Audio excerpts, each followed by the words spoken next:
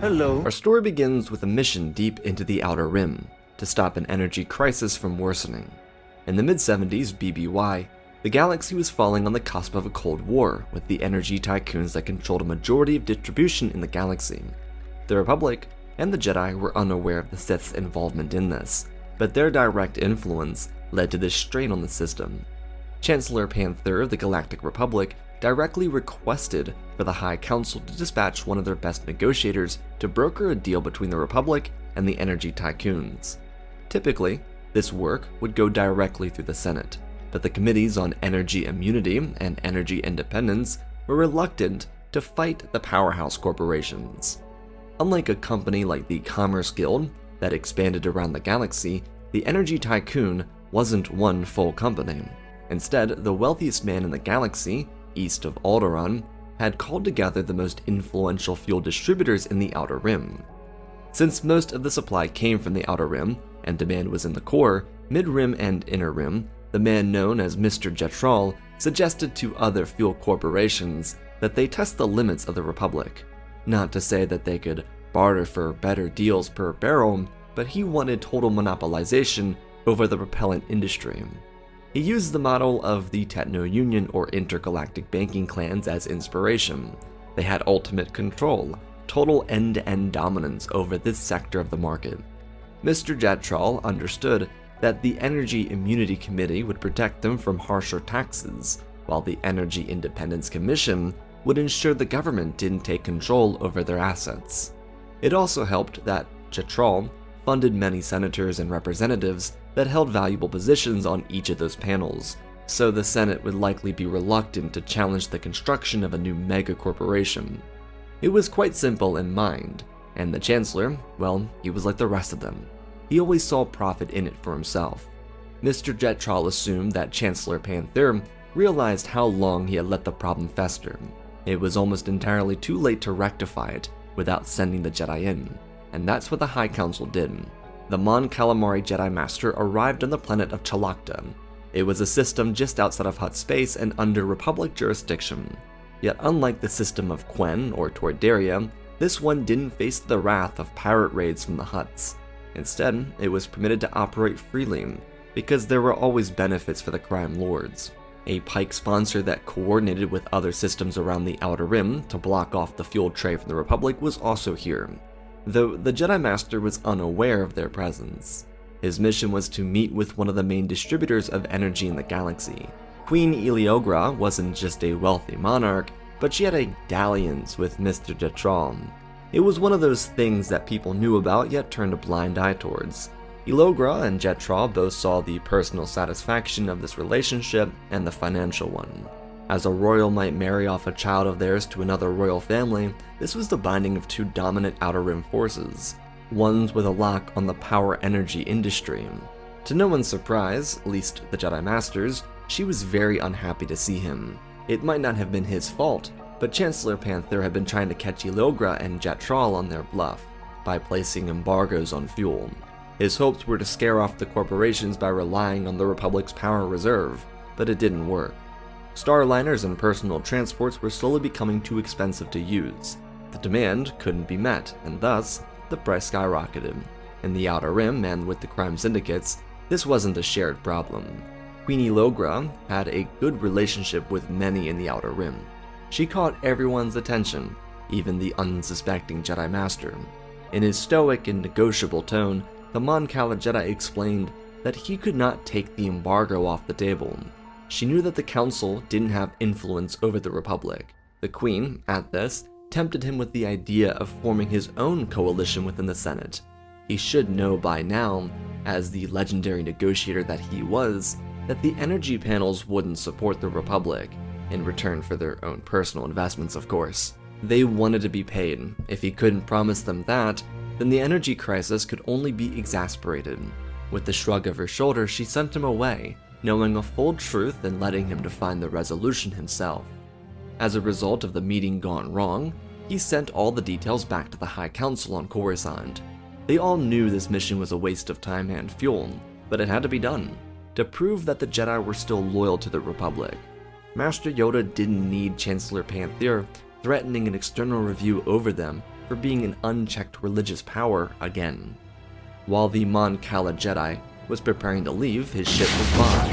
The saber ignited. From above, a bounty hunter fired a sniper rifle down on him. First, his shoulder was hit, but he deflected more shots back at her before being domed in the head by a rifle. His body dropped, and the Pike sponsor, who watched the entire thing, prepared to inform the Jedi of what he saw. Above him, where the assassin sat, she opened a hologram. Lord Tenebras was on the other end, and he asked Evermati if her mission was a success. With a nod of her head, she watched her wrist activate with a sudden beep. The payment was received. She thanked the Biff man and ended the call. She was a Sith-aligned assassin, taking out Jedi whenever her name was called. The Mon Cala Jedi was her 7th kill. Of course, it is easier to kill a Jedi when you're death from above, but bounty hunters didn't play to lose. They played to get paid, and she just didn't.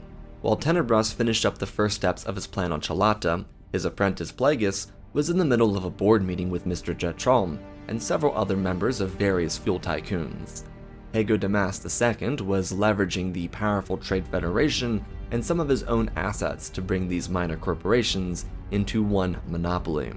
Obviously, Jetral had the most influence in the energy game, but he carried himself with poise, and as a switch hitter, he had no problem taking advantage of anyone who seemed financially reluctant in the discussions. The end result of both the Jedi Master's death and this meeting would be, first, a true recognition of the threat posed by Chalata on the supply lanes from major fuel distributors. The second would be the unification of the largest propellant companies in the galaxy. A grand total of 96% of all fuel in the galaxy came from one company, now under Mr. Jetral's oversight, and of course from Tenebras and Plagueis. Thirdly, the Republic now had an unavoidable energy crisis at their hands. And lastly, but perhaps most importantly, there was a sign for the Jedi to take matters into their own hands. At the heart of the Jedi Temple, the Masters of the Council held a discussion. Their fallen comrade, a peer from this very council, had died. To investigate matters, Dooku and his first apprentice, Rael Everos, would be going to the Outer Rim. According to the reports from the Pike sponsor, it was a bounty hunter. The Jedi were obviously curious to know why a bounty hunter would be involved in this, but Dooku was the right choice for the mission in their eyes. He had done well with his investigative work in the past, and they believed it'd be no different here. Once the mission was assigned to Dooku and they left, the Council switched focus onto something else, perhaps more concerning. Their fellow colleague had suggested that they be wary of the Energy Immunity and Independence Commissions, but they couldn't do anything from outside the Republic. It was suggested that they try and change the Republic through whatever means necessary. But something just felt off about doing that. The Jedi didn't want to be directly involved in the Republic's dealings, but at this crucial time, maybe it wasn't the worst idea. Master Miknik Stodan, the current standing Master of the Order, suggested that they appoint a staff of Jedi to run a representative branch. Yoda shook his head in disagreement, but did so silently as his peer continued to express why this would work. Miknik foresaw a situation in which they were currently in, where the Senate actively tried to deplete their budget in favor of House spending, which never went anywhere positive. It was his understanding that with Jedi representatives, they could hold some power inside the Senate. That wasn't inherently selfish if their intentions were positive. One of the other members, Kaiski Kalost, from the other side of the room, concluded. She actually had an ally that, along with Master Verolan Jag, could run a powerful representative branch inside the Senate. It was worth a shot. The Chancellor might go for it if it would protect his legacy as Chancellor. Yoda sighed. He didn't want to bind the Republic and the Jedi together. It felt immoral. But in times like this, they needed to. They needed influence. It wasn't just with the threat of death having taken one of their lives, but the assurance that someone with a strong moral code was actually in control. Master Cattree believed that they needed to do it. Eventually, Yoda was convinced, and the idea would be brought before the Chancellor.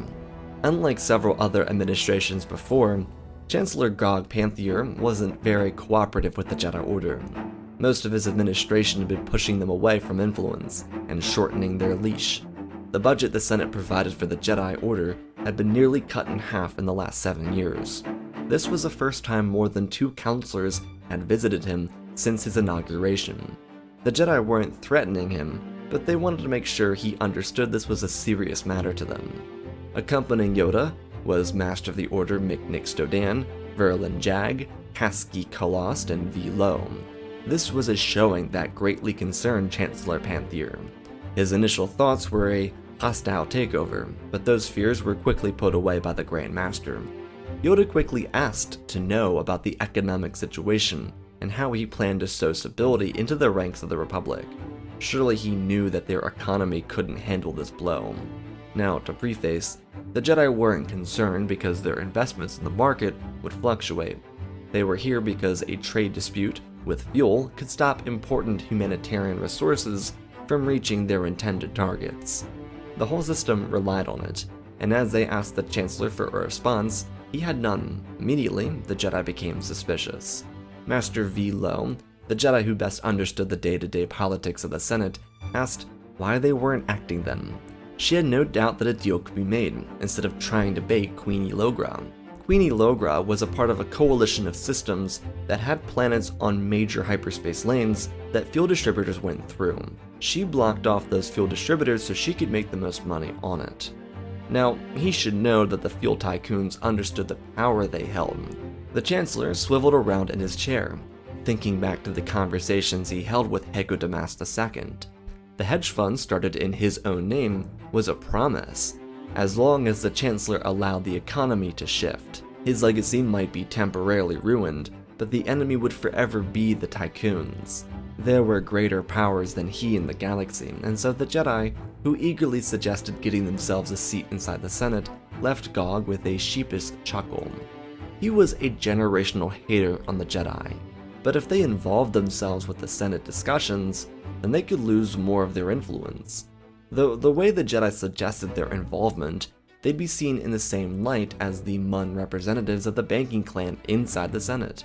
The Jedi Order was a large entity that actively acted on galactic events.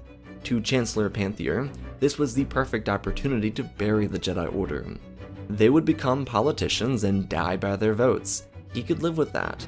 He pulled out his tablet and started writing out his immediate support for this legislation. They would have a new office created by the end of the week. He also suggested that they have a representative and senator ready to take the floor when he announces their arrival at the end of the day Senate discussion. They were then removed from his office. Master Miknik Stodan and Zilo, with assistance from Verlan Jag, would be taking control over the situation.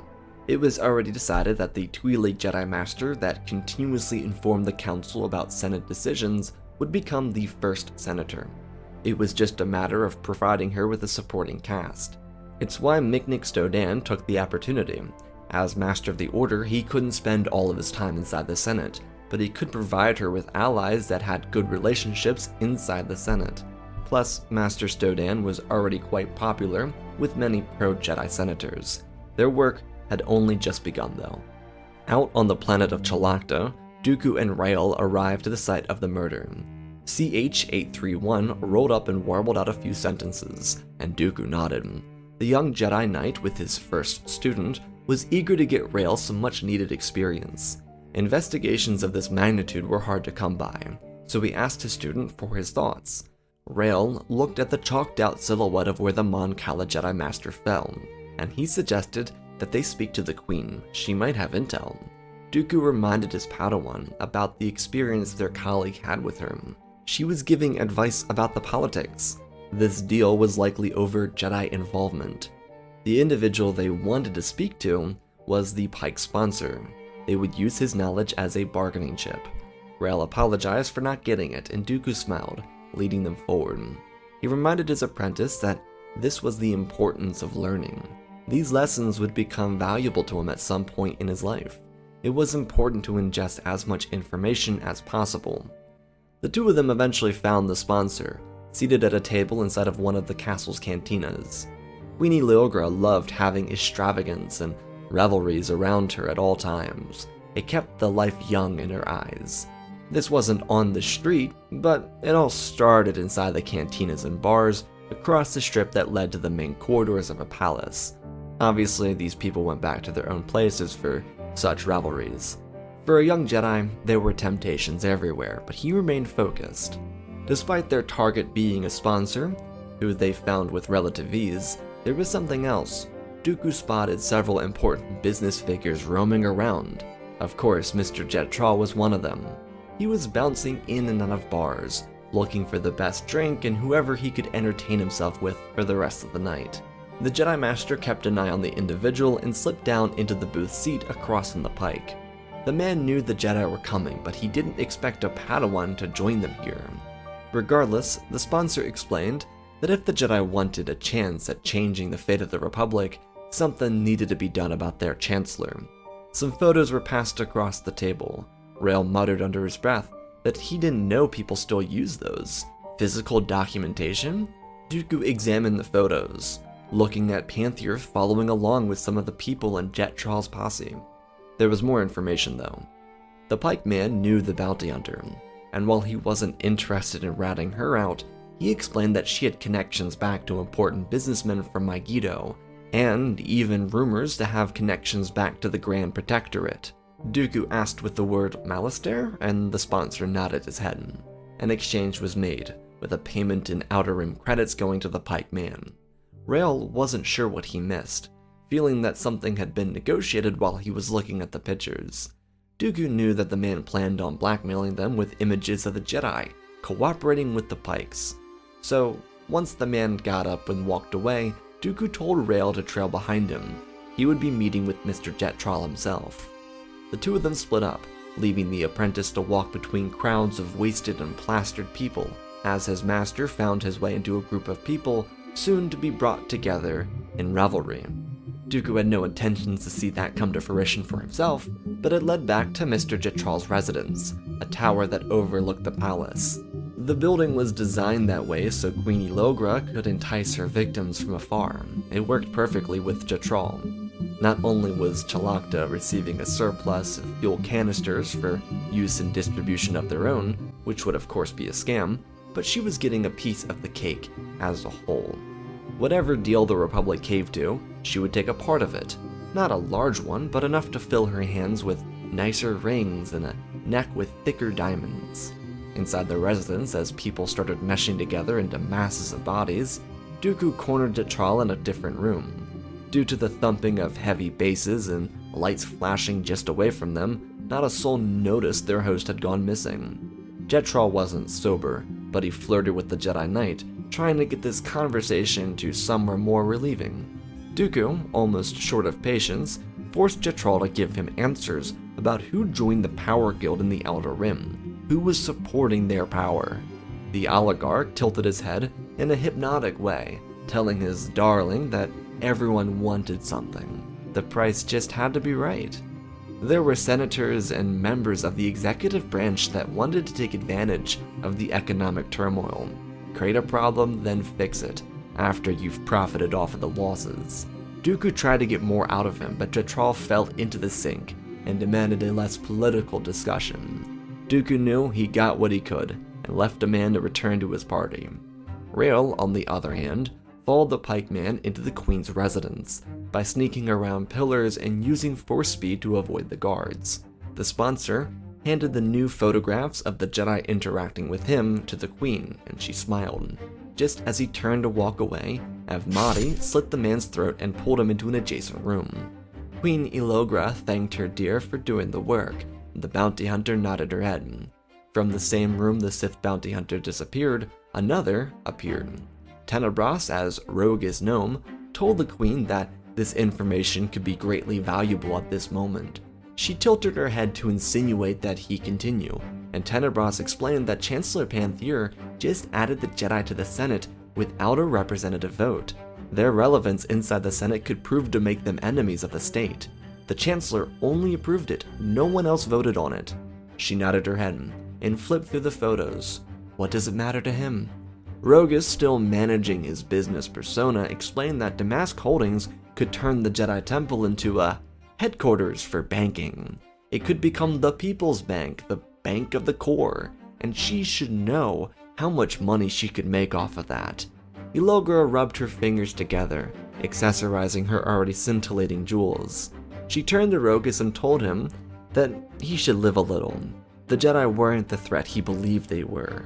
Now, she told him to go be a good boy and disappear. The Sith Lord inside Mr. Gnome wanted to burn her silhouette to the throne with Force electricity, but it couldn't. Not just yet. Despite what he wanted to believe, she was in a way right.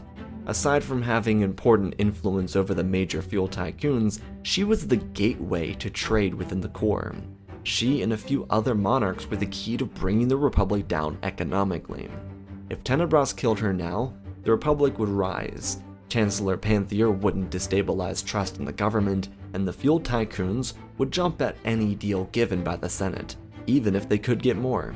He bowed to the Queen and walked away. She put the papers down and leaned her legs up to land across the other side of the throne. She told one of her maids to go and fetch the older Jedi. He was cute and she wanted a taste. Rael almost gagged, but he heard everything and quickly but quietly snuck out to meet with CH-831 and Dooku inside the Jedi shuttle. They had the answers, but they could not leave Chalata yet. The following few days would be very challenging for the Jedi Order.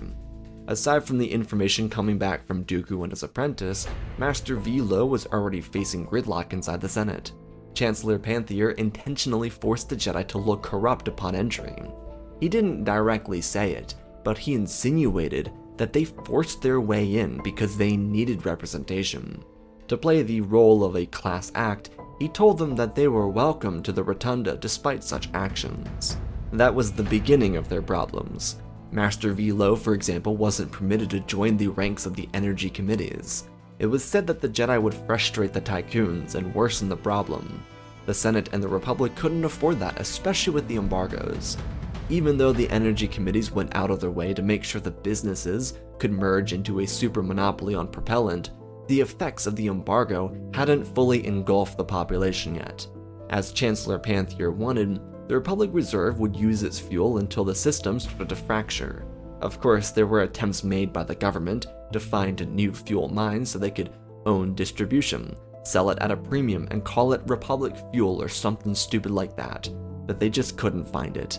The entire process was meant to further isolate the oligarchs and the Senate from the everyday people. Just because propellant was rapidly disappearing didn't mean businesses couldn't increase their prices. If fuel was gone, then the price of goods had to go up, due to the cost of buying off-world supplies and transporting them. Or how about the need for rent? That should go up because it was more difficult for landlords to supply necessary maintenance without fuel in the market. All of it was simply burying an already weaker class and passing it off as Republic dominance against the Outer Rim. Chancellor Panther didn't call it an energy crisis, but the new era of Republic efficiency. As long as he played the part and the people bought it, that's all that really mattered to him. The Jedi Council was scarily aware of this, and they also understood, thanks to Dooku's intel, that they would be targeted. Yoda used this as a moment to explain that this is exactly why he didn't want them inside the Senate. But Master Stodan respectfully disagreed.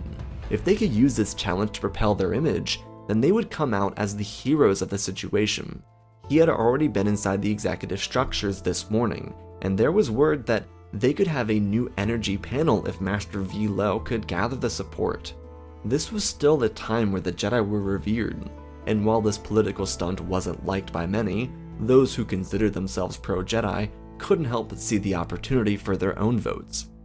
Throughout their introductory period, which every new representative needed to go through, Masters Zilo and Stodan went out of their ways to make sure they met requirements for various commissions across the Senate.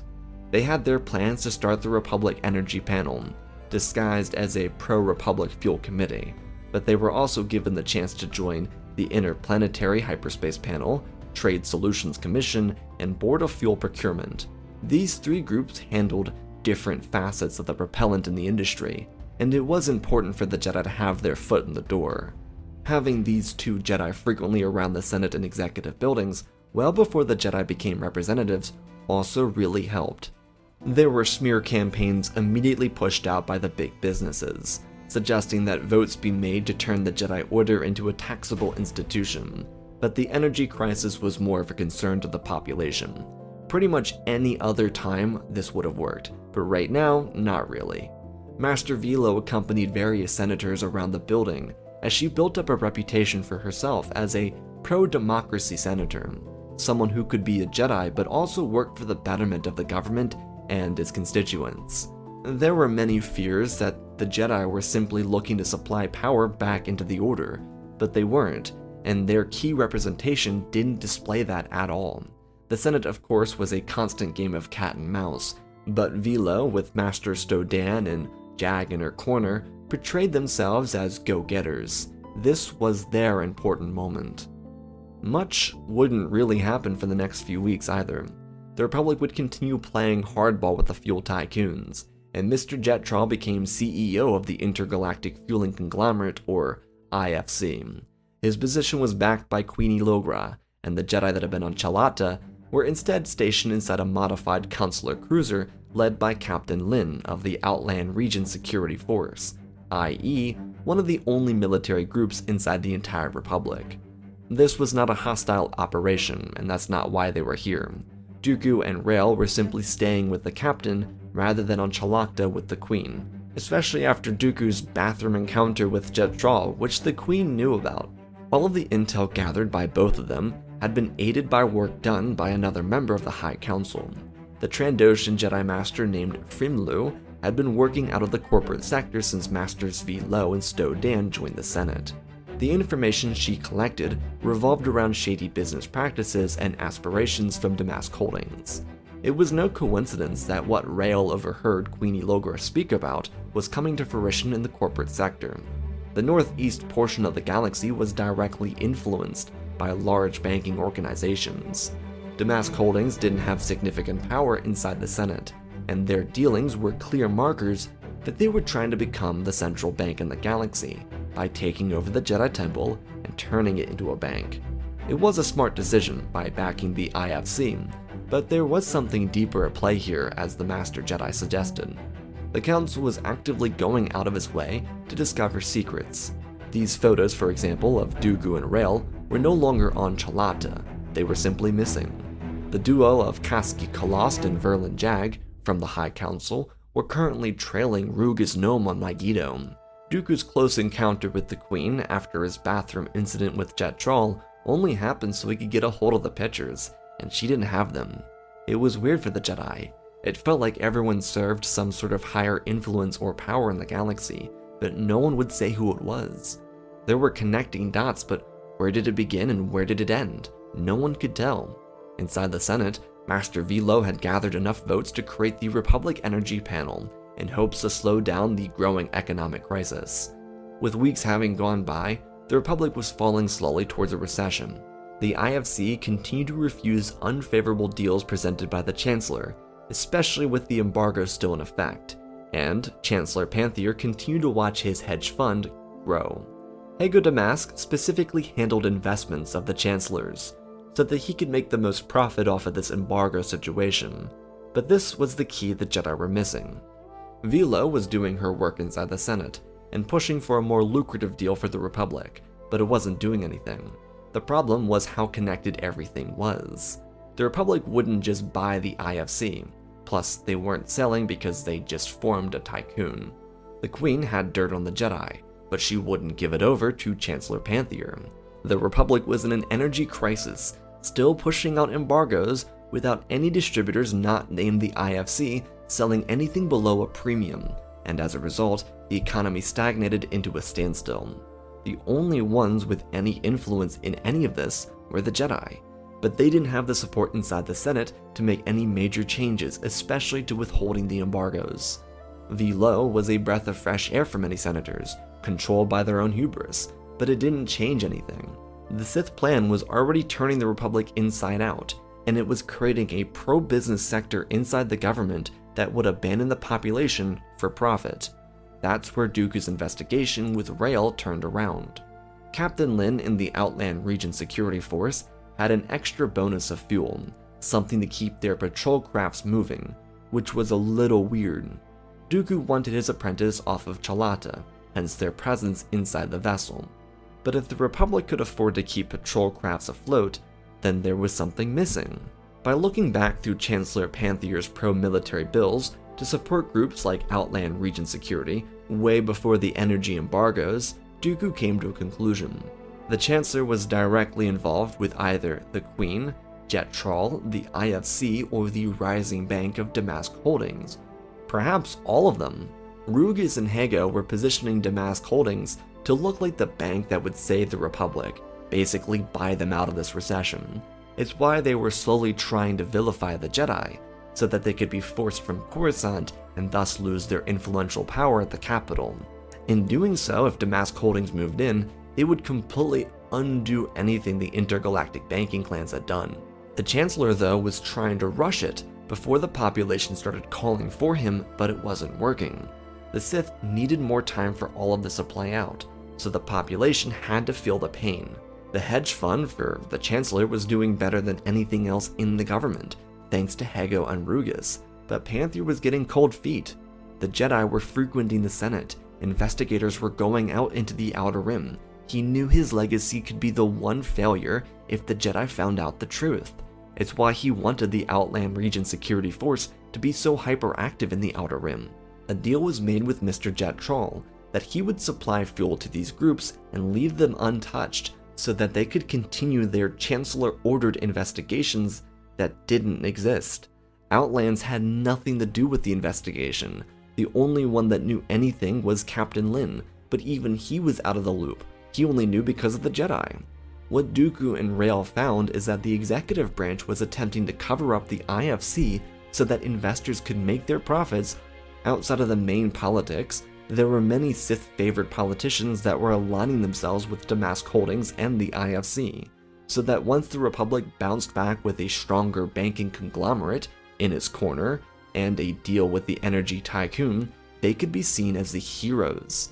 The Sith were attempting to completely overhaul the Republic with their own representation to oust the Jedi and gain control over the government without needing to become Chancellor.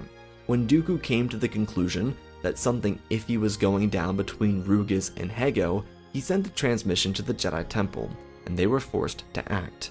As a side note, Captain Lin wasn't aware of this in the slightest. He, like every other Republic captain, just believed that they were being supplied with fuel so that they could protect the Republic from potential attacks, not that they were secretly covering up a plot to earn Panther hundreds of millions of credits and nationalize the fuel industry. The Sith wanted that end-to-end control, and they pretty much had it. All they had to do was pull the trigger at the right time.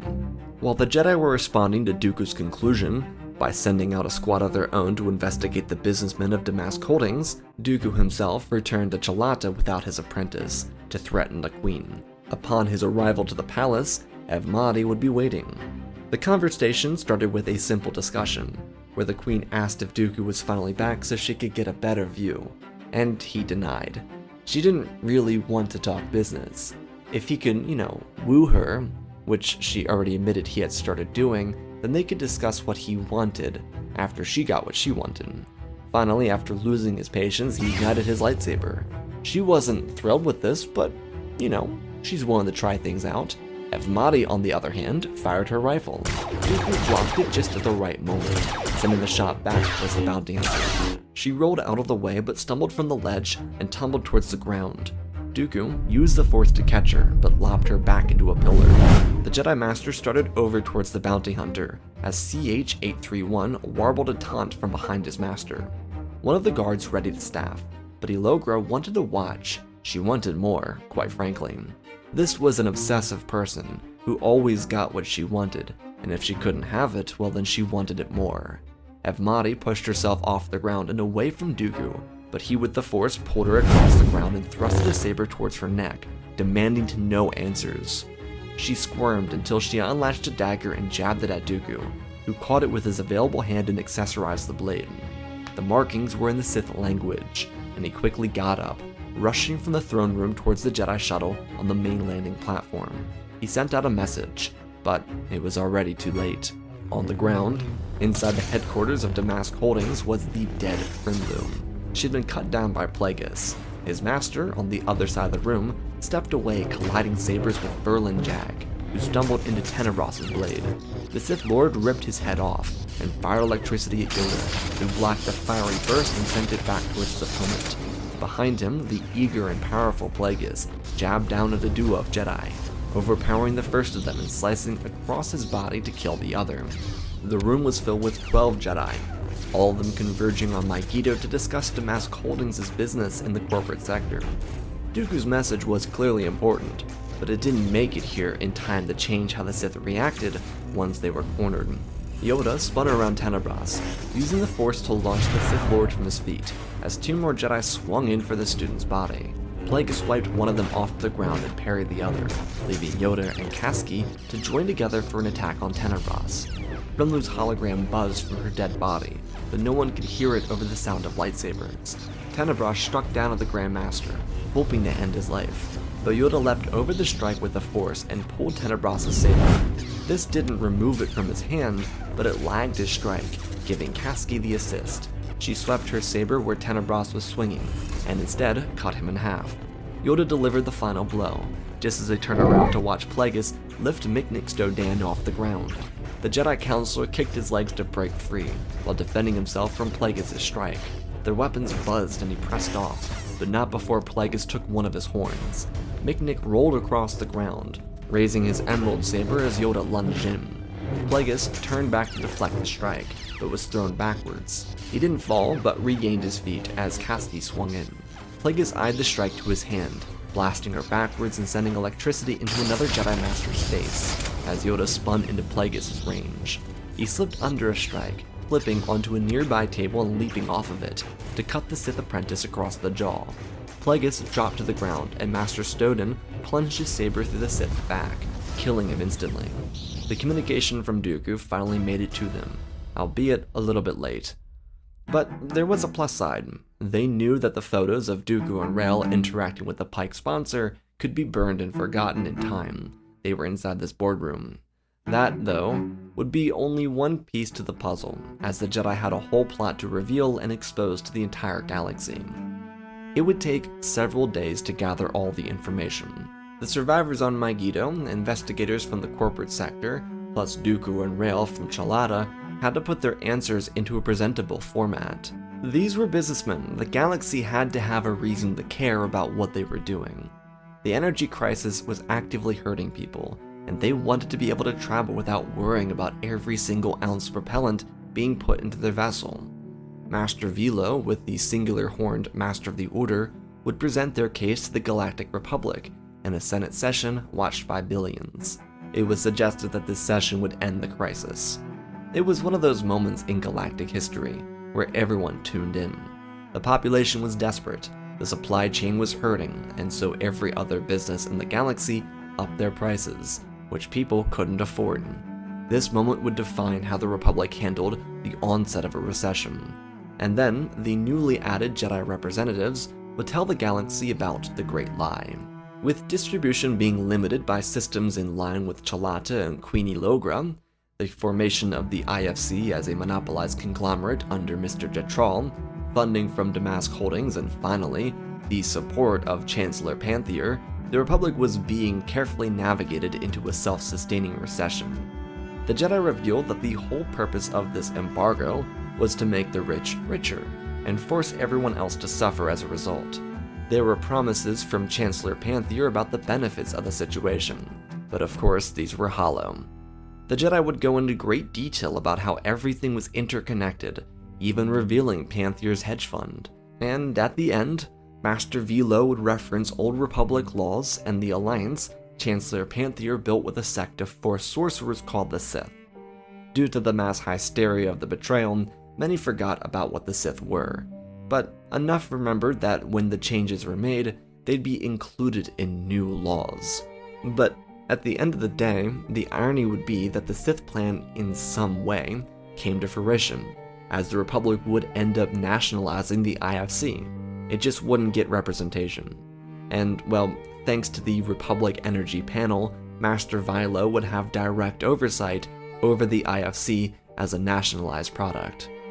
By exposing this corrupt network, and the Senate giving the Jedi approval to arrest Mr. Jetral and his network of goons working for the IFC, the Republic was able to lift the embargo and end the holdout. The Chancellor would be taken away by the Senate Commando Unit and face capital punishment for sending the economy into a tailspin for personal gain. While the Jedi were never meant to be a part of the Republic, it would be the case presented by Master Zilo and Sto Dan that would change the minds of the galaxy. The Sith being destroyed was a start, but still so much work needed to be done. There were other mega corporations with incredible influence over the Republic, still with seats inside the Senate, and they needed to be regulated. But the Jedi had some ideas for that. The Rising Federation would be an easy target, due to their connection back to Damask Holdings. The other groups, much different story. The public, because of Zilo, grew a deep appreciation for the Jedi Order. They had changed a dire situation into one that could be controlled, even one that eventually became more profitable.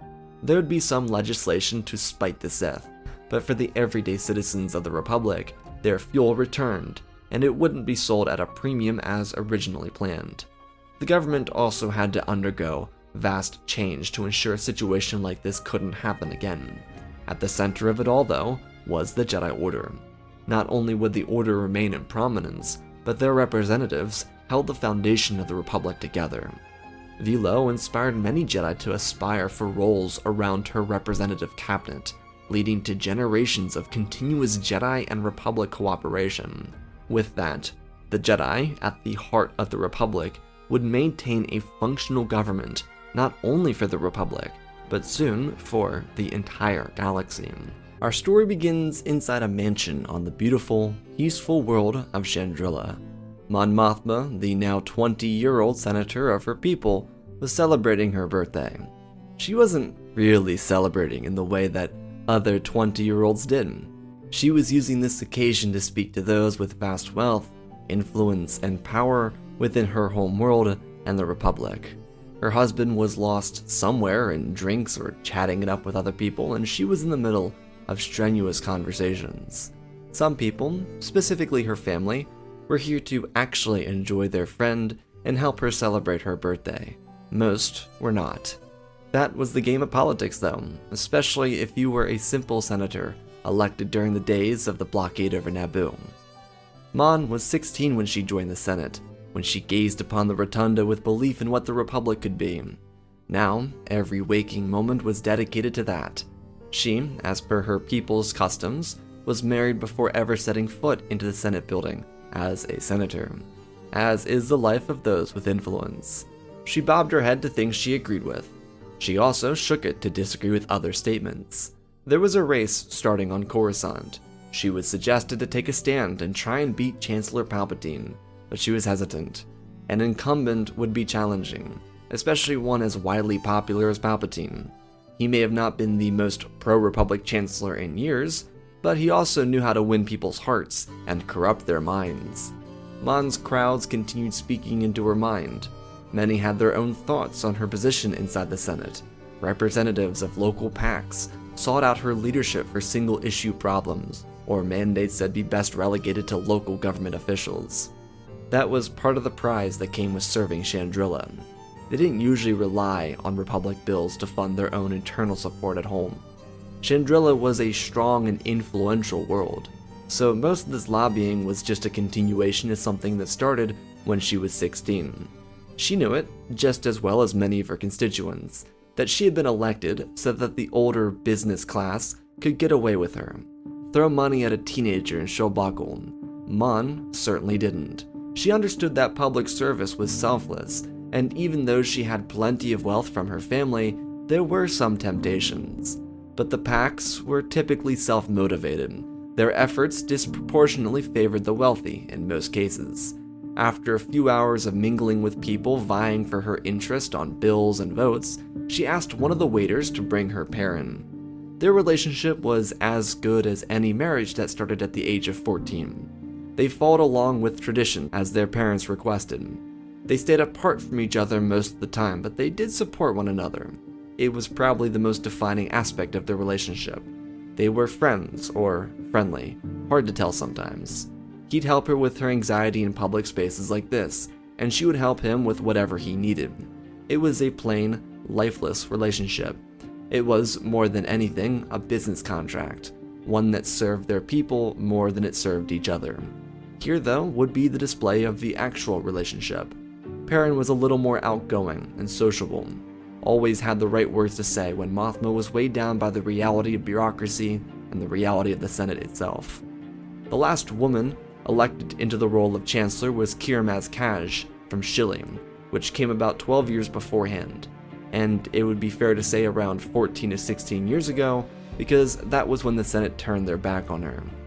Chancellors from outlying systems were always unfavorable in the eyes of the core, and Mon recognized that, but people were more inclined to remember her frustrating administration than the likes of, say, someone like Chancellor Lina So, one of the greatest leaders in all of Republic history, the one that heralded in the golden age of the High Republic. People wouldn't remember her, and Mon would be casted out the second she won, if she could even defeat Palpatine. That was her reality. Those were the thoughts that really started her spiraling anxiety. Something that started with the role of chancellorship, and finished with considering what might happen if someone tried to force her from her Senate seat, if she were to say, lose the election. Losing senators after an election rarely stayed in power. Bail Antilles threw his name in the hat for the chancellor after Valorum's vote of no confidence. He was replaced by the astute Bail Organa not more than 6 months later. Perrin helped her forget about these thoughts as he charmed his way through the conversations, telling soliloquies about starliners or historical aspects about their planet's history. Another heroic show of a husband that wasn't much more than an estranged friend. Everything went fine for Mon for the rest of the night. She and Perrin stuck together throughout the rest of the celebration. The cake cutting and some other finer traditions relegated to Chandrilla's elite. When it was over, it was time to take a breath, before stiffening her back and hitting the holopads for more work. Because she had been a senator throughout the same time as Palpatine's reign, she was already well known by the Senate.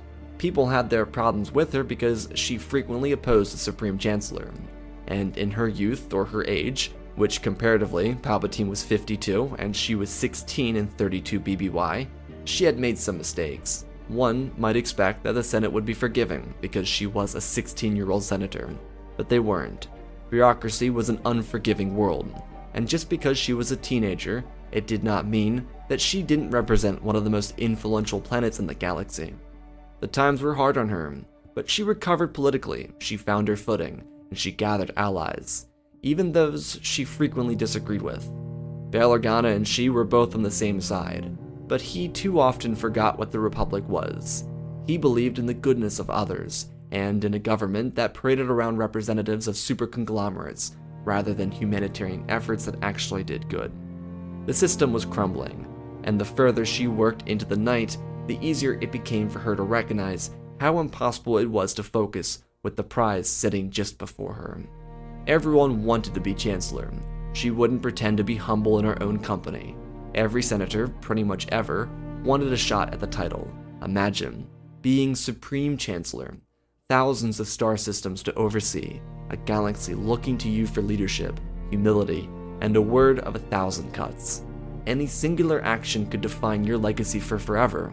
Like Mon, those who looked to Chancellor Lina So 200 years before believed in the Republic. They believed in what the system could be for others, because that's what a government does. It provides. Or it, of course, could be for the aristocrats to fill their pockets and serve the oligarchs. And Mon lunched something meaningless from her desk, watching it bounce across the floor. She giggled to herself. How did that not break? It bounced a few more times before landing perfectly upright, and it was a sign it was time for bed. Her return the following day didn't feel any different than the work from her birthday. She still hit the grind, and didn't really stop. Her mind was so preoccupied by some bills that she was co-signing. Her placement inside the Senate was important, even for her age at 20. She sat on a number of committees that she found necessary for Republic stabilization. But something about her ranging thoughts from the previous night had her thoughtfully gazing off during important briefings. She still captured all the important information in her notes, but she didn't audibly remember hearing the words. She was working her mind in 2 different places, and that was a bit much to handle. By the middle of the day, her friend Bail Organa noticed that something was off, and asked her if something was bothering her. She didn't have much to say, and he understood. This wasn't her concealing the reality, she just didn't really know. It was hard for Mon to get distracted from the life of a senator. She found so much enjoyment in it, but she also found enjoyment in other activities, like for example, She and Lud Morai accompanied each other to lunch or brunch depending on schedule, and spoke about sports. That was their thing. But never did it distract her from her work. There was a time for sports discussions and a time for work. That's how Mon operated. Luckily, she had the rest of the day to take a look at the early polling. The race for Chancellor was heating up. Orn Free Ta of Ryloth, Kin Rab of Terrace, and Christo of Mon Calamari, and of course Chancellor Palpatine, were the participants for this year's race. She looked through their policy positions, their poll numbers, and, to no surprise, Palpatine was far in the lead. He promised the continued stability of the last 4 years, especially since the Trade Federation no longer looked like a threat. Everyone brought continuations of policies to the table. Orn Free Ta was actually leading the group of non-incumbents. Not a huge lead, all things considered, but he was running on more populist ideals. He wasn't really an Outer Rim representative. He was one of the core-bred individuals. Look at him. He was the size of a luxury liner, and his biggest attribute known to the galaxy was his adoration of desserts. Senators Kin Rab and Christo were two different cases. Kin wanted to establish more trade routes, which was very popular, but her camp was closely aligned with Mothma's. Christo was more or less trying to establish dominance over Mon Cala. The generational rivalry between the Corran and the Mon Cala was intensifying. If Christo won, he could provide Republic legitimacy to the Corran, which would undercut the Mon Cala leadership. He was in last place for obvious reasons. No one really cared about Mon Calamari's internal disputes. Though Mon saw one avenue that could win her more popularity than the Senate race combined. She thought back to her roots. She was frequently inspired by Lina So, a powerful chancellor who won the minds and hearts of the population, and for her short stint in power, she championed the High Republic. She was the face of that era, and sure, Starlight Beacon fell under her leadership, but it was not the legacy she left behind. Most people didn't even remember Starlight, because it existed for less than 5 years. It was a cataclysmic failure at the time, but unlike the blockade over Naboo, the people recognized that she wasn't to be blamed. Had Finis Valorum lived in the High Republic era, he would have succeeded his term. The Senate wouldn't have impeached him, because they would have known that the attack on Starlight came from the outside. The villain was not the leader of the Republic, but the individuals who acted against it. The Trade Federation shouldn't be allowed to operate. Its power was too grand, and it had its hands in too many people's pockets. But that is where Mon Mothma's inspiration came from. If she could say, promote this neoclassical image of the High Republic, and promise that prosperity, then what did the galaxy have to lose? There were slight hints at speciesism from Palpatine, subtle suggestions that wouldn't come to life until he became Emperor. Mon caught them, and she made notes of them, drawing from historical references in the Old Republic of individuals too interested in power.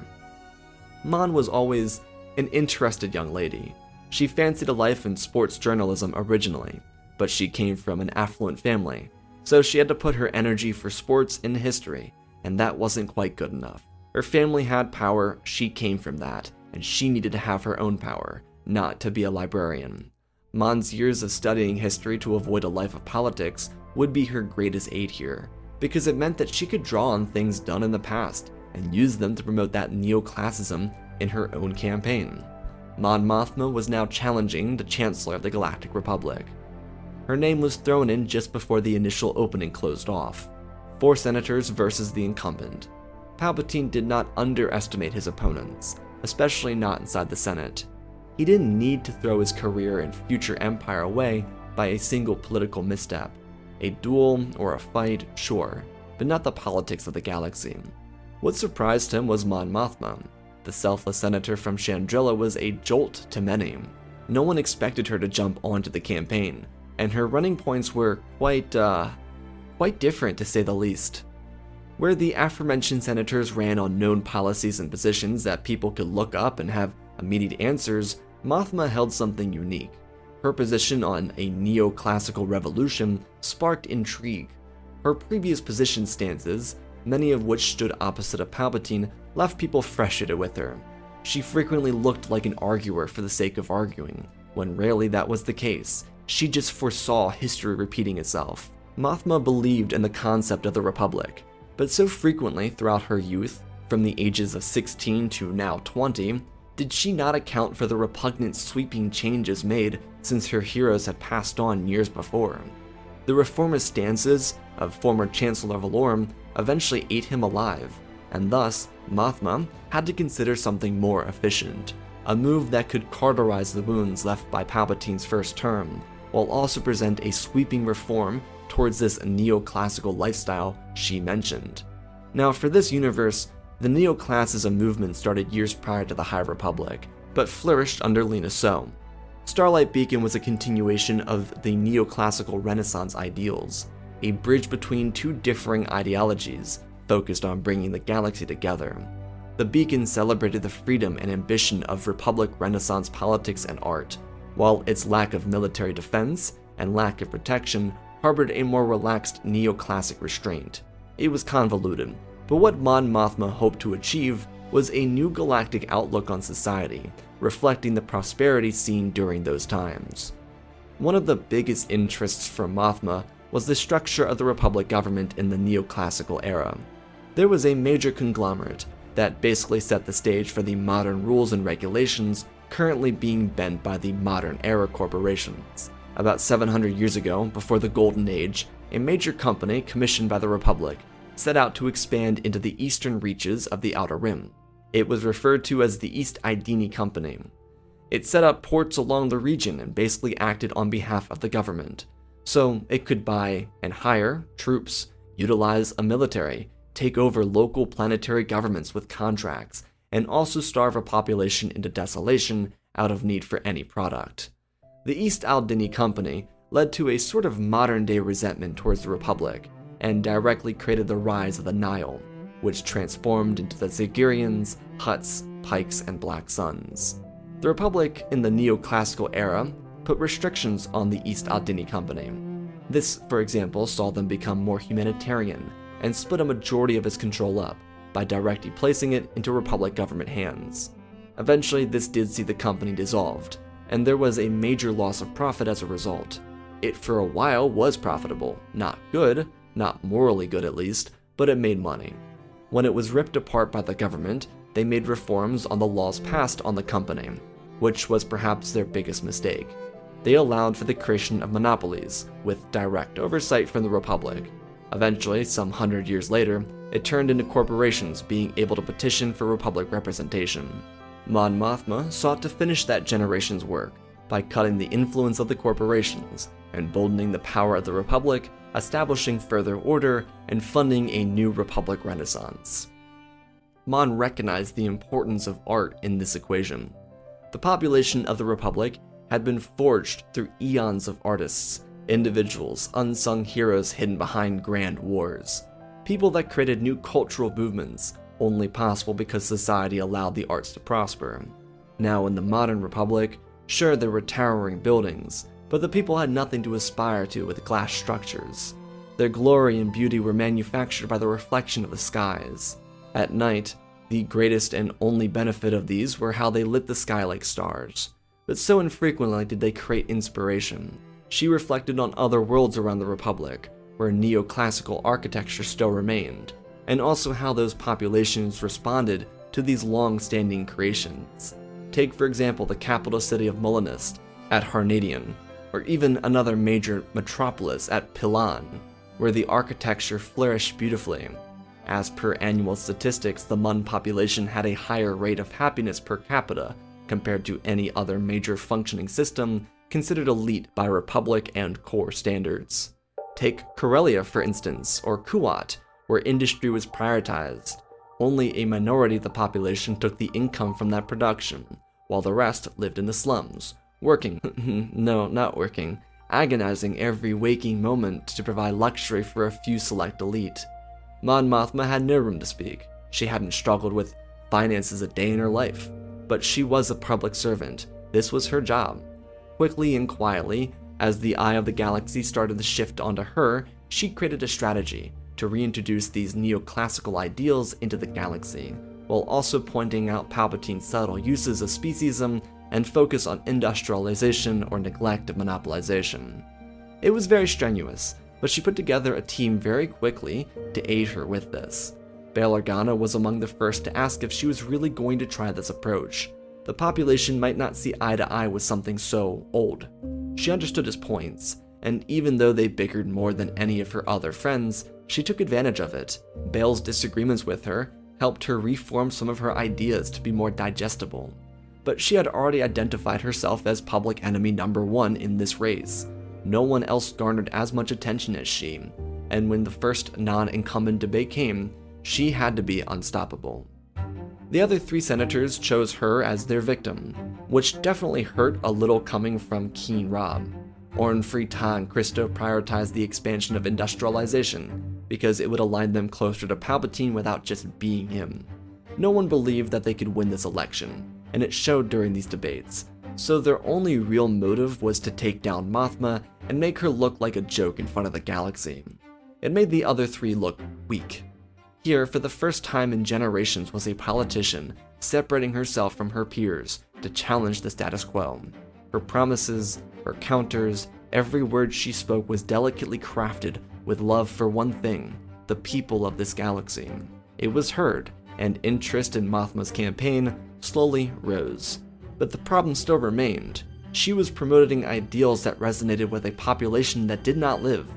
The current modern population was willing to see the vision, but vote on it? That was a much different story. Profit ran the Republic. Major corporations kept the system afloat, not artists, not architects. Without an interest in the arts from the population in centuries, literature died, music became repetitive. Art transformed into soulless mischaracterizations of original inspirations. How can a politician, one born in a manor on Chandrila, promise a galactic population happiness? You know how naive that sounds? It's almost so arrogant, it's insulting. So Mothma refused to go that route. She mentioned statistics about happiness per capita, but she did not rely on the arts. While they were a major focus of her neoclassical revolution, they were not the campaign promises that could win her an election. Instead, her focus shifted to economic policies that prioritized populations rather than monopolies.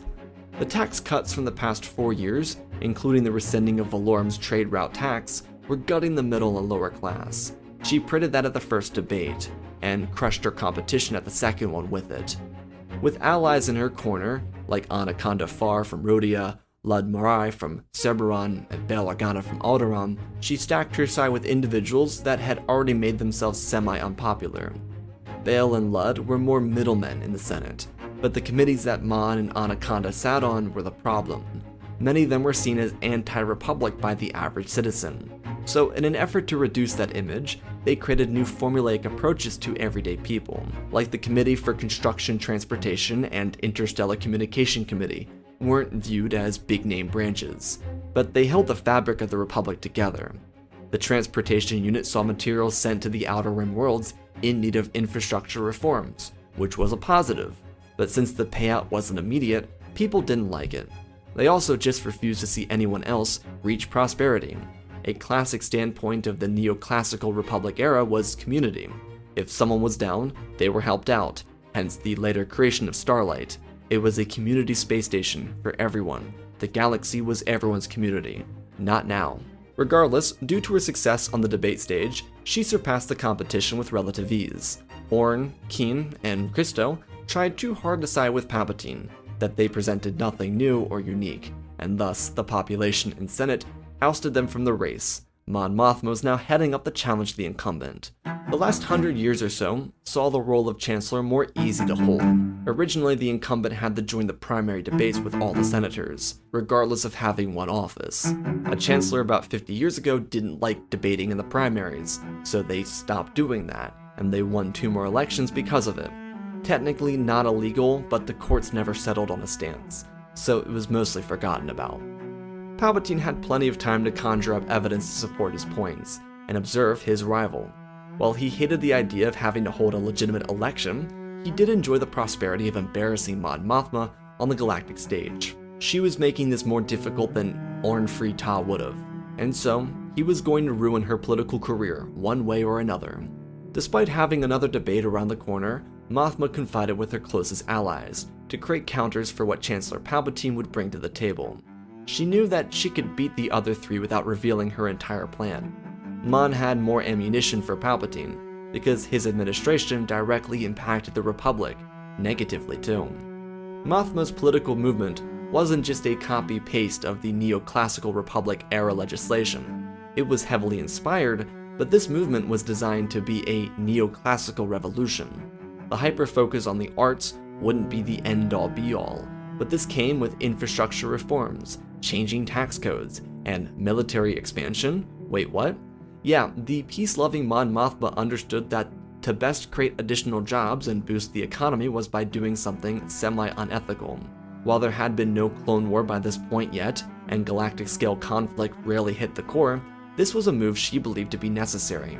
Having spent time around frustrated individuals referred to as secessionists, the future separatist movement that Dooku would inspire, Mothma learned that the key to retaining votes was on both sides.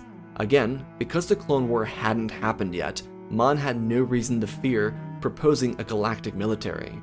She wasn't suggesting an all-out mobilization, rather the creation of a system that could benefit the everyday citizen. The Galactic Republic had a massive budget. Creating a unified military could reduce need to provide tax breaks to corporations like the Federation that promised to protect the galaxy in exchange for loopholes in the tax system. Also some Palpatine-era decisions. The first debate between Palpatine and Mothma would be grueling and frustrating for both parties. They outmaneuvered each other in ways neither anticipated. Palpatine brought up some of her failures in her first 4 years of office. Yeah, the years when she was 16 to 19 years old. She, however, held him on policies that he hadn't prepared counters for. Palpatine was intelligent enough to cover ground, but the damage was done regardless of what he did to cover his back. The debate was a huge surprise for the population and for the Senate. The 20-year-old senator challenged Palpatine, and she came out big. She didn't win the debate theoretically, but she challenged Palpatine, which no one expected. Sweeping reforms reminded people of a young and stoic Valorum. Her sturdiness, even when outmatched, proved to catch people's attention. No one had really stood up to Palpatine in years. She was the first one to do it successfully. This one debate didn't see her beating Palpatine, but it definitely helped her numbers. She knew what needed to be done, so she got back into the lab and started concocting the perfect spell to take down Palpatine's administration. The weeks and months spent on this campaign really isolated her. Mon's friends were always supportive, but they were mostly politicians. Lud Morai was always nice to have in her corner because they could talk about sports for a little while, but it was always back to work following it. Heron was around sometimes, and he played the role she needed him to play, and that worked just fine for her. He would help locate some finer sponsors and aides. She and he would take a few minor trips to Coruscant's elite moon at Hesperidium. Those talks would be very challenging, because most of the elite on that moon had businesses similar to the Federation. Her tax reforms would directly challenge them. However, art was very lucrative for big spenders, and with a Mon Mothma victory, they could potentially see government subsidies to start architecture schools or music programs. There was business in everything. Mon promised reforms that hurt major companies, but also new creations that many of these elite rich people could still profit off of. Mon was setting herself up to be more of a push and pull chancellor. She would challenge the elite, and they did not really like that. Palpatine would financially make so many of them happy. He was pretty much a populist anyways. So for these big money donors, they had to decide if they liked the risk of joining Mothma's rising coalition or remain content with the gradually inclining Palpatine administration. The markets would eat a drop if Mothma won, but the recovery could be even better. These elites saw an opportunity. If they rug pulled the markets on the Commerce Guild, Trade Federation, and Techno Union, they could make out like bandits before the reform started. Many of them saw the profit in that, because they could offer incentives to their millions of employees to buy into the market before the vote went towards Mothma, and then when she won, pull the rug out from under them. The brilliance of the affluent elite was always in their ability to con anyone for an extra buck. Mon was not aware of any of that scheming. The second debate would blindside the two candidates. The election was moving quickly, and they had to be prepared for the showdown. Mothma, as she had before, brought more ammunition, seizing the opportunity to prioritize her vision for the galaxy. She promised more than she fought Palpatine.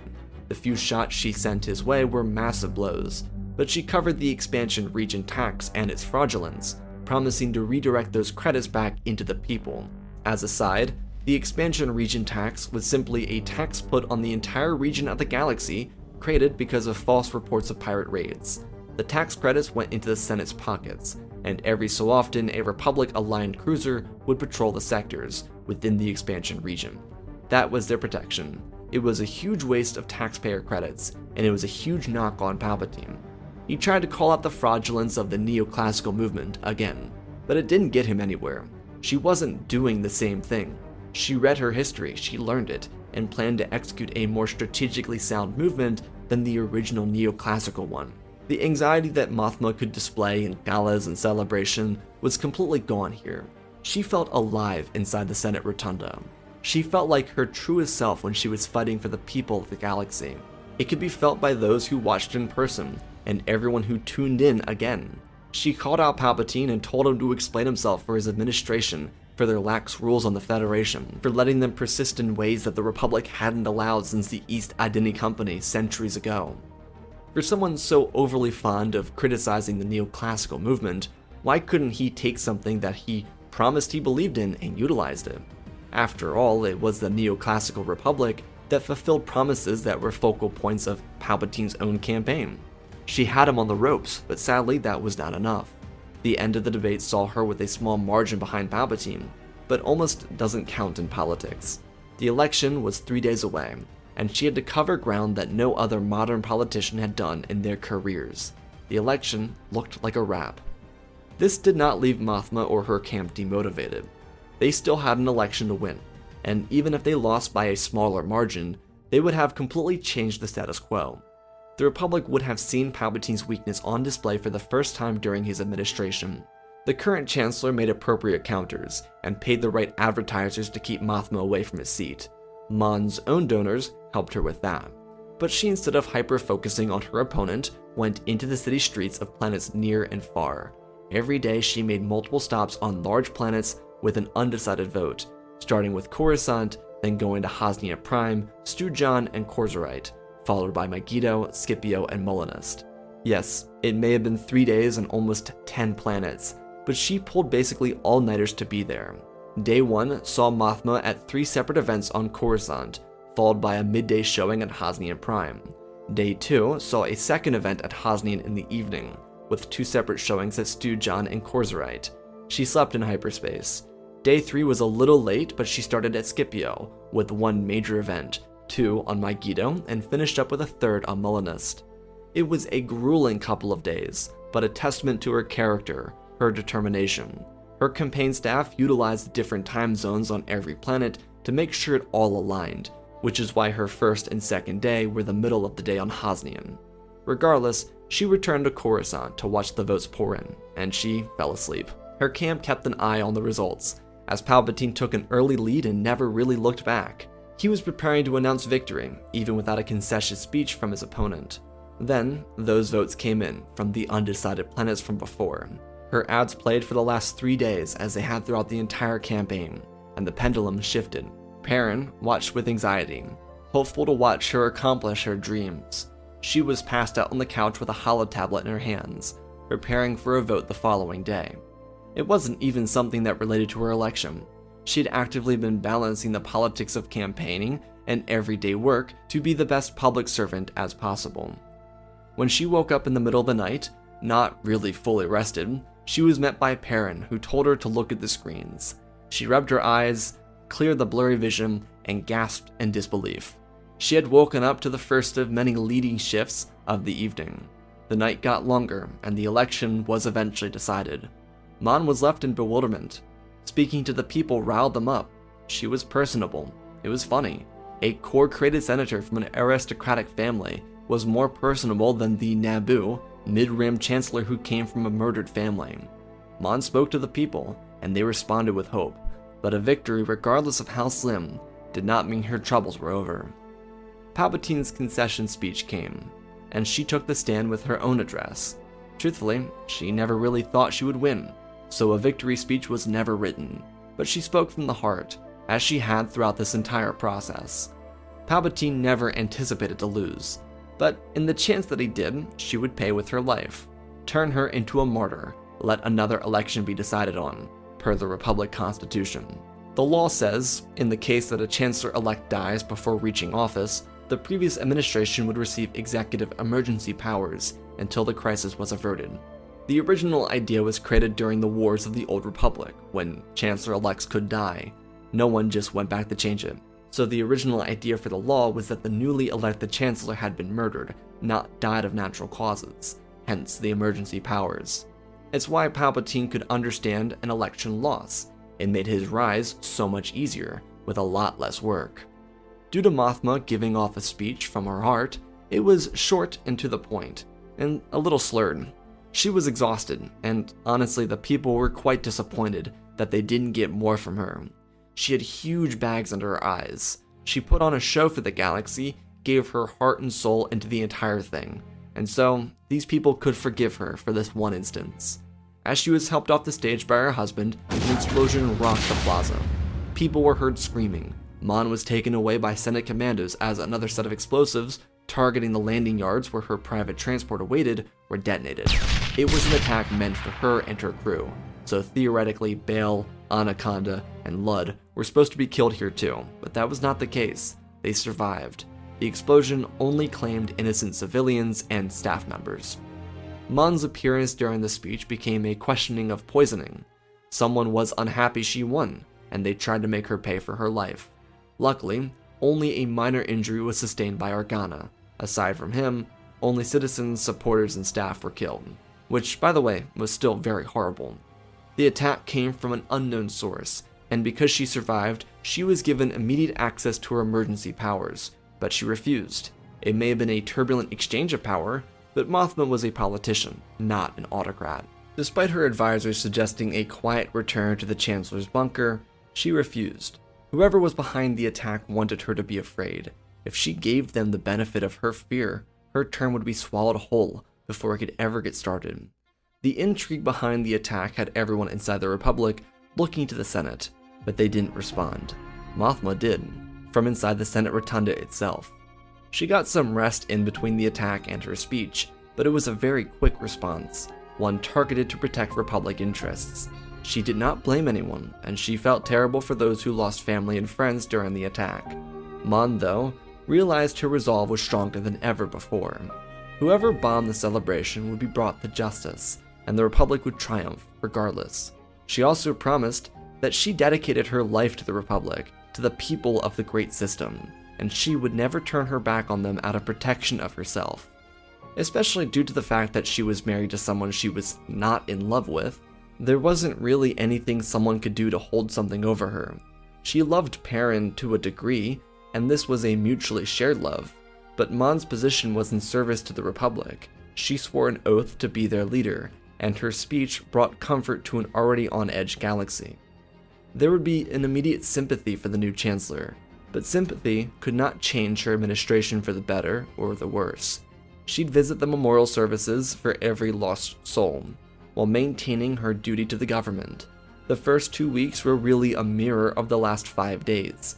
Constant movement, no slowing down, political moves, debates, and meetings. She didn't stop herself until she physically crashed after those 2 weeks came to a conclusion. The Jedi Council was working in cooperation with the Senate Commando Unit and Republic investigators. Everyone was involved with this, and while Mothma was grateful, she was focused elsewhere. Even though she didn't request it, she was accompanied by a trio of Jedi at every moment, 2 Jedi Masters and 1 Counselor. They were not present to speak into her ear about policy, rather just protect her. Mothma may have appreciated it, but she knew that it could not last long. The Senate would see this as favoritism towards the Jedi Order, something she didn't want people to misinterpret. Away from what the tabloids dug into, being mostly about her near-death experience, she went hard in the Senate. Every discussion, meeting, committee, it did not matter. She had something for all of them. Mothma demanded an efficient government. She would not stand for a government that refused to work for the people. This put off a lot of the middle-of-the-aisle politicians, who supported her because they liked the idea or the profit behind a neoclassical resurgence. But that took work. It took everyone coming together, and what Mothma started to do, which was perhaps unethical, was publicly call out individuals who refused to do their damn jobs. This wasn't a luncheon, it was a government. People relied on them. The entire galaxy relied on their efforts, and she was fiercely determined to bring people results. Tabloids tried to call her out for this. Some tried to undermine her efforts by calling her the principal. Political cartoonists drew her with a ruler stick with a prison behind her, and the words legislation, legality, and humanitarians put inside of it. The irony is, this wrongly depicted her image, but that's what happens when someone pisses off the most powerful corporations in the galaxy. Mon and the Jedi had come to the conclusion that one of the big three played a part in her attack. The list could be any of them, and that was intentional. Sidious wanted the Commerce Guild, Federation, and Techno Union to be the reasonable suspects. Mon knew that she could not outright challenge the three largest businesses in the galaxy. They employed over 1 billion people across numerous star systems. If she tried to bankrupt any of them for an attack made on her exclusively, then she would never politically survive the backlash. Sidious was also working closely with Tyrannus to sabotage her efforts. The separatist movement was pushed onto the frustrated senators inside the Senate. But there remained a problem for the Sith. These representatives were tired of Republic bureaucracy. Mon Mothma was clearly not a part of the generational game of pass the flag. She wanted to get things done. So, important and powerful senators that would have been necessary for forming the Confederacy weren't viable options. They were too preoccupied with trying to save the Republic, because that was much easier, and also, no one really knew about the Confederacy. Dooku was just another oligarch, promising something that Mon was actively doing inside the Senate right now, though her greatest political savviness would show itself in the coming weeks. Thanks to the Jedi investigation coming back with evidence against the big three corporations, Mon Mothma created legislation that would look unpopular. It would pretty much destroy any attempt for re-election. But that wasn't the point of politics, now was it? Its purpose was to set up the future for success, and Mothma understood that. If she had 4 years, then make the most of every second. While Mothma would never willingly create a bipartisan bill that would actively hurt the people of the working class, she needed to pass off a piece of legislation that could wall up the big three with government oversight. It was a long in the working plan, but she had put incredible funds into it before ever getting government credits to do so. It was something semi-negotiated with the elites on Hesperidium, but also more of a Republic law. Remember the trade route tax of 32 BBY, when the Federation got pissed off with the Republic, so they blockaded Naboo? Well, this bill would be designed for bipartisan favor, and it would essentially give the big three government subsidies. However, they needed to meet certain quotas that, if they didn't hit, they would lose a majority of their control over the companies. Similar to how the Neoclassic Republic handled the East Identity Company, Mon Mothma would tackle these three. Of course, there was a scenario where the big three accidentally or intentionally hit their quotas, and a backup would be created. But if it all went in line with her campaign promises, then this would work really well. Mon's bipartisan bill included a functional Republic military and the creation of the Defense Council. It effectively combined every sector authority fleet and militia into a Republic Navy, Army, and eventually Marines. Where the big three came in was their quotas. Aside from fulfilling basic needs for the military, these corporations had to provide equal in number to their annual revenue to their working classes. This would need to be fulfilled for multiple years, until they paid their fair share to their employees by the bill's requested date. However, there was a clause, a tiny miniature clause that stated, if they failed to comply, their assets would become synonymous with the Republic. This transaction also included a number of larger clauses that caught the attention more, basically stating that the military branches in each of these corporations would join the wider Republic military to assist it before recruits fully filled the halls of the training facilities. In layman's terms, the big three would willingly merge with the Republic to receive more subsidies, government contracts, etc. Mon predicted that these corporations would be too obsessed with their credits that they would miss the quota or fall behind in the first few months and never catch up. Because these organizations were legally bound to the Republic through their military contracts, the government could seize all their weaponry, vessels, and battle droids without facing legal repercussions. Basically, This was a way to monopolize off a monopoly without fully destroying it, and the irony is, if done correctly, every single employee of the Federation, Techno-Union, and Commerce Guild would theoretically become a government employee with all the benefits of a government employee. Initially, once proposed and signed, it looked really bad. There's no other way to frame it. Everything looked piss poor for Mothma on the surface. But, in the end, if it went correctly, it would revolutionize the Republic.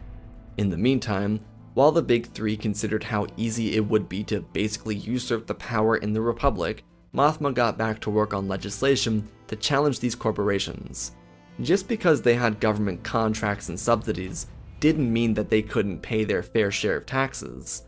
That was the angle Mon played. The corporations would see her actions as an attempt to fairly tax the elite, not a move to completely take over their power. Everything Mon did following the signing of the Big Three subsidy and the Big Three military deal was just throw obstacles in the road. They didn't even need to land, and if they did, it was an added benefit. The reason these big companies agreed to doing this is because there was a limited time to pay off their annual budgets while also making more money than their annual budgets anyways.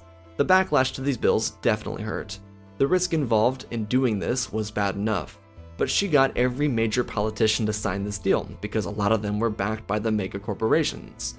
This was fully a Republic legislative decision, and honestly, one should see, from the public perspective, how horrible their government was. These bills were designed to make the elite richer, and the Senate overwhelmingly voted in favor of it. Something to think about. If the Senate could just vote on this in 24 hours, then why couldn't they vote on legislation that actually helped anybody in the same amount of time?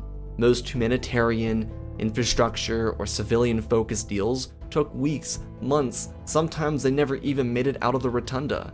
But something where the Senate could make profit? No-brainer. It made a lot of people wonder, but not enough to change anything. Mothma's brilliance was undermining the wealthy bureaucrats at their own game. This typical motion would have had overwhelming success inside the Senate, because it benefited them specifically. Mon just happened to be the architect. This was assuring her continued popularity amongst her peers, not her constituents. The continued risk of Mothma was ironically anti-neoclassical, because she was throwing money everywhere. All those social elites from Hesperidium got their chances to open up art academies, which were free, but were classified as non-profit, so another loophole for the ultra-rich. Ways to throw money into offshore accounts within the Outer Rim. However, even with the legislation looking like a direct continuation of Palpatine's rule from the outside, those who would have considered themselves secessionists followed Mon full-heartedly. They understood what she was doing, and they trusted her, mostly at least.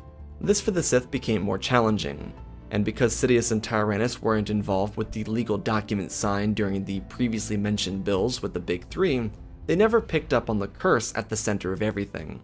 Mon's first year of turbulent leadership had her approval rating dropping every other week.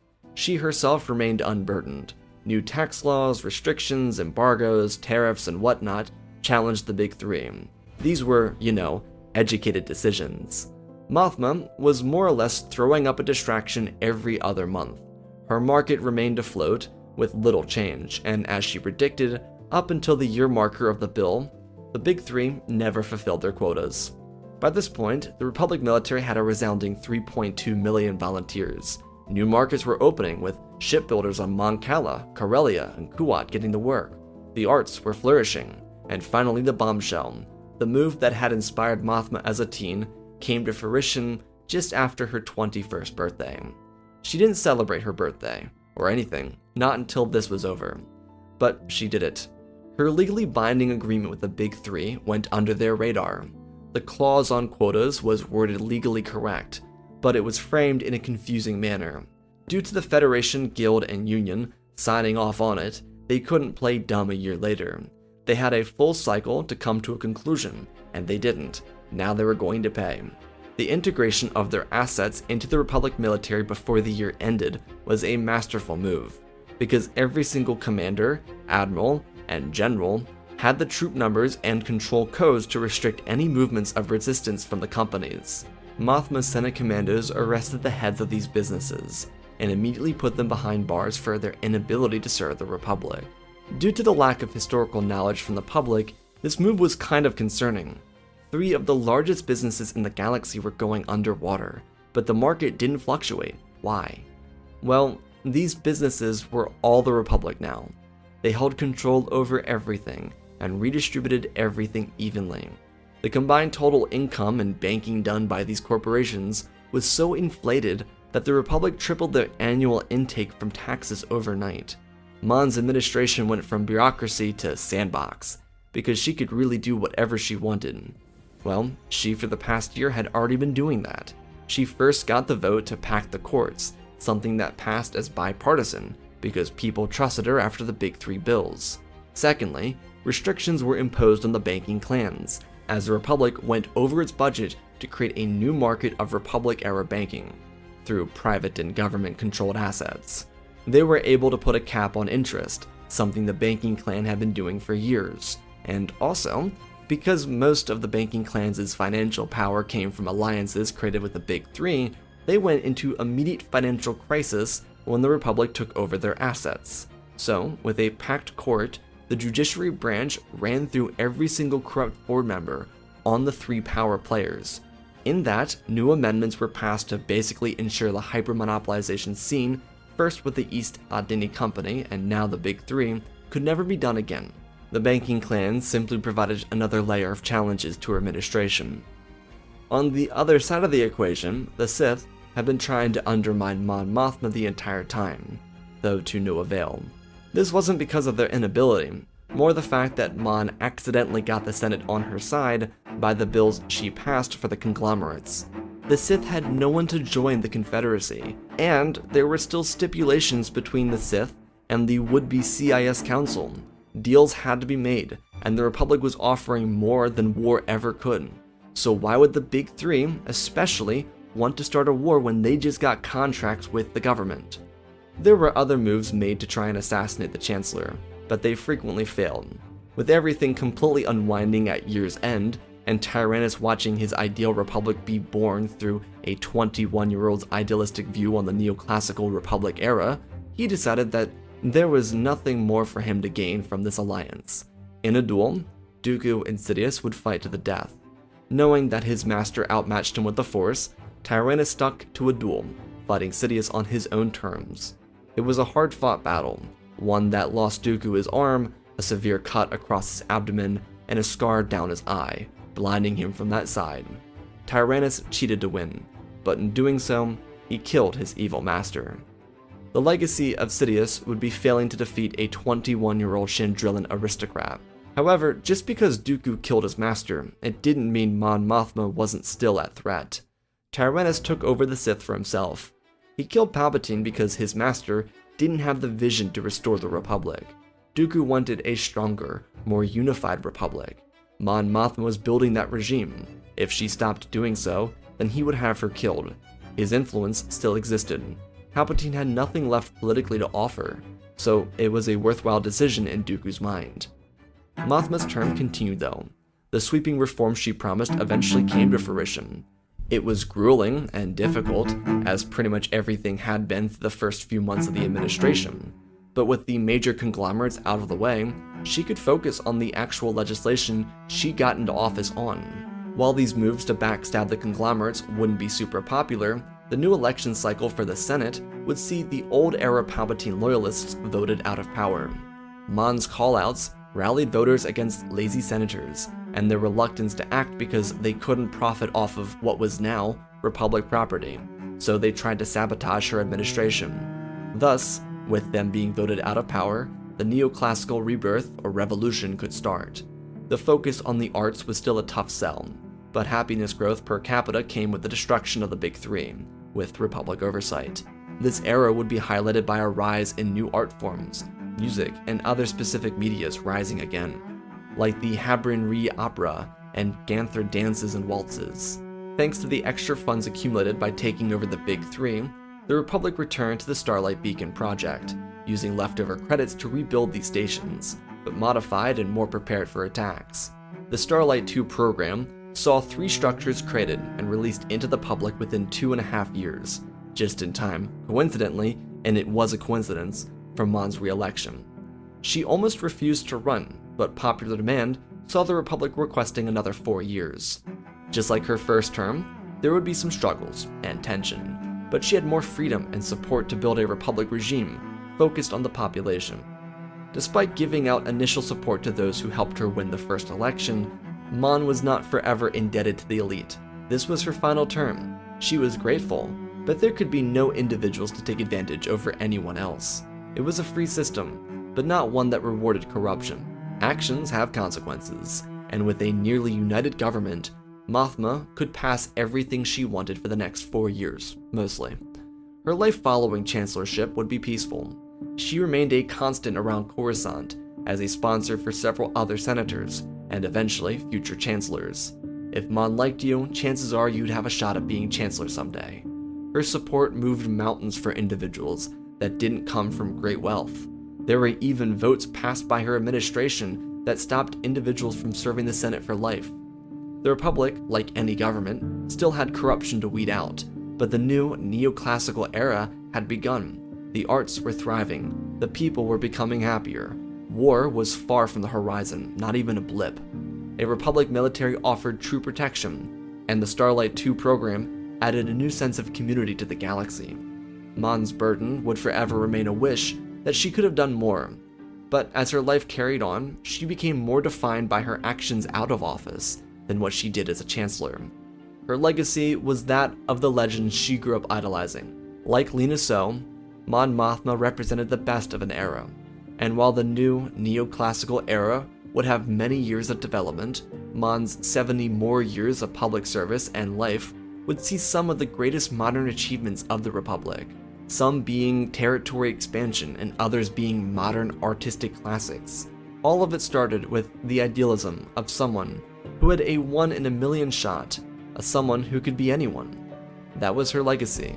She left that for the galaxy she loved, and a galaxy that loved her so much more. Our story begins inside the Senate Plaza, with a band of business leaders walking into the offices of staunch supporters of the Emperor. Palpatine's regime had lasted for a solid 13 years. In that time, the Jedi Order fell apart, the Imperial military grew, and Palpatine solidified himself as the voice of a shadow government. The structure that held the Republic together for the longer part of 1,000 years was dead. Palpatine ran through the entire Constitution, checks, balances, and protections within that first year. Everything else came easily. Of course, during his time as Chancellor, he had the time to break down the structure of the government, but this empire was entirely his. The Senate was nothing but Emperor-selected politicians, individuals that, like the Moths, were handpicked by Palpatine because they favored his policies. The Imperial military was kill or be killed, but the power structure of the government was loyalty to the Emperor himself. This didn't go for just the actual representatives, it also included the businesses that tried to rise in the years since the fall of the Republic. During the waning months of the Clone Wars, representation for the major conglomerates slowly faded. Individuals like Goom Sam and Lot Dodd were either killed off or bought up by the Emperor's grip on the industry. Prior to the end of the Clone Wars, Palpatine took complete control over the intergalactic banking clans by sacrificing Rush Clovis. The Republic never had the chance to force that power away from him, and by now they had all really forgotten. The assets of the most influential businesses in the galaxy fell under his control, thanks to Lord Vader slaughtering the Separatist Council on Mustafar. Pretty much all of that stuff went under the radar. People were alleviated that the war was over, and they turned their attention towards the Purge and the rise of the new government. Palpatine had always shouldered the pressure of the government in the eyes of his colleagues, and that of the citizens of the Republic. So for most of the people that represented the Republic, now Empire, believed in what he had to say. As a result, the financial assets of the Commerce Guild, Trade Federation, and Techno Union were broken up, and used for side projects at Mount Tantus and so forth. Not everything went to Project Stardust, but it was a major focus of his administration. That came all the way back to why these business leaders were here now. The Empire was an economy and a government that encouraged big business to thrive. while smaller systems like Lethal, Toytheria, and Quen were left out to dry.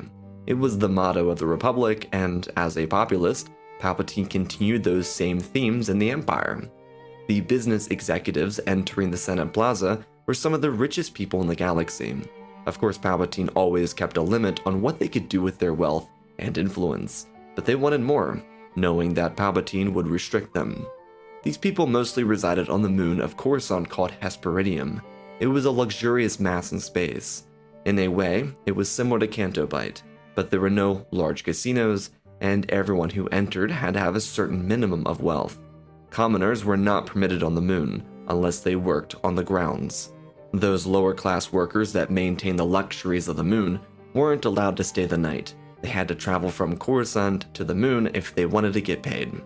Regardless, that's who these people were. Their only interests were of self. Some of these very individuals had more wealth on their right leg than entire star systems did in the Outer Rim. They walked through the halls of the Senate building, 9 different business leaders, each representing different markets, all of them looking for the same thing.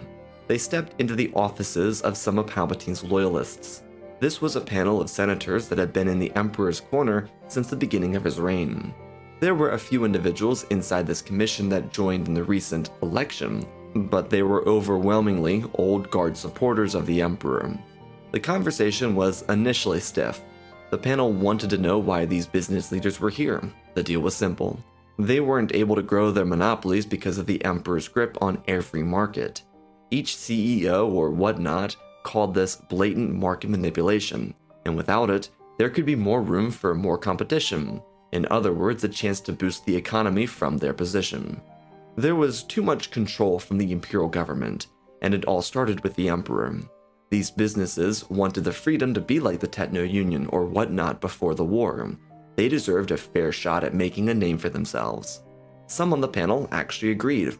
This wasn't a totally outrageous notion. Obviously, these men and women of the various conglomerates knew better than to threaten Palpatine, so they made it especially clear that they didn't want to undermine the Emperor. That was never their intention. The panel listened with curiosity. They knew that even with Imperial rules and regulations following the Jedi Purge, that there were clauses forbidding market manipulation. The Tycoon heads suggested that there could be arrangements made for some of them to make their own credits off of prolonged success, in the case that they could maneuver inside the market more freely. The problem is, the panel was comfortable, like many who sold their souls to the Emperor. They never had to think about putting food on the table. Their only deal was to represent Palpatine while pretending to represent their home worlds. It was simple, and of course, no individual should ever try and run against Palpatine. That would be silly. However, it should be important to note that each of these business representatives had good relationships with the Moths around the galaxy. Some of these were even more intimate than others, but there was a sizable backing by some of the Imperial military. This again was not a threat. Every single person in this room, regardless of affiliation, knew that collaborative influence had its importance during this regime, though the businesses and their leaders made an effort over the past 8 or so years to start building relationships inside the military. Ever since the rise of the Imperial Stormtrooper, it had been important to these leaders to build rapport with the military. Because this process was 8 years in the making, no one ever saw the importance of the relationships until this moment. These business owners only asked for their fair shot to take a piece of the pie. Their promise of campaign donations or turning some of their businesses into political PACs were on the table. The Palpatine loyal panel told the people that they would think on it, leaving the resolution for the future. The senators had their own discussions following the departure of the business heads. They remembered moves made by Senator Mon Mothma following the formation of the Empire. It was nearly impossible to get a movement against Palpatine, and she had done it. At the time, when several former Separatist senators reintegrated into the Senate, she grouped them up to create a bill to limit Palpatine's emergency powers. The result led to a stronger, more unified empire under Palpatine, though this was who they all turned to following their meeting. She had flown under the radar ever since that, and remained a career politician that sometimes got on Masameda's or someone else's nerves. Mon served the people consistently and never went out of her way to make herself a target, just a nuisance when she desired. This panel sent one of their reps to speak with her about her experience. Mothma obviously believed this was a trap, but she explained that the heart of the Empire was its businesses. Everything is a business through the lens of which the Empire operated. The military, a business. Humanitarian efforts certainly could be exploited, and whatever else, like hyperspace lanes. She understood that Palpatine used the leftovers of the former separatist conglomerates to create monopolies on entire sectors in the business world. He made money from it. If he wanted power in agriculture, he would destroy their business, buy up their land, and return their business with their assets already invested in at a lower cost. Mon Mothma wanted to know why they were so interested, and they didn't reveal it. They just thanked her for her thoughts and left it at that. The panel of Emperor loyalists didn't see the profit in supporting the businesses, unless they removed the head of the snake. They were all grateful for Emperor Palpatine, because he got them their power.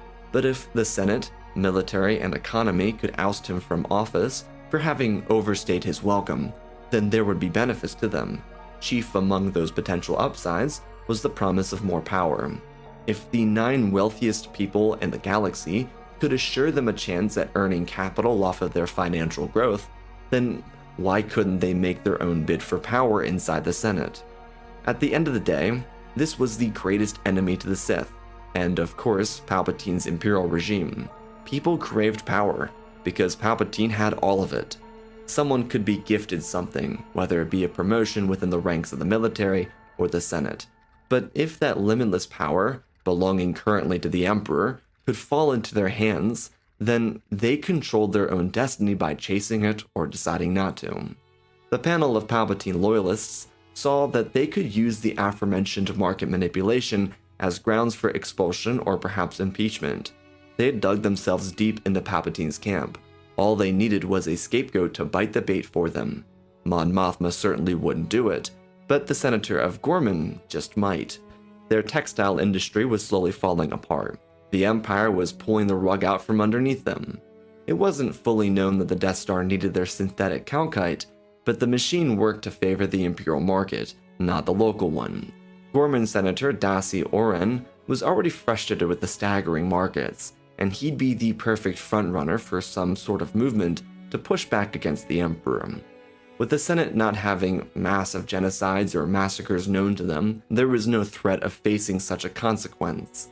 Sure, there were occupations on Mimban or the attack on Jabim, though that was a price of security. The Empire needed to do it to protect everyone from the rebels. The discussions with Dasi Oran would be successful, leading the Gorman-born senator to joining the collection of Palpatine loyalists and business representatives. Senator Oran didn't join based off the idea of monopolizing 9 other megacorporations. He wanted to assist because he stood against the Emperor and his complete power over the galaxy. Yet this coalition was the perfect and perhaps only storm that could take down Palpatine's reign. It had a network of military men and women that saw a chance for career progression through supporting this. There were big businesses willing to spend billions, potentially even trillions of credits to force this vote into working in their favor. Some of Palpatine's greatest loyalists were in on this move, just based on the promise of having more power. And lastly, this would all be packaged up and presented by someone who had very little influence, unlike a longtime member such as Mon Mothma would have, while also coming from the other side of the aisle. The Senate was very split. There was very little ground to share in the middle. The panel of loyalists wanted Dasi Oran to suggest this move in front of the Senate, so they could gauge the reaction from the Emperor and Mas Amedda. They of course would never sacrifice themselves. Dasi had no clue that his peers planned to backstab him if it didn't go over well. He believed in their statements about Palpatine's aggressive control over the Senate and the business sector, so rightly or wrongly he trusted them and brought their case before the Senate, presenting it as his own. The Rotunda, as a result, chanted out several types of boos and jeers towards Senator Oran. He stood his ground and gave out his grounds for an impeachment for market manipulation from the Emperor. No one appeared to agree, but Dasi stayed the course. He continued speaking the actual truth to everyone. All the details given to him by the coalition were presented. As all scapegoats go, Dasi Oran took the brunt of the heat. But slowly, there were individuals not aligned with the business conglomerates turning against the Emperor. Once there was blood in the water, individuals like Mothma and Organa's camp started throwing in their own support. This did not come until people that sat in the middle of the aisle, or leaned towards the Emperor, turned against him. The information was genuinely damning. The Emperor had clearly manufactured the economic market to favor himself and his loyalists. Senator Oran continued. Masameda attempted to silence him, and the jeers, initially thrown towards the Gorman senator, were redirected towards the vizier of the Empire. Soon enough, the Palpatine loyalist panel turned on their Emperor, demanding that a vote be presented so they could decide on a new Imperial ruler. It was blindsiding to both Masameda and the rest of the Senate. No one could believe the regime was crumbling before their very eyes. But this vote, established by Senator Oran, wasn't just in favor of removing power from the Emperor, but centralizing all authority back into the hands of the Senate. They could keep an individual speaker of the rotunda, but no one would have the executive privilege to leverage votes away from the majority. Now surely there was a problem with the Senate because of the supermajority that favored the Emperor, but that wasn't the concern at the moment. They were turning their backs against Palpatine, and he, from the Imperial Palace, watched in disappointment. The entire system revolved around him, as was designed, and yet the business powers, the wealthiest individuals in the galaxy, that appeared silent for well over a decade, were the dagger to his throat. Palpatine knew in good conscience that he couldn't afford to take over the galaxy with force at this point. He could either fight it inside the Senate, or prepare for a contingency he had already created inside of his mind. The Emperor always had to be ready for the next greatest threat, and while he assumed a military rebellion would be more likely before a Senate one, he had his plans ready for action. Aside from Moff Tarkin, every other high-ranking Imperial had turned their backs on the Emperor in favor of economic favor from these businesses. It was truly the only way to break the back of the Empire. The only thing more powerful than the autocrat was the corrupt system that protected their freedoms. Without those oligarchs or senators, or by simply not breeding a battleground for greed, then he had nothing to challenge him. Palpatine had done a magnificent job at cultivating both the press and the population, but at the heart of everything, the government, he hadn't weeded out the right people. In other circumstances, he had put the people into power that would take away his. In the most ironic way, due to his effort to protect his position of influence, he added senators and representatives, desperate to find more power for themselves, promising to protect him. Emperor Palpatine just couldn't do anything but watch his perfect society fall through his fingertips. This wasn't an immediate process, it was just unstoppable. Once the military powers aligned themselves with the more profitable form of government, there wasn't really anything Sidious could do. He could of course destroy the Empire and raise the military as well, but he believed that would be purposeless. The regime was turning against him in favor of another power. So what is a Sith Lord to do? Cower away, let the oligarchs assume control over the galaxy, let the government slip into a representative structure again? Well, yeah, just without the cowering part. See, Emperor Palpatine understood that simply fighting this would only result in his falling popularity. At the end of the day, he was still a populist, and without that driving wedge of support, he wouldn't be where he was today. There were mistakes made, and he understood that, though he also recognized that the best approach to this was to allow the galaxy a chance to remember who he was, and what they would lose in his absence. If he fought fire with more fire, then he would seem too defensive, proving that the corporate oligarchs were correct. However, if he stepped away and created a new allegiance of power, in his name of course, then he would give the Empire a chance to suffer. None of this was beneficial for the everyday person because this truly was a conflict between the upper class. The everyday person obviously believed it was because market manipulation disproportionately affected everyone. Yet once society realized that they supported businessmen that would soon ruin his perfect economy, they'd come running back to him. That was the key.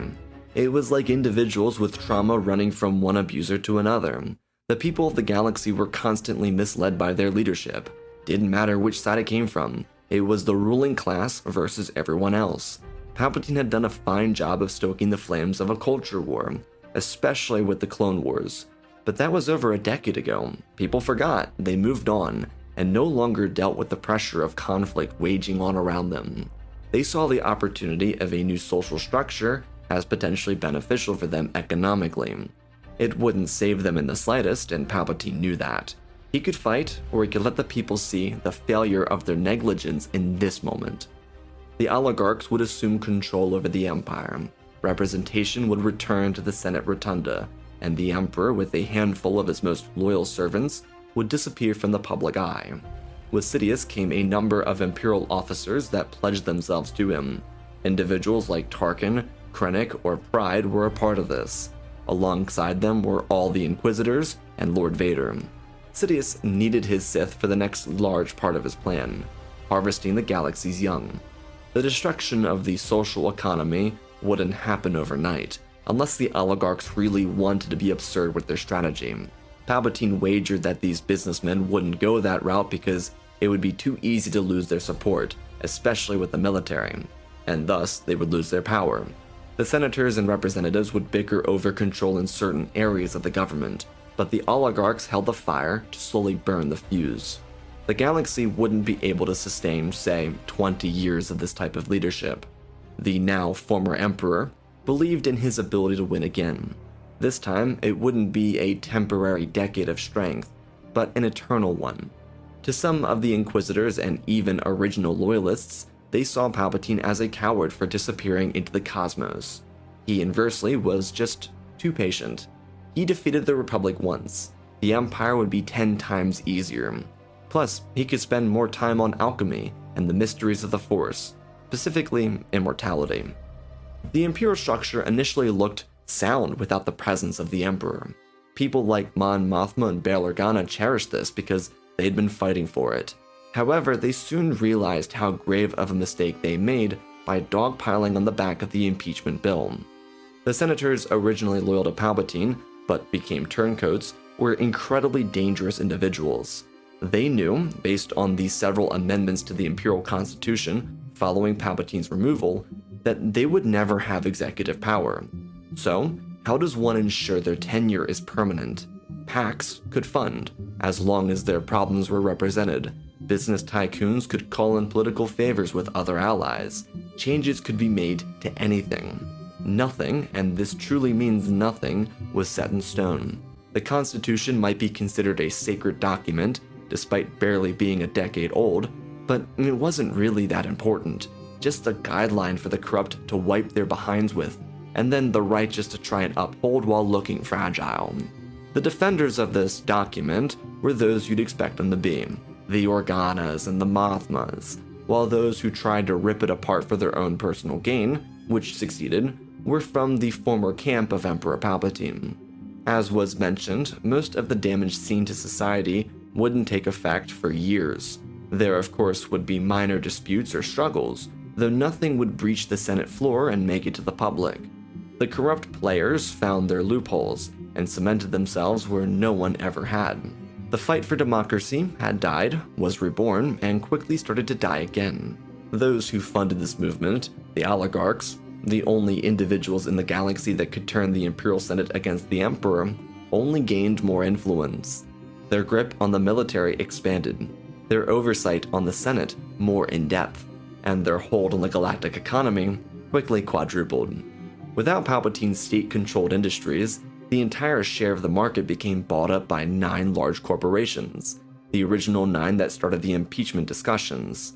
For every trillion one of these companies made, they donated to their imperial sponsors, turning already filthy rich representatives into untouchable gods. This, as the former emperor predicted, would dominate the galaxy for the next 25 years. There were some very major shifts in the Empire because of Palpatine's removal, the first of which was the dismantling of the Imperial military complex. There were still vast armies, navies, and other groups, but the majority of the funding for this military was slowed. There were less tech developments for starships, and the need to expand the military wasn't exactly the most pressing matter. Also, thanks to the oligarchs, most of the military funding went into the pockets of favored officers, moffs, admirals, and generals, which of course led to more brown-nosing. Secondly, democracy never really returned. The Republic was a fever dream of Bail and Mon. They by this point had retired from the Senate. their seats flipped into positions belonging to more corporate-bought representatives. Alderaan and Chandrila were very powerful worlds in the galaxy, and their new representation would choose oligarchic favor over that of their constituents. Thirdly, and perhaps most importantly, the public was suffering. It was impossible to travel, let alone pay the rent. There were struggles amongst the masses, and the worst part is, no one believed it was a shared experience. On the individual level, people hurt because they were being buried under the system. They didn't know that it was similar across the entire regime. Didn't matter if it was core, inner rim, mid-rim, or outer rim. And that was only perpetuated because the media drowned out the suffering of everyday citizens with thought-provoking articles on the culture war. Too many Rhodians in your town. What do you do to solve it?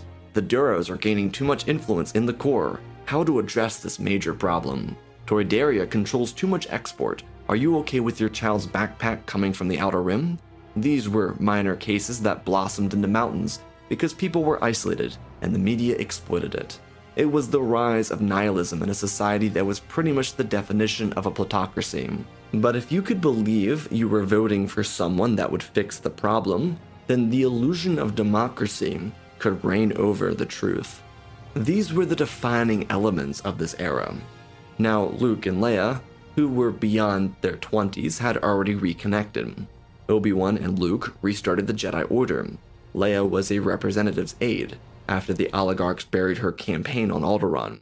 She was fighting for the truth, and her brother was trying to break past the laws that constrained the Jedi Order. The Empire didn't actively hunt them down, but they also didn't exactly give the Jedi the benefit of the doubt. Old Ben was still kicking as Luke's instructor, and they had developed a long way since Luke left the Imperial Academy. All of this, though, would change, because Palpatine was ready for his move.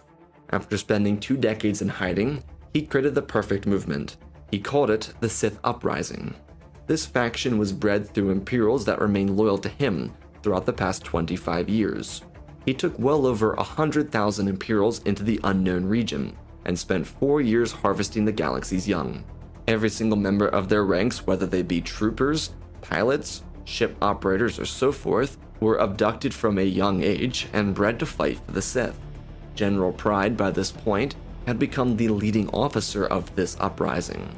Where the Empire stagnated in his approach to military, Palpatine's new regime was growing. They didn't hyper-focus on a Starkiller base or even creating a Death Star. Instead, they had new Star Destroyers, a few Zystons, and newer armor. The fleet came prepared with 5 starships capable of destroying any planet. This was thanks to Director Krennic coming along for the ride. Galen Erso miniaturized his tech, creating a weapon that fit into a smaller-sized vessel. But the secret was the Star Destroyer would self-destruct upon firing. Galen knew his fate was sealed, especially after Tarkin assassinated Krennic himself. Erso didn't die a painful death. He created the machine for the Empire and slipped away in his sleep. This new armor for the Sith Uprising was a crimson red trooper, similar to the Royal Guards, but for everyone. His royals, Palpatine's that is, became Praetorians, and the Inquisitors were trained to be true threats, true marauders. Rumors had returned to the unknown regions that Obi-Wan Kenobi was creating a new Jedi Order. Vader was given instruction to be prepared to win his rematch. The Sith Uprising chose the 25-year anniversary of Palpatine's impeachment to return. It came with a message to the galaxy. He addressed himself as Emperor Palpatine, the ruler of the Empire. Their fraudulent society had been imbued with corruption for too long, and he could simply no longer allow the people to suffer.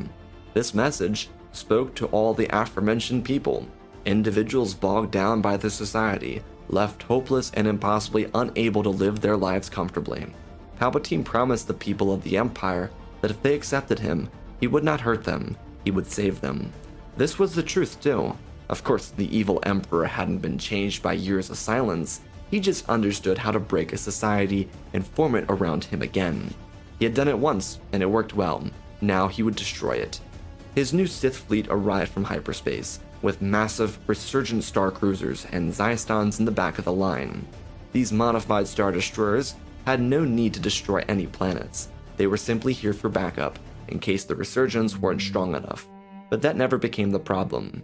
The Imperial government responded to Palpatine with hostility. They sent the media for a field day and a navy to stop the Sith uprising, and it would be a total mistake because it'd be a slaughter. Imperial pilots weren't trained the way uprising cadets were. General Pride and Moff Tarkin before him ran the tightest military academy in the galaxy. These TIE pilots shredded through outdated models of the Empire, and Lord Vader accompanied the Sith uprising into various dogfights. Emperor Palpatine stood on the bridge of his flagship and watched their red turbo cannons eviscerate the shields of the ISD Model 1. It was an unfair fight. There was so much innovation from the uprising for the last 25 years, and unfortunately for the Empire, they didn't do any of it. Most of the top engineers remained loyal to Palpatine, and the oligarchic structure never believed that Palpatine would have the strength or the courage to come back to the galaxy, let alone with his own military. When the battle was won, and thousands of Imperial troopers were left dead in the wreckage field of the battle, there wasn't outrage, but cheers. The people weren't patriotic over a loss, but a savior. Palpatine promised them something that had been unattainable for 2 generations. What made matters worse is that people who grew up in the manufactured stability of the first decade of Palpatine's rise believed that the Emperor would be good for them. He wasn't the quote-unquote oligarchic structure, and even though his empire was terrible, it was done in a way that actually benefited the people of the core at the bare minimum.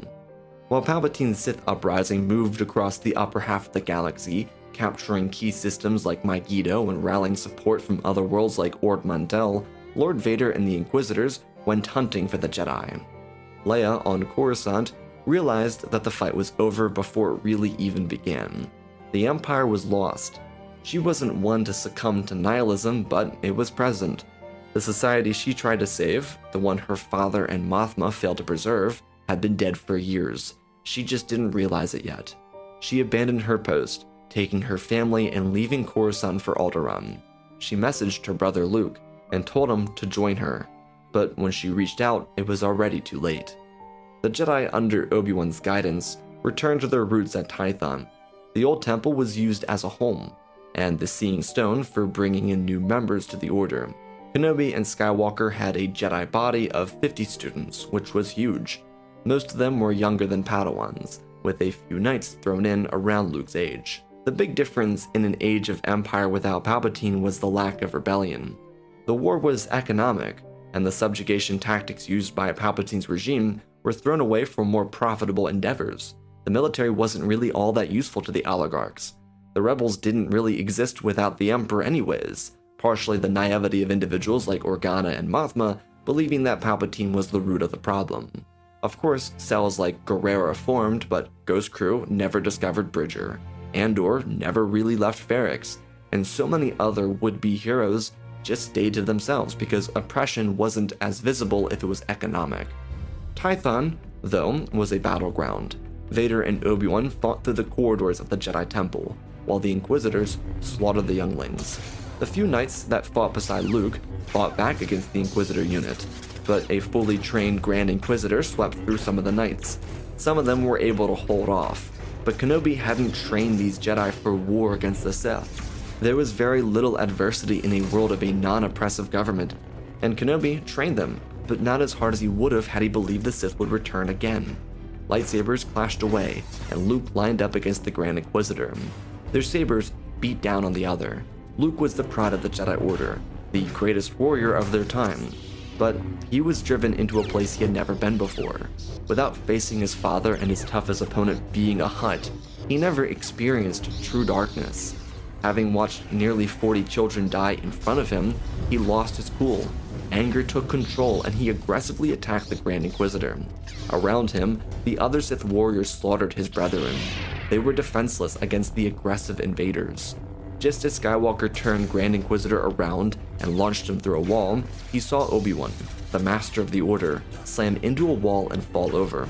He didn't have a chance to get back to his feet. His back was broken, and Vader killed him with a swift strike to his spine. Luke raged. He swung his saber over his head and rushed his father. Then, never told Luke the truth, and thus he jumped into the air and jabbed down at Vader. But the Dark Lord of the Sith outstretched his hand, sending the crimson lightsaber through his son's chest, and ended his life. Vader twisted the weapon around and the body of Luke fell off the blade, before Vader deignited it. The Sith were finished here. The temple at Tython would be burned. Eventually, Leia, in search of her brother, would find the wreckage. She would never find the bodies, but she'd be left with a choice: to start a path in chase of revenge, or return to her life as Princess of Alderaan, next in line to the throne with a prince consort and an actual family. It hurt her, but she let go of her brother and Obi-Wan. She had trained with them for some time, but there was nothing she could do without their instruction. Ben would attempt to reach out to her, but by that point, she had already cut herself off from the Force. Leia chose her family's protection on safe old Alderaan, and while it would be physically safe for her, Leia never mentally recovered from it. Emperor Palpatine, though, continued his siege of the Empire. Most of their forces were built up in the core. When he received status about the death of the Jedi, he launched a full-scale invasion of Coruscant. The battle didn't start like the one that ended the Clone War. This began on Hesperidium. Palpatine opened up a broadcast signal and joined his Sith troopers on the ground. It was a masterclass in media, because he stood in front of his men rushing into the town to kill the people who subjugated Imperial citizens to economic turmoil. Palpatine had a speech prepared, and he gave it, reminding the people of the Empire who he was and what he had done for them. He had been trying to get back in, but the oligarchs forced him away from society, the one he loved with his entire being. It had, after all, been his only intention to serve the people of the Empire for the rest of his life. These oligarchs, the ones that took away the people's economy, made themselves rich, and kicked him out of the Empire, would pay. He turned and let people across the galaxy watch the Sith uprising slaughter wealthy businessmen and women. The entire moon faced the wrath of the regime, and then their cannons and fleet turned on the Coruscant defense fleet. Palpatine echoed the sentiment from his arrival. He didn't want to kill anyone, but if they continued to fight, then he'd be left with no other choice but to destroy them. This, as Palpatine called it, was the battle for the heart of the galaxy.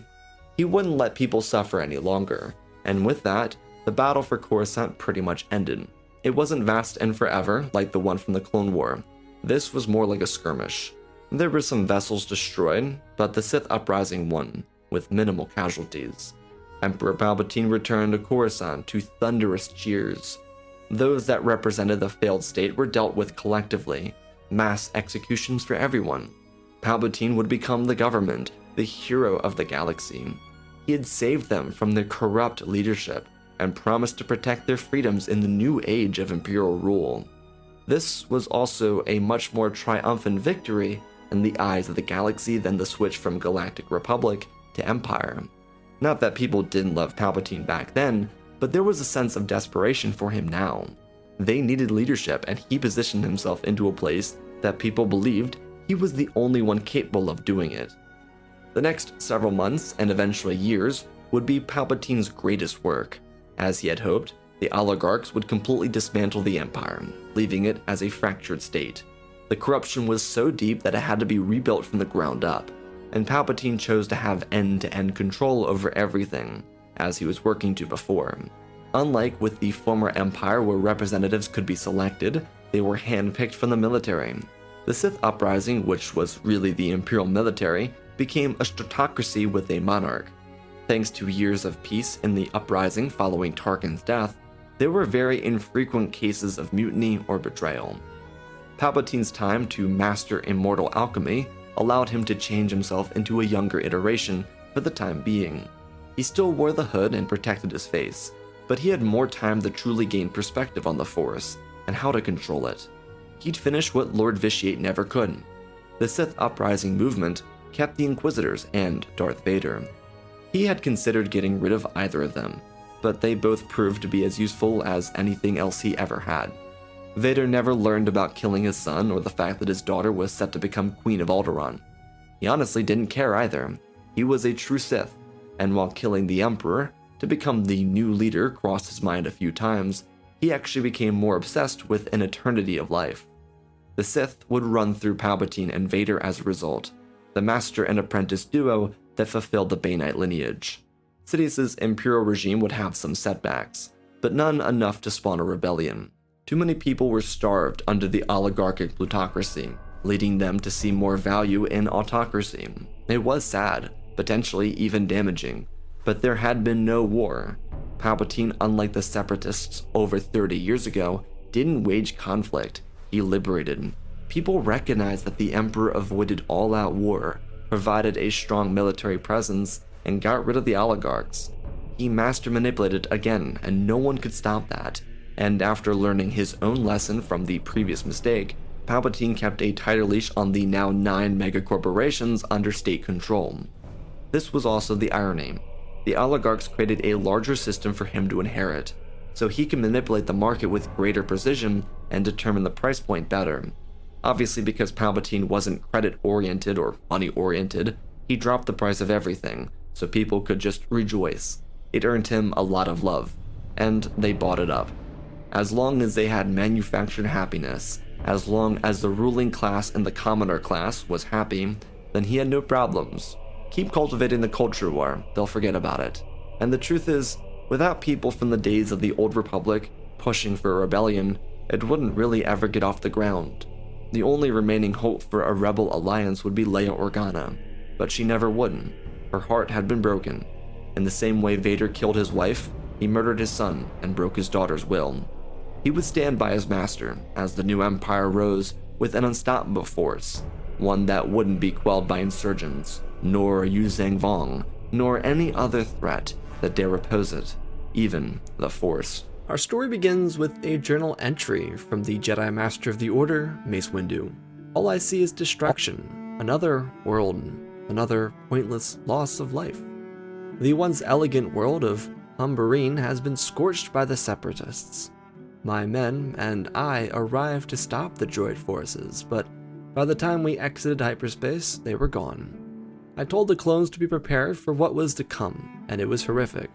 The dead coated the streets, buildings were left in shambles, the entire society desecrated by a soulless military.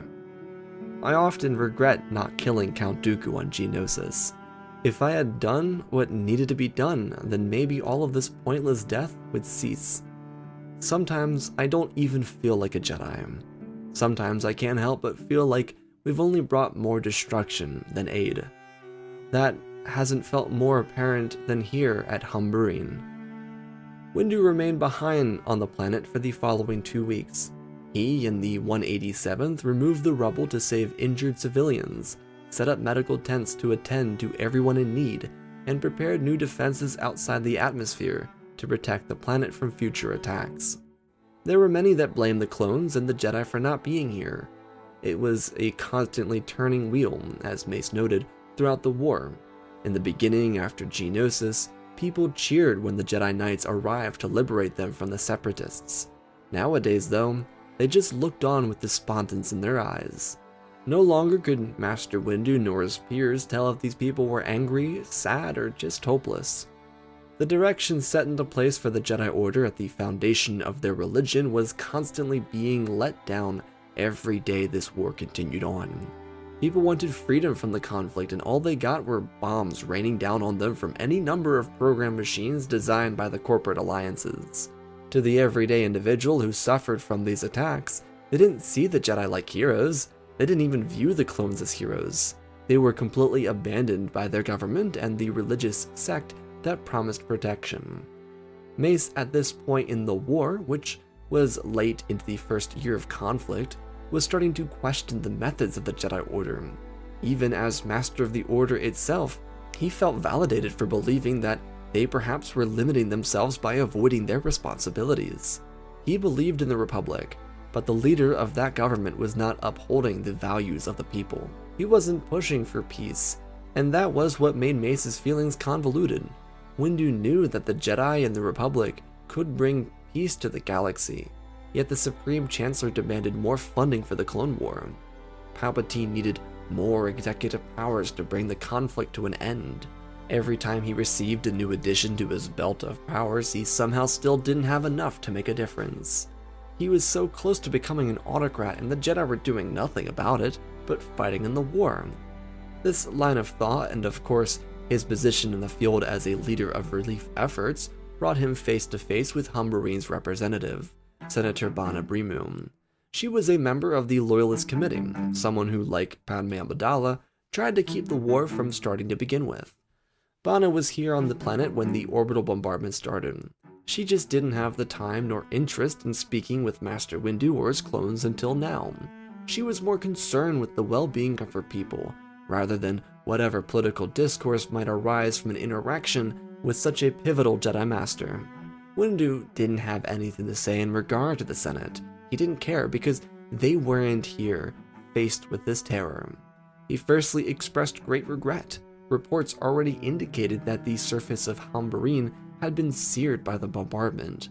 The planet would be fine in the long run, but it would take years to decades for the actual planet to naturally heal. That didn't even account for the pain done to the citizens. Mace felt terrible about everything, and she did too.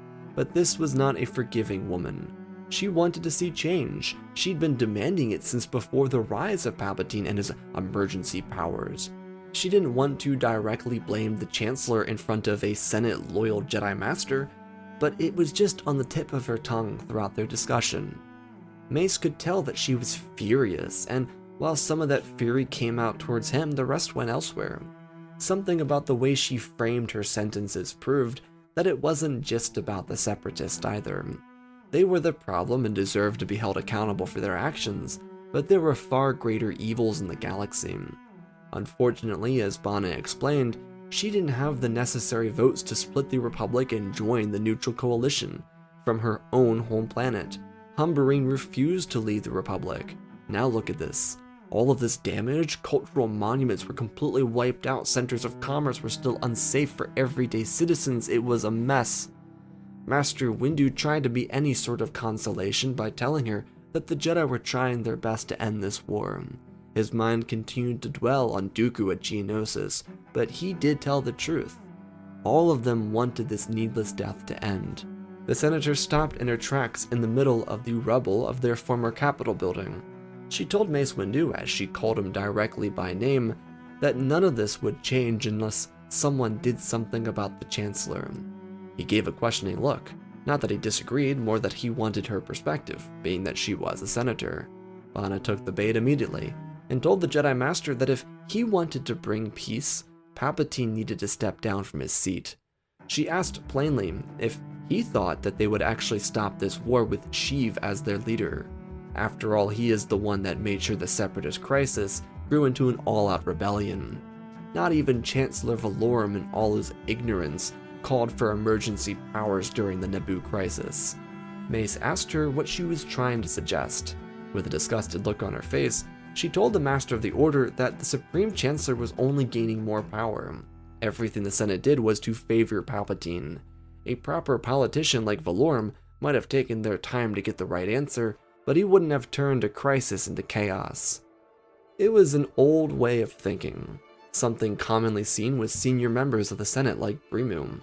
Many of them could reflect on former chancellors regardless of their popularity or their policies because their actions rarely impacted their home systems. For Bana Brimu, who stood against Palpatine for the right reasons, was also in the wrong. She was someone who represented one of many core planets that could continue in stagnation without any struggle at home. Need not forget that Hambarine is a core system. She had loyalties that align with the corporate sector and business development, mostly due to Hambarine being an industrial powerhouse. So someone like Valorum was a much better deal. To someone like Mace Windu, who was born and raised with these same ideals shared by Bana, he saw the same problem with the Republic. Chancellor Palpatine was sinking an already damaged ship. Things weren't perfect with Valorum or Kaj before him, but they were better than this. Basically saying they would willingly choose the lesser of two evils because it was the lesser. He then asked the Republic Senator for her opinion.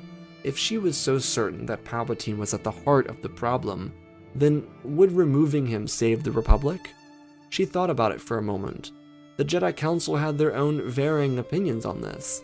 They, to a degree, knew that Dooku was a Sith.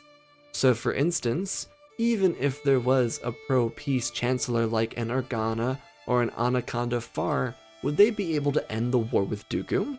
Or could the Separatist Parliament have enough influence to stop their Count of Sereno from continuing the war effort? It was a reasonable question, and Bana's opinion might help Mace build a conclusive case for the High Council. Senator Brimu considered this option many times before. What would the Clone War era Republic look like without Palpatine? And she believed that whether it was Lat Dad or Anaconda Far or Sly Moore, that the war would come to a conclusion. There were business deals to be made, sure, and the Chancellor might lose popularity inside the Senate for letting the Confederacy become its own independent coalition, but she believed wholly that the war would come to a conclusion. This intrigued Windu greatly. As a Jedi, he had seen death in various forms, even before the war. He was a part of investigations, so he saw some of the worst the galaxy had to offer. But one thing was especially true. He wanted this war to end. He was tired of the needless death. And after hearing Senator Brimu's stance, he told her that he wanted to bring her thoughts to the High Council. Before fully coming to what would be quite the aggressive stance, he wanted to ask if Bana thought that her allies would feel similarly. To her, none of this made a difference, and simply created an interesting hypothetical type of conversation, but she told Mace that she believed that most of her allies would agree with this stance. She even went the extra distance to tell him names: Amidala, Lud Marai, Mothma, and even the young senator from Pandora. All of them were actively petitioning for the war to come to an end. Mace thanked her. The two of them would interact several more times before he eventually was forced to leave Humberine and return to Coruscant, while the 187th shipped out for battle yet again. By the time the next council session started, Master Windu pressed the idea he and Bana discussed several times throughout his stay on Humberine. They grew closer just by working through the humanitarian aspects of rebuilding her broken society. To Windu, he didn't see anything special about this relationship, because it was purely for the benefit of her people. Quite frankly, the same could be said by her. Yet Senator Brimu, in the heat of the moment and the frustration of her destroyed home, brought a compelling case up for the Jedi. They had a chance to decide if they really wanted to act on it or not. Mace wasn't extremely focused on actually going through with the plan. He just thought that it'd make for useful discussion with his counselors. Because if the council could come to an agreement on the Supreme Chancellor, then maybe something should be done before the war destroyed the entire galaxy as they knew it. This, in Mace's mind, was a chance for them to thoroughly examine the state of the galaxy, and how someone like Dooku could impact a push for peace. Maybe the Republic would lose its power or influence over the galaxy, or maybe this was a chance to hold a mirror up to the galaxy or the government. As Master Windu phrased it before he let the rest of the council begin their free-for-all discussion, if they removed Palpatine and peace was negotiated, wouldn't it be best for the Republic to do that? Chances are, as he stated, the Separatists and neutral systems would remain independent of the Republic with the right treaty. Sure, there might be a more tense galaxy because two of the powerful factions would have standing militaries, but it also equally would be true that the Senate would be forced to compete with two different coalitions at the same time. Mandalore would absolutely take to the forefront of the galaxy as the leading planet of a wealthy, peaceful, and prosperous alliance. The Separatists would want to prove that their system was superior to the Republic, and that means that their government would need to prove that they were right. It'd be better for the everyday citizen more than anything. And from there, the council chambers erupted into a series of discussions and suggestions. Even devout Republic loyalists like Ki-Adi-Mundi saw the potential benefit of this type of resolution. After all, if someone like Mace could provide proper reasoning behind this type of action, then it might actually be worthwhile. Dooku said it to him many times, but Mace was as much of a stickler to the rules as anyone inside the Order. He benefited from it because he was possibly the most accomplished Jedi alive, having created his own lightsaber form, joined the Council at 24, and currently sat as a Master of the Order. But he was also the premier defender of the Galactic Republic as an idea. He believed in the system, even with all of its flaws.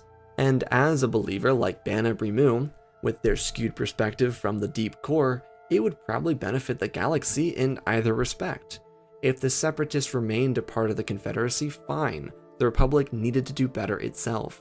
If not, then the war was over, which was significantly better than the current bombings and bombardments that innocent people feared every single day. The council came to a resolution by the end of the session, and Master Windu would need to spearhead the operation. He and his friend Bana Brimu were in charge of making sure this type of operation could work. Like Senator Amidala, Bana had friends and allies that were a part of the secessionist movement and were current members of the Confederacy. She and Master Windu could theoretically become stowaways and visit one of them. Once approval was granted from the High Council, she told Mace that her longtime ally from Sullust Van, named Aguth Omak, would make the perfect contact. He might even have the influence or knowledge to inform them if this would work or not. With protection and grace from the High Council, Brimu and Windu departed from Coruscant, disguised as citizens. Thanks to citizen protection policies created by the Republic and Confederacy, they were able to transit to their targeted location without any trouble. It did also help that by this point, Mina Bontiri had not been assassinated yet. Through hyperspace, they were able to speak to each other about strategy, which didn't take as long as either thought it would, so it permitted the two of them the chance to get to know each other. They discussed policy and theory for most of the time that they were on Hambarine, that the concept of knowing the other really never crossed their minds. But here at this juncture, they realized that if they had any real chance at ending the war, they might as well make the time to personally interact with one another. Life stories, tales about their childhoods and young adult life, and so forth were shared. The two of them were only a few years apart in age. They really had entire lifetimes to discuss because both were over 50 years old. But the most charming aspects of each of their lives were shared. It was beautiful and a fantastic contrast to the constant death and war that surrounded each of them when they first met. For Windu, it was a nice way to relax. He was still a bit concerned about how this deal would go with Aguth Omak, though Bana's optimism for how her friend would react to seeing them kept her excited. Once they actually arrived on Sullust Van, they were greeted by Senator Omak's chief of staff, Taishan Nuvolio. The Pawn Mun escorted them to the governmental building of their people. It was a towering, gorgeous structure, and into the main offices they went. Taishan was well aware of this deal, and he agreed to it because he was still learning from the CIS senator. He believed that Aguth was making the right decision, though it should be said, Mace Windu was not paraded around like the Jedi Master of the Order. Rather, Bana explained that he was her lover, someone who toured around with her as an ambassador from Hambarine. It was far easier to say lover because many separatists by this point figured out that the Jedi would cosplay as guards of some sort and sneak around with Republic senators to accomplish missions. It was safer for the two of them if Bana called them lovers. Their discussion was long and drawn out. Thanks to the ambassador quote-unquote lover role, Mace was able to participate, rather than stand like a guard statue. He and Bana knew their position points well, and how they wanted to arrange promises for the separatist senators. Aguth Omak was reasonably cautious when approaching this deal. It was not that he couldn't trust Bana, it was just that so many Republic senators changed since the secession of the separatists. He believed that they would be foolish to believe in the capabilities of the Republic, yet Senator Omak was much more interested in ending the war. If the Confederacy and Republic could coexist in the galaxy, with the neutral systems too, then perhaps more citizens would prosper. The thing is, as well, Aguth didn't really need to confide in the Separatist Senate. He'd pass the information around to get a basic idea of how a vote might go, but to him, there was no reason to pass a formal vote inside their parliament.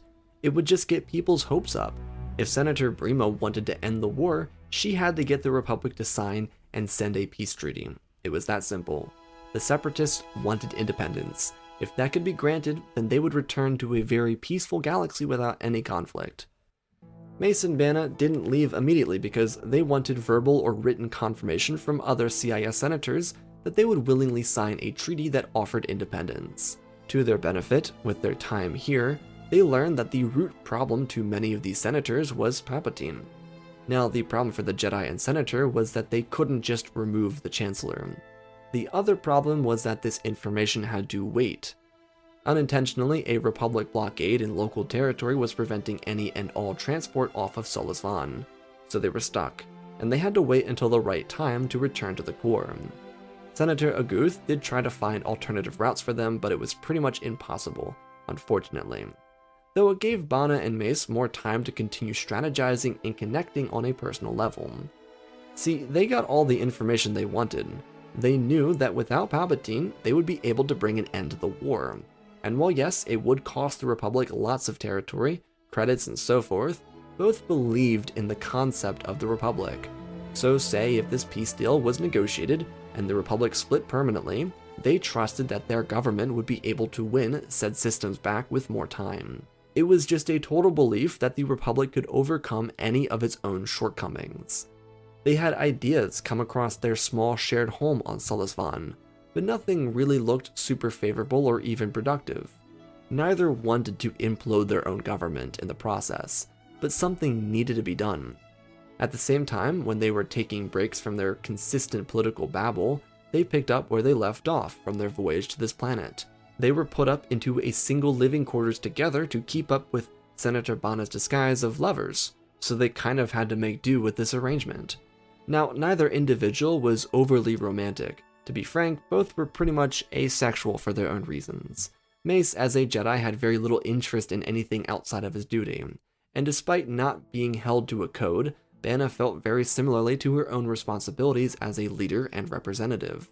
It created a unique bonding experience for the two of them, where they were able to see the value in this relationship for the other and companionship. And because, as most blockades do, they were stuck for just a little more than 2 months, they were able to develop feelings for each other. It led to what Mace Windu had struggled with before, and something he addressed in the following journal entry to himself. I am at a crossroad. The fate of the galaxy sits within my shared hands, and I am pulled elsewhere. My Jedi duty forbids attachments, and yet I know to my fullest extent that I can contribute to the Order in a meaningful way without allowing this attachment to pull me away from my responsibilities. Master Mundi often reflects on the little care he shares for his numerous Syrian partners, and I must admit, this is not that. I have held emotions such as love before. I have never been in love, but I believe that is what this is. As with my student, Depa Balaba, who I love very much, I cannot allow these human emotions to distract me from my responsibility to the galaxy. I believe I will make a similar choice with my dearest Bana Bramu. I love her. I find that very sentiment to be nearly intoxicating, but I am capable of dividing my love and my role. We will marry.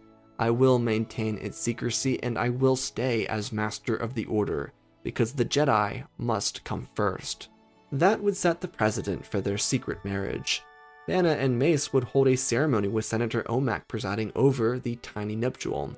It was beautiful and elegant, with a round of nice meals and drinks for the very few attendants. Both Bana and Mace were rational people, as clearly shown in the Jedi Master's journal. They decided to allow these rising feelings into their lives because they both understood that even when it mattered most, they would choose the Republic over each other. They were truly in love, yet they were fully capable of making the sacrifice needed to save the galaxy from whatever threat stood before it. Coincidentally, after their marriage, the Republic blockade would split, allowing the two of them to take their information back to Coruscant. As Mace professed in his very journal, he went to the High Council as if nothing changed. He didn't want to make an announcement, or even seem aware that he himself got married in the past 48 hours. Instead, like it was with his wife inside the Executive Plaza, their directive remained absolutely focused on the outcome of the war. The High Council, like the Loyalist Committee, shared similar reactions to the news of the Separatist reaction to this proposed treaty. The problem is, some members of the Loyalist Committee didn't like the idea that the Separatists would get total independence, which meant that, yeah, many senators outside of the Loyalist Committee wouldn't be fond either. So the ruse following the information of this truce became how to convince the Republic to sign a peace treaty. The Jedi were in total agreement. They believed in the Republic, like Mace. If it was indeed the superior government, then eventually it would be unified under a new leader, meaning they were crafting up their own strategy for removing Palpatine from office. Though because there wasn't total alignment with the Loyalist Committee like there was with the High Council, the secret husband and wife team had to do some work to convince others that this was a better opportunity, basically turning what would be presented as a Loyalist Committee treaty as a Republic interests treaty. This wasn't exactly the most exciting aspect of the potential truce work. It came with a lot of tax change and trade route updates, some hypothesized interest rate hikes, and more. Essentially, Mace and Bana needed to make this deal as profitable as possible to the Republic. Because the thing is, most senators knew that their government wasn't better off if the secession succeeded, so Bana and Mace needed to sell the Republic to its own representatives. Most of this work would be smooth sailing. There would be a rumor inside the Senate that a Jedi and/or representative were dating and/or married. This didn't worry Bana or Mace, but it scared the hell out of Anakin and Padme. The worst part is, Anakin and Mace weren't the only Jedi inside the executive building, so it realistically could be multiple Jedi. Yet this little rumor happened to transform their little case for the better. Thanks in part to legislation created in the past 2 decades, it was illegal for a representative and a Jedi to hold a relationship. It was basically something that could affect the interests of the politician or the Jedi. The High Council signed off on it and tried to use the bill to get more people on their side with trust. Instead, it made them look ignorant. But it was important, same with the rumors, because the Jedi decided, thanks to an idea given to Mace by Senator Brimu, to use all of it against Palpatine. As long as they could just force him out of office for like a day and propose a peace treaty, then they could theoretically end the conflict without having to worry about Palpatine or his war dogs. The question remained for Dooku, but this was something that they could control here on Coruscant, so they would control the only hope they had for ending this war. The Jedi blew it all up. Master Yoda, in accordance with quote-unquote Windu's plan, went into the executive structure and arrested Palpatine in basically broad daylight. At the same time, Senior Senator Bana Brimu requested for an emergency session to begin. It was lined up so that Bana, who never did this type of thing, looked as innocent as possible. The truth is, no one would really know of Palpatine's arrest until after the session concluded, mostly due to the timing and framing of things. Bana chose a time when most senators were inside the Senate building. So yes, some people saw the Jedi enter Palpatine's office, but just assumed nothing of it, when Sheev didn't appear for the emergency session, because the Jedi did that. And because the treaty was sold as a pro-Republic deal, the Senate, without Palpatine sending the session into a forever recess so he could bomb the power grid or whatever, was able to get a vote just in favor of it. It was a very, very small margin, but just enough to make it work for the Republic, meaning Senator Brimu's treaty was sent to Aguth Omak, and right into the hands of the Separatist Parliament. While the Republic devolved into chaos over the hostile Jedi takeover, Dooku held his own session to review the details of the treaty. By this point, Galactic News depicted the Supreme Chancellor being arrested by the Jedi for holding relations with a member of the Order, so Tyrannus knew that while he was hosting this session, no one was watching him. It was a weird, momentary thrill. Dooku, like Master Windu, believed in his own government. If Dooku truly believed in the Confederacy more than the Sith, which he did, then why wouldn't he accept this deal? Palpatine made Dooku sacrifice so much just to bring peace to the galaxy, and now the Jedi had Sidious. So in Dooku's mind, he wasn't even betraying the Sith Lord. He was simply upholding his end of the bargain. Dooku, despite seeing some minor problems with the treaty that could be corrected in an official state sit-down between governments, proclaimed that this treaty was their day of victory. In a short, in-the-spotlight speech, Tyrannus told all of his colleagues that this is what they'd been fighting for. The Republic arrogantly believed it was the better system of government, so let them have it. They would have gained their very independence by just signing off on this deal, and that was a benefit for everyone present inside this parliament. A resounding wave of cheers lifted through the crowd, and they supported the chants at galactic tranquility while finding their own independence. The irony about Palpatine's arrest is that the Jedi were simply moving him out of the way. It wasn't a total capture or seizure of him for anything wrong. They just removed him from the Senate with a false accusation and allowed a vote to transpire, which brought pretty much immediate peace to the galaxy. This was a simple ceasefire, just enough to completely resolve the conflict, but there was one saving grace to make sure the war actually stayed resolved. Dooku believed so firmly in his separatist movement that he'd rather give himself a chance than let the vengeful Palpatine out of containment to seek revenge. It was in this that before Palpatine could be released from Jedi custody, that Dooku specifically contacted the Jedi Temple to give them information that they might find useful. Basically, he framed every action he committed as done by Sith Lord Tyrannus, i.e. Palpatine. With every account of his own sins during the rise of the Confederacy accounted for, he put the blame for the creation of the war on Palpatine alone, basically saying that he killed Sidious and Tyrannus was Palpatine. He relayed all the documents to confirm that this was true, and he told the Jedi that he hoped that they would learn from the success of the Confederacy. Count Dooku's decision wasn't made out of malice nor mercy. He didn't target Palpatine and spare the Jedi intentionally. He only chose the outcome with the highest chance of prolonged peace. The Jedi by their nature would not try to attack him or seek vengeance. Palpatine wouldn't. The Jedi would try and step in the way if the Republic didn't. So it was an easy choice, and based on how highly Dooku regarded his Confederacy, he gave it till the end of his life for the Republic and most of the neutral systems to be absorbed into his new government. The case surrounding Palpatine was both important to the public on Coruscant, but also less important than the peace treaty. It was a hard choice. Most people were interested in how the Republic would pay off the clone army, its massive military, and the price of the war, while maintaining a functional government. Luckily, thanks to the secret husband and wife team behind Senator Brema, they had some answers.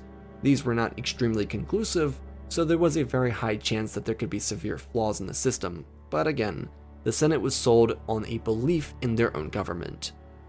The official peace treaty to end the war would be ratified by the Republic and passed by the Confederacy in neutral territory. Dooku agreed to remove Grievous and Asajj Ventress from the front lines, but a third of his active droid military would remain around the perimeter of Separatist territory, as the three major galactic governments decided on their new trade laws and so forth.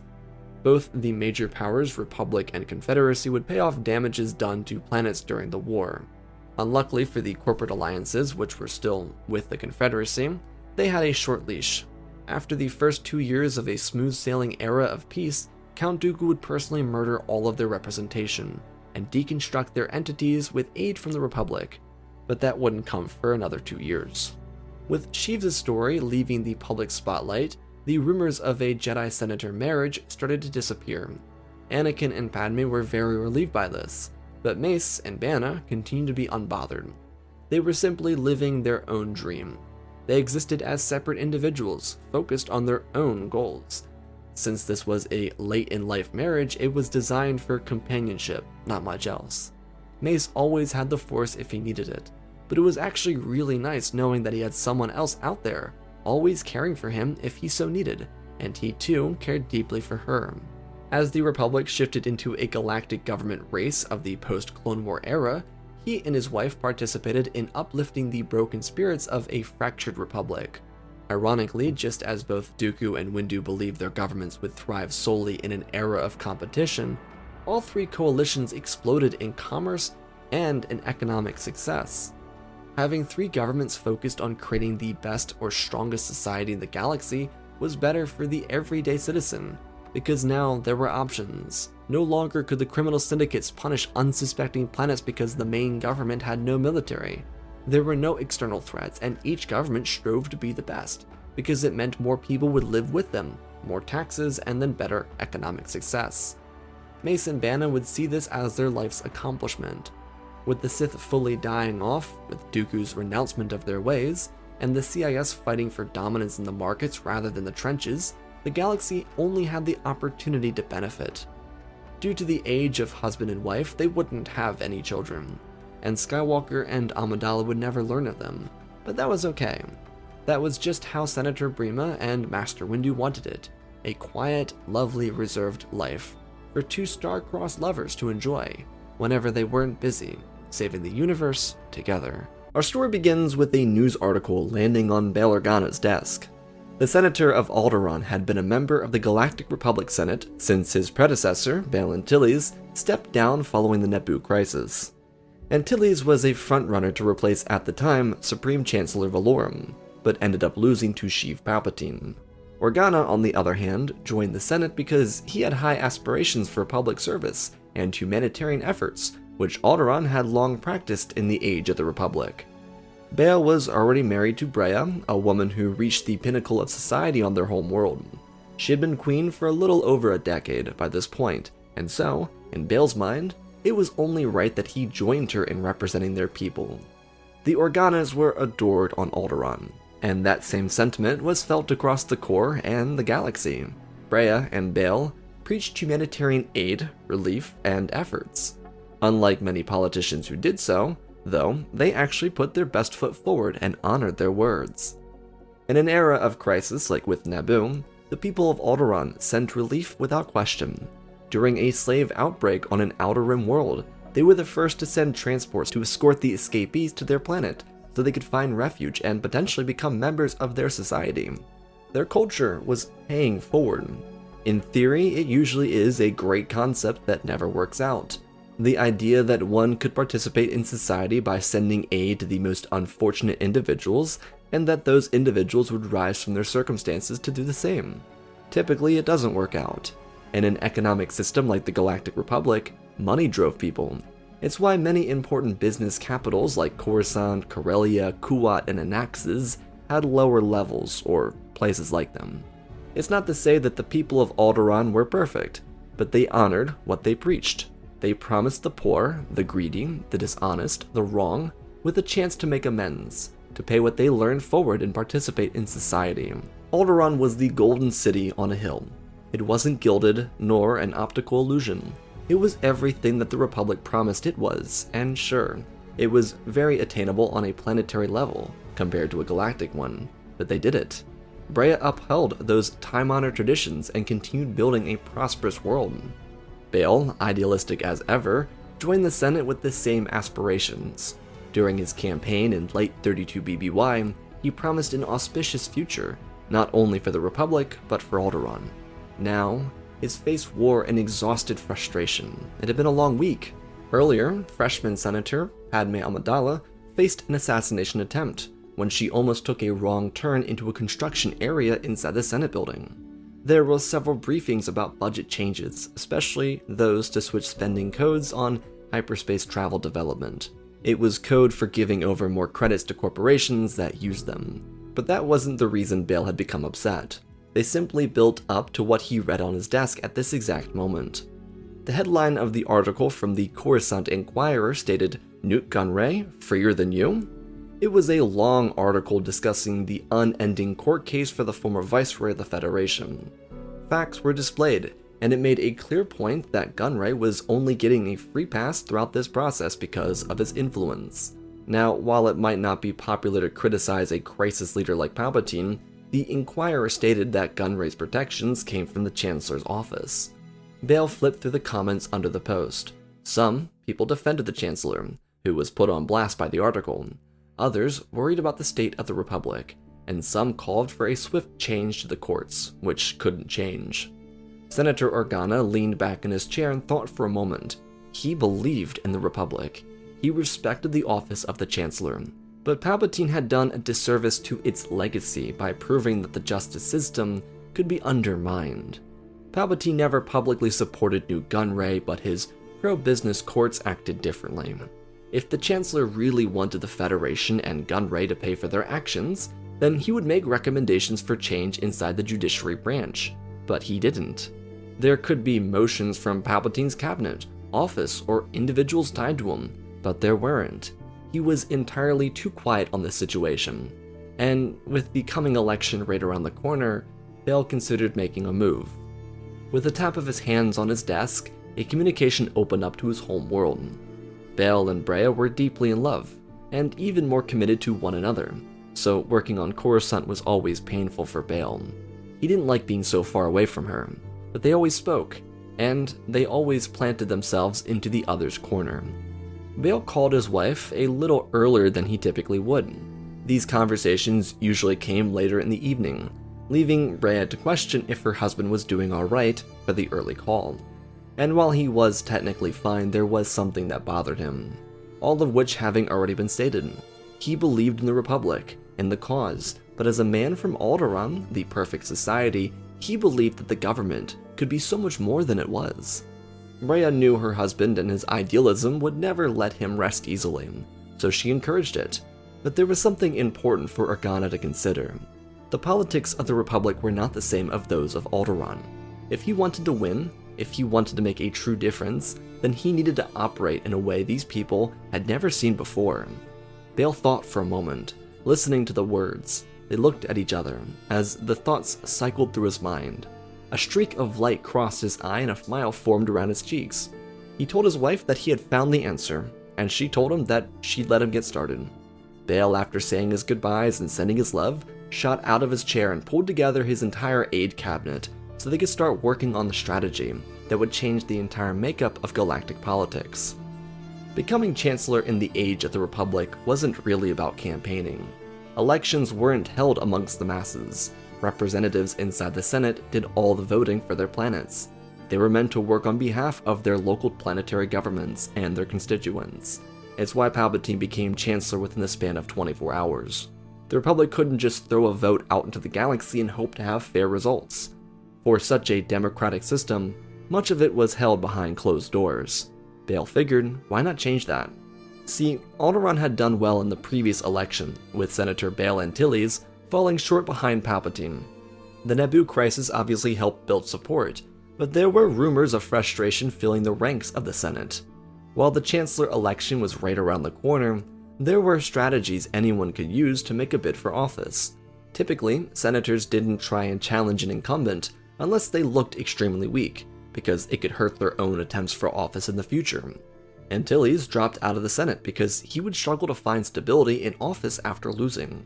People didn't like quote-unquote losers. Organa, though, had an alternative strategy. As he and his aides concluded, Palpatine no longer had the emotional support of the people for the invasion of Naboo. That was 4 years ago. If they could swindle the population into supporting Organa, then they could influence change within the Senate. No one who ran for public office ever campaigned on local systems. It was a waste of credits and time. Every so often, like with a Valorum, there'd be a planetary event to build up local support for the candidate, but those were more ploys to get lobbyists and PACs to donate credits. Valorum, specifically, knew how to make himself a profit, and the event held on Coruscant did that for him. Bail Organa, though, knew that if he changed the ball game by specifically targeting the constituent bases of politicians that planned to back Palpatine, then he could change the future of the election. Alderaan was already extremely popular, and Organa openly wanted to expand what his homeworld perfected to the galactic stage. But to challenge the business superstructure inside the Senate would be impossible. A straight fight with them could force him from office alone, and lead him to losing his ability to help people the way he wanted to. Policymaking and voting made a difference, even if it wasn't immediate. Bale believed that. So instead of focusing on earning votes inside the Senate, he would earn votes from the populations of competitive senators to turn them to his side.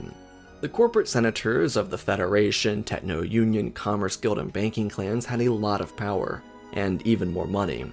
Most representatives inside the Senate respected them and wanted their favorability so they could increase their personal capital. But if Bale campaigned, thus convincing these populations that their representatives didn't care about them, then senators would face the risk of losing their power, and with that, their money. The plan was simply put like this. If Bale could gather the constituency of Palpatine or corporate loyal senators, then they would all be forced to vote for Bale. If they didn't, then they would be replaced in a special election or an upcoming one by someone that actually represented the population. It meant that the very power the individual senators of these bases wanted would be stripped of them by their populations. And unfortunately, no one had ever used this strategy. All business had been conducted inside the Senate, because it removed the power of the people's voice, and Bale planned to change all of that. His campaign trail started even before he announced his decision to run against Palpatine. He simply wanted to gauge reactions by offering to listen to planetary populations. He openly called on their senators to be more active in debates that could positively shift the status quo. Bale ran a very on-the-surface, anti-establishment campaign meant to bring attention to Newt Gunray's trial. He spoke about direct differences between what their representatives promised them and what they actually did. He drew on actual events, broken campaign promises, and how their system only ever rewarded complacency. In a soft launch of his own push for office, he rallied a collective excitement in an actual change. Bail Organa offered a vision that completely shifted what the government would mean for people across the Republic. No one paid much mind to Organa as he did this, until he of course announced his candidacy for Chancellor. Senators didn't specifically care that Bail was making speeches on their home worlds, because if it didn't look like it challenged their role inside the Senate, why would they care? The very core of governance in this republic system was influence and power. Credits were flowing on Coruscant, people were starving elsewhere, and finally an actual member of the elite class came down to these planets. This wasn't the same as they've come to know, run-of-the-mill billionaire pretending to be a poor person to earn favorability. Bail Organa came from a wealthy estate, no doubt, but he was also a dignified man from Alderaan, someone who had a reputation of paying his gifts forward. He was the anchor of a counter-movement to the current status of the Republic on Coruscant. The official announcement of Bail's run for office changed everything, though.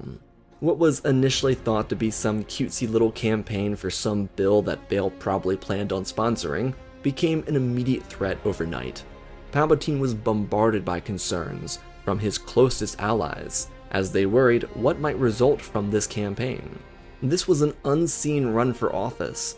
No one went straight to the constituents. They always relied on deal-making inside the executive plaza or by simply buying votes by promising deals to corporate demagogues. Bail, by going around the backs of major Palpatine loyalists, presented a problem to the entire system. The irony, too, is that Bail ran on the surface an anti-establishment movement that targeted the very structure of the Republic, when in reality, he planned to reverse the status quo of said system to benefit the plans he created during his talks to help people. Bail's interest in community and building a movement by understanding the basic needs of constituents away from Alderaan allowed him to apply pressure on false promises of current senators and representatives of any given system. These people, especially in Palpatine's camp, propped up megacorporation powers rather than provide their citizens with a chance to get ahead. Turns out there was also more money in doing the former. All of it was a machine, fed by billions and trillions of credits moving around inside the executive plaza to inflate the markets. Think of the invasion of Naboo. There were some reactions inside the market, and to make sure the quote-unquote economy stayed afloat, new Chancellor Sheev Palpatine pumped credits into the market to keep it above water, instead of doing anything to help Naboo in that moment, which is why Padme went back to Naboo. Within a week of Bail's official announcement, the Commerce Guild, backing many of Palpatine's loyalists inside the Senate, ran dozens of smear campaigns against Bail Organa. But there was one major problem. They had no dirt. There had been scenarios where Bail had taken money, but he never actually took it. Organa was well off. Sometimes he'd spend big credits on a dinner for his allies or buying a piece of art for his wife. But these weren't from campaign donations, corporate gifts to pass a vote or a bill, or anything else from the people. Sure, Bail had to take the option to take in more money than he ever saw, yet he never actually took it. One particular example could be used, but not in a smear campaign. From Kuat, one of the major drive yard manufacturers paid Organa a stunning 4 million credits to vote on a manufacturing bill to support the lessening of prices for transportation of necessary materials. It was a huge benefit, and Bail played hardball on it, because he knew he could jack up the price for the donation that he would apply somewhere else. None of those credits touched his personal account. Instead, they went right into the bill. The reason Bail signed a manufacturing bill for the massive Kuat drive yards was because they were producing humanitarian relief cruisers. The 4 million he was given to vote on it went straight into the payroll for full crews to deliver relief to systems in need. Organa, as a result, acted on his actions. He rarely even accepted the Senate payroll and donated frequently to people in need, meaning that he technically didn't make anything from being a senator. The smear campaigns from his political rivals only showed an inferiority from these peers, rather than actual interest in making the galaxy a better place like Bail did. Organa, thus, kept pressure on their constituents, and one by one, they stopped supporting the Chancellor. It was a sick game. Bail knew that if he pushed these people far enough, that they would remain inside the Senate and actually work on behalf of their citizens. If they didn't make those changes, the more alert constituents, because of Bail, would remove them from power, because they were only interested in money. It was all a ploy, and despite Bail and Palpatine seldomly holding conversations or open debates, the real battle was between Organa and his targeting of Palpatine allies. Now, there was something else that changed this. The people that the Chancellor wanted to do the same thing to Bail with couldn't be changed or affected. In his efforts over the past 4 years to distance certain systems from the Republic, Palpatine created a line of representatives that actually represented. So, where his pro-business coalition bowed down to the Commerce Guild and banking clans, these senators that were ready to join Dooku and leave the Republic for a better, newer system were ready to support Bail. Organa provided them a route towards a new Republic. It left Chancellor Palpatine with a choice to make. How could he challenge the unstoppable Bail Organa without appearing weak? Well, it was simple. The plan needed to change. Bail Organa was speeding towards victory. Not a soul in the galaxy could turn heads away from this movement. Alderaan was the golden system inside this government, constantly giving back to its citizens and doing what it could for people in the galaxy. That raw hope offered far more than anything Palpatine had done since taking office. At the end, before the votes could even be casted inside the Senate Rotunda, Palpatine threw out one line that fundamentally changed everything in this election. He had beat around the bush with it, but never directly stated it.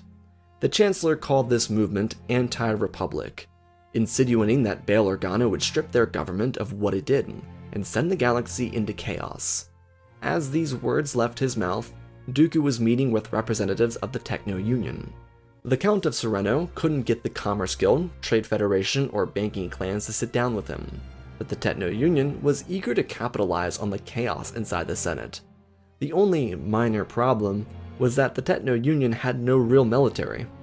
The banking clans agreed to supply a credit line to the mega corporation, and charge a 20% interest on everything after 3 years if the Techno-Union didn't fully pay it off. But the bill would be so large that not even a powerhouse like the Techno-Union could pay it off in 3 years. Bail had no clue that this was going on behind his back. Instead of a guttural reaction from the Senate to Palpatine's anti-Republic remarks, Senator Organa instead became the next Chancellor of the Galactic Republic. People once across the galaxy were eager for the change that a mid-rim senator like Palpatine might bring. But Organa's rise came with open celebration from the people of the Republic. They saw his ascension as the beginning of a new golden age, and it beautifully lasted for 13 hours after Bail's victory speech. Palpatine knew that with the should-be separatist movement sticking with the Republic and supporting Bail, that he couldn't technically form a CIS coalition. Instead of trying to rush things and force a new movement in time for the Clone War, he targeted the group of people that were most frustrated by Bail's actions, Palpatine's loyalists. The senators whose constituents threatened to unelect them were furious. They had been blackmailed by their own people because, well, they didn't do their jobs. Despite this, they all remained loyal to Palpatine, because every single one of them made more money when Sheev was a chancellor. The Sith Lord recognized that they needed to become his separatist movement, a true resistance, as he would call it, to the undemocratic understanding of the Republic that Bail brought in Palpatine's own words. Instead of an unnatural divorce on the galactic stage like the Clone Wars might have brought, Palpatine outright called for a split inside the Senate, demanding that in order to save their time-honored tradition of democracy, that they needed to split. The election results may have been valid, but Bail in their eyes was a total detriment to society. Sheev loyalists leaked a fake document detailing all of the Organa administration's plans for the upcoming 4 years in an effort to slander Bail's name. It provided cases for breaking down the structure of the government much further than Bail even promised during his campaign events. Yet people weren't outraged at the new chancellor per se. The divide that split the government almost down the middle was a reaction to a victory that the establishment didn't want. It was in essence a reaction to a reaction. Bail started running because the government protected Newt Gunray, despite his crimes against humanity. The Republic fairly elected Bail, but the powers that had their hands deep in the economy were furious. They wanted a reaction that fixed the government fully into their control, because Palpatine supported them.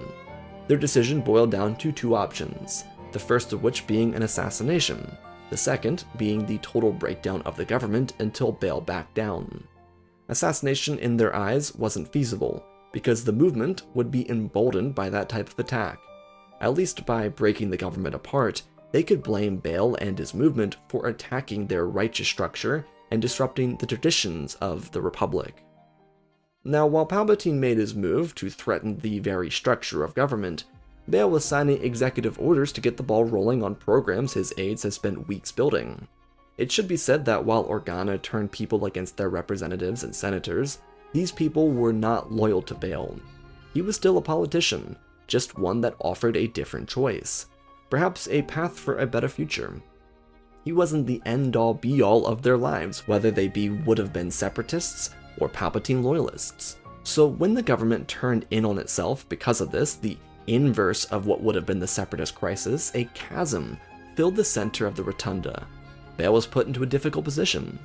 Palpatine was able to rally together a large group of allies, especially one from the Techno-Union. But despite the other corporations showing their support by creating stagnation in the economy, they didn't see worth in betraying the Chancellor. It was a safe option to sit in the middle of the aisle rather than to work on either side. The people weren't really reactive because they didn't really know. The lag that happened after Bail's rise happened with every new Chancellor, which all this went back to the whole concept of everything inside the Senate or the Executive Plaza being done behind closed doors, away from the public's eye. Bail got news of the split and the offers. The conglomerates, typically known for making a deal, told the new Chancellor that he would have to give up on his campaign promises to protect the Republic from total destruction. This information hit his desk after a long day of constantly interacting with commission leaders, panel reps, CEOs, and his time to spend countless more bills. So when someone informed him of the terms of a total government-wide shutdown, he had to make a decision that could forever impact his public image. A threat that not only wouldn't shut down the government, but would split it entirely, forcing everything to fall apart on his watch within a day. He reflected for a moment. He knew why he won a seat in office, because he promised to be what the people asked of him. His goal was always to offer humanitarian support, and, come to think of it, a legislative package for a $2 quadrillion care package that he planned to introduce to the Senate sat on his desk. This very bill could change lives on every system within the Republic. The fiscal budget for the Republic came to a resounding 15 quadrillion on average, and it was a high commitment from the government. But he had already rearranged the budget to account for it, including a reverse of the tax plan, which wouldn't prioritize ripping up the foundational classes of society and even adding certain restraints to trade lanes on corporations like the Techno-Union. It all came down to this, though. How would the peaceful senator, now Chancellor from Alderaan, handle this adversity? Would he bow down, rescind his promises, and let the government break apart? 1,000 generations sat on his hands, and he told his cabinet that they wouldn't be breaking the government down. Instead, he promised an executive plan that would dig into the deficit to find resources for a minor military movement.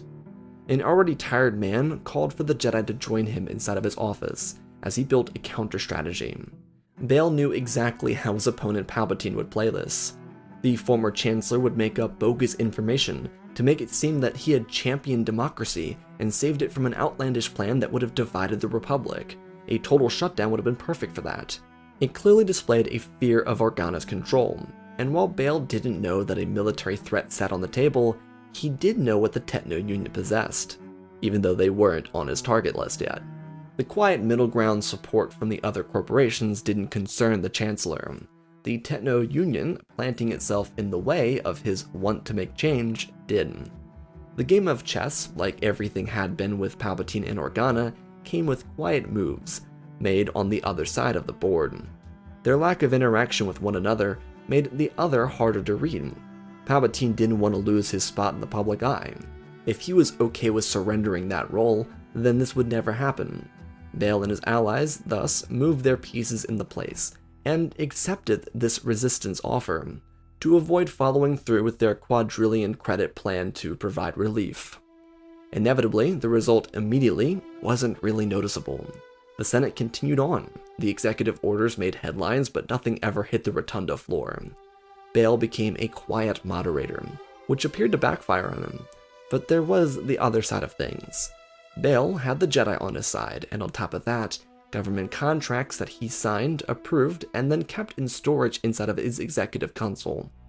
Bail didn't allow Palpatine, who started his own series of pro-Republic campaigns, to control his destiny as Chancellor. While movements were made to inspire the courts to charge Newt Gunray with crimes, the rest of the Senate came to a lull. Political talk show hosts often criticized Bail Organa for not even addressing the problems that he promised to handle. A feeling started to creep out about how they'd been swindled again. Another core resident that convinced them to give him power and then forgot about them and their campaign once they arrived in office. From the outside, the divide inside the Senate wasn't visible, but the lack of government output resonated with the counter-movement smear campaign that Palpatine ran. It wasn't that Bail's anti-establishment didn't work, it was that the government didn't work with him. Meanwhile, from across the corporate sector, Bail started using cover-up bills frequently used by the Senate to help his own plans. In accordance with the actual government structure he loathed before joining, he created a series of layered plans to bulk up a proper Republic Navy and fund a military to arm it. These were not highly trained combatants, but talented pilots and crew personnel. Bail understood that a legitimate threat to the government needed to be disarmed by arming the Republic. He didn't love this idea, he wasn't even a fan of it. He just recognized that the Techno-Union was doing something, and he needed to be prepared. Now, despite his efforts to push out humanitarian relief, the 2 quadrillion credit package still sat on his desk. Bail frequently worked with his allies to build new strategies around it because, truthfully speaking, the strategy he used to get into office wouldn't work without production from the government. If Chancellor Organa could prove that the Republic functioned under his administration, which it hadn't yet, then he could show uncooperative citizens that he cared about them and that it would work. On the surface, what Bail was doing behind the Senate's back might sound like autocracy, but these weren't agreements to counterproductive systems inside the Senate. This was a redistribution of credits that inflated a fake economy that would be given to people who actually required his aid.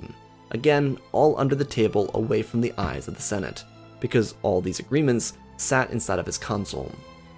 After 6 full months as Supreme Chancellor, the barely 40-year-old senator started showing gray hairs. He didn't lament it, and Brea quite liked it, but he knew that the job was getting to him. They were constantly on the cusp of greatness, but the conglomerate movement tied to the Senate resistance was holding him back. It was clear, though, that the would-be separatists, prior to Bail's victory, were staying with the Republic, the Mina Von Tiris, for example. They believed in Chancellor Organa. However, thanks to the Jedi and Palpatine's decision to keep pushing for a split Senate, there were answers revealed. The banking clans didn't swear loyalty to anyone, and they actually aided both sides of the aisle because, well, it was profitable. The Techno-Union production loan and several minor Republic requests had been approved by Nick's card of the banking clans. But what became apparent was that the Techno-Union wasn't nearly as efficient at battle droid production as the Trade Federation, and with Newt Gunray ending up inside maximum security prison with a lifetime sentence, the Trade Federation had no intention of showing their teeth against the new administration. Dooku and Palpatine continued to support the resistance movement, publicly and behind the scenes. But the problem remained: the Jedi. While the Jedi never discovered their identity or what they were up to, the Order did connect some dots that could aid the Chancellor. The High Council was very much in favor of Bail's humanitarian relief bills, and they wanted every single one of them to come to life. So they went out of their way to employ knights in undercover operations to break apart the resistance movement from the inside out. It revealed that Palpatine had every intention of throwing Bail under the bus with a government lull. However, because Organa continued to manipulate the conglomerates by providing bills that slightly favored them, they refused to buckle and split the government. The previous administration, Palpatine's, put so much fear into the minds of these corporate representatives that they actually believed Organa would destroy their businesses, but that was never his intention. He modeled this approach off of Alderaan's government success, but it didn't mean that he would destroy the corporate demagogues if it resulted in more suffering. Bail believed in an approach that rewarded competition, while also providing a fairer playing field for everyone. It also, to be honest, depended on how these corporations responded too. If they bought into the concept of giving back to the community without exploiting it, then they could also share in the prosperity. The break for Organa's administration came with the speech of his life. Chancellor Bail Organa arrived at the Senate building for a State of the Republic speech, where he explained everything to the galaxy. It was his chance to tell everyone what he was experiencing and why things had been so stagnant. It was also his chance to make a move that not even the Sith Lord and his evil apprentice could expect. Bail started with a talk similar to his campaign speeches, which more or less bubbled down to a conversation. It already was one of the highest watched State of the Republic broadcasts in modern history. He brought together everyone's attention, because he had captivated them before his election, and now they needed to see proof of his efforts to make real change. So he, without making excuses for the struggle inside the government, told them all that with the activation of the first true Republic fleet, they would challenge the Techno Union to stand down, so that the 2.6 quadrillion credit humanitarian care package could be approved. In this, he listed out the basics of the system, and how, thanks to the delay inside the Senate, due to internal factors, quote-unquote, he was given plenty of time to readjust this relief package. The citizens of the Galactic Republic were always on his mind, and now, thanks to the Jedi, he knew exactly who caused so much distress on the process of government. And he thanked the people for believing in him and his administration, and promised them the change he had initially run on. Sidious, who watched this from the Techno Union headquarters on Skako Minor with Dooku, grew increasingly angry. Whatever the Republic mustered up would be eradicated. Wat Tambor provided the Sith with his military. He had told them that even in 6 months, the Republic shouldn't have the capability of mustering up a competitive fighting force. Well, as it turns out, they did. A sensor on the structure sounded, and a Republic fleet of destroyers, cruisers, and fighters, led by Jedi pilots, descended into the atmosphere of the planet. They sent a transmission, telling the Resistance to disarm itself and surrender. Sidious knew that his chance for re-election would end if he stayed here and was discovered, so he ducked out of the way and slipped into a Techno Union fighter craft and blasted out of the building. If the Jedi found him, then it would all come to an end. However, speeding out of a hangar bay of a lockdown facility didn't really help his case. 2 Jedi trailed him, Masters Saesee Tiin and Mace Windu, 2 of the premier pilots inside the Order. Their Delta 7 starfighters broke past the Republic blockade and ordered a cease and desist, but the fighter didn't respond to them. The 2 Jedi moved for a disarming sequence to rid the vessel of its hyperdrive. Sidious ripped away from them as they split apart and started firing away. Palpatine ducked and weaved with the ship, pushing through rock formations on the surface. Saesee trailed right behind him, and Windu, on the other hand, flew above the 2 of them. Both Sith Lord and Jedi Master slipped between massive boulders, and Sidious fired at rocks intending to kill the Jedi Master by falling on top of him. Mace, who saw this pilot from above trying to kill his friend, readied his blasters and rolled up into the sky. By the time Palpatine escaped from the rocks with Saesee barely holding on behind him, Windu was speeding towards the surface of the planet.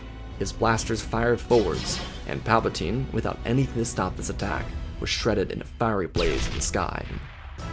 The Republic blockade changed the entire game for the Senate. Everyone who sided with Palpatine knew that the Techno Union was behind their power. Now they had to choose, and Bail Organa had himself another dagger to their decision to betray the Republic. He proposed an open donation board. While senators and politicians had the chance to make their donations from corporate demagogues public, he would, with this bill, force it into motion, meaning that every single person who took a donation had to publicly show it on record. Of course, the Resistance caucus refused, but the vote passed by 3 people, individuals trying to earn favorability with the new system. It led to the rapid deconstruction of the caucus Palpatine created to challenge Bail Organa. These senators would then face the wrath of their constituents, because they had betrayed the Republic. Following the struggle of actually uniting the Senate, Bail had a really seamless transition into leadership. Dooku was arrested for conspiring with the Techno Union to shut down the galactic government, which is what Republic officials saw it as. The senators were given a free pass and left at the mercy of their constituents, but the conglomerate physically threatened the Republic, and they faced a punishment for it, just like Dooku. The Union became split up, and eventually given over to other corporations for good behavior, something at Organa's government prioritized. If any given corporation pledged itself to assisting in the massive relief bill, then they would be provided subsidies for contributing to the cause. It was that simple. And pledging to assist wasn't adding credits to a massive budget. It was establishing systems that ensured the structures put in place to keep it operational remained. This could be learning centers that actually helped people instead of heavily defended prisons meant to create repeat offenders. It could also be food banks that continued to deliver despite sometimes coming at a cost. There were flaws in the system, absolutely, but the massive budget did not sink the economy. It didn't even destabilize the markets. It only provided a more appropriate step to building a stronger society on every level. All the false promises of helping out the lower class in previous decades finally came true with a real bailout, supported by Organa, who continued to champion humanitarian work for the rest of his term.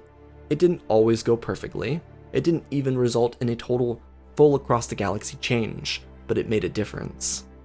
While Bail knew nothing about the destruction of the Sith, it also became a lot easier for him to maintain a lead inside the Senate without challengers like Palpatine. There were people that disagreed, and those disagreements created better bills and amendments. But without the Sith, change was entirely doable.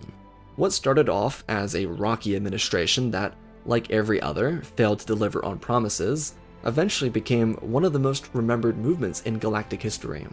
Once Organa left office, there were no clone wars, there were no civil disruptions, just a starting to change society. Bail didn't just change the Republic, he set the standard for every other administration. His initial care package changed a lot, same with the slowly growing Republic Navy. But the real change had to come from constant effort. The Republic couldn't fall back into the hole it first created for itself, and luckily, or thankfully, they wouldn't. Supreme Chancellor Bail Organa not only introduced the galaxy to a system that benefited Alderaan for thousands of years beforehand, but showed people that, in being a good member of a wider community, they could also build the most prosperous society seen in galactic history. The story begins inside the book of Wilhuff Tarkin, pen to paper, the way to ensure his secrets, thoughts, and aspirations could never be touched. Pen to paper was a lost form, especially in such an expansive galaxy. But there were always concerns of individuals trying to gain power. If they truly wanted to be a functional government, a functional military doctrine, things needed to be tighter. Tarkin wrote the words as they came to mind. An entire doctrine named after him, an entire system of militaristic control in honor of the man who sat humbly behind his desk instead of his personal Star Destroyer. Tarkin's eyes drifted from his desk to the window. Outside, he could see space, and at the lower right of the corner of the window was the edge of another Imperial One Star Destroyer. The Empire was growing, it was powerful, and he was to thank for that expansion. He smiled to himself. All these were simple ramblings, the thoughts of a man that desired to control the galaxy. Maybe not to take it from his dear old friend the Emperor, but maybe indeed to do so. Tarkin's eyes slid across the room. In the left corner of the room there was the armor plating of a Jedi Temple guard, one that was slain during the siege on the temple.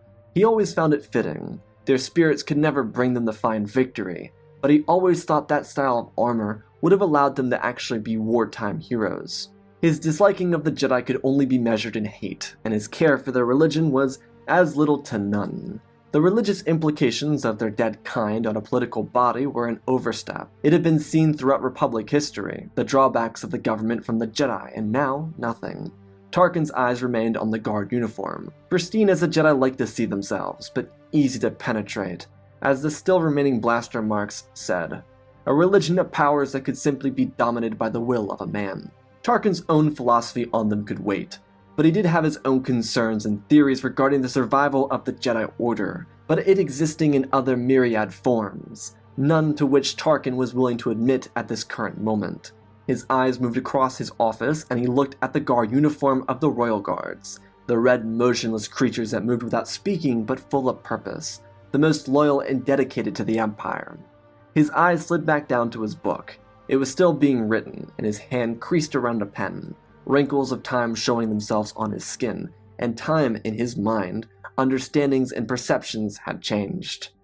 He placed the pen on the paper, a fine, delicate cursive-like iteration of Galactic Common read out, the Manifesto of Wilhuff Tarkin. His initial ramblings would find their home inside this book, Secrets, theories, ideas, lies, whispers, and everything in between would be known to him and him alone, no longer bouncing around inside the chambers of his mind. Tarkin grinned sadistically as he continued forward. His doctrine, one of military strength, was put in place to destroy the rebels and ensure the system of the Empire remained domineering. However, there had been a rise in rebellious activities. These were no doubt in correlation to the looseness of the Imperial structure. Despite the Tarkin doctrine taking a foothold in the Galactic Empire, its place was only deemed necessary by a complacent Senate, one that served a... Tarkin's mind trailed off. Before he could finish the statement, his hologram buzzed, and he gently picked up the edge of the book and watched the pages slide down to cover up the beginning of what he wanted to write. When he opened the hologram, it was Director Orson Krennic. He informed Tarkin that there had been a new development at the Project Stardust, one that he wanted Tarkin to take a look at, specifically because they'd been working on this together for such a long time. Tarkin nodded his head and ended the hologram as he stood up and placed his book in his drawer. He went to the hangar and his personal shuttle lifted off and departed for Scarif.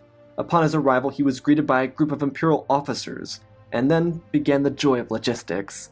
They expressed that there were some issues with the reactor during preparations for the jump to hyperspace. Despite the Death Star being an incredible-looking weapon, it was still far from complete in their minds. They couldn't put the dish onto the weapon itself until they finished the internal work. Aside from that, there were some simple housekeeping issues that they wanted to inform him on.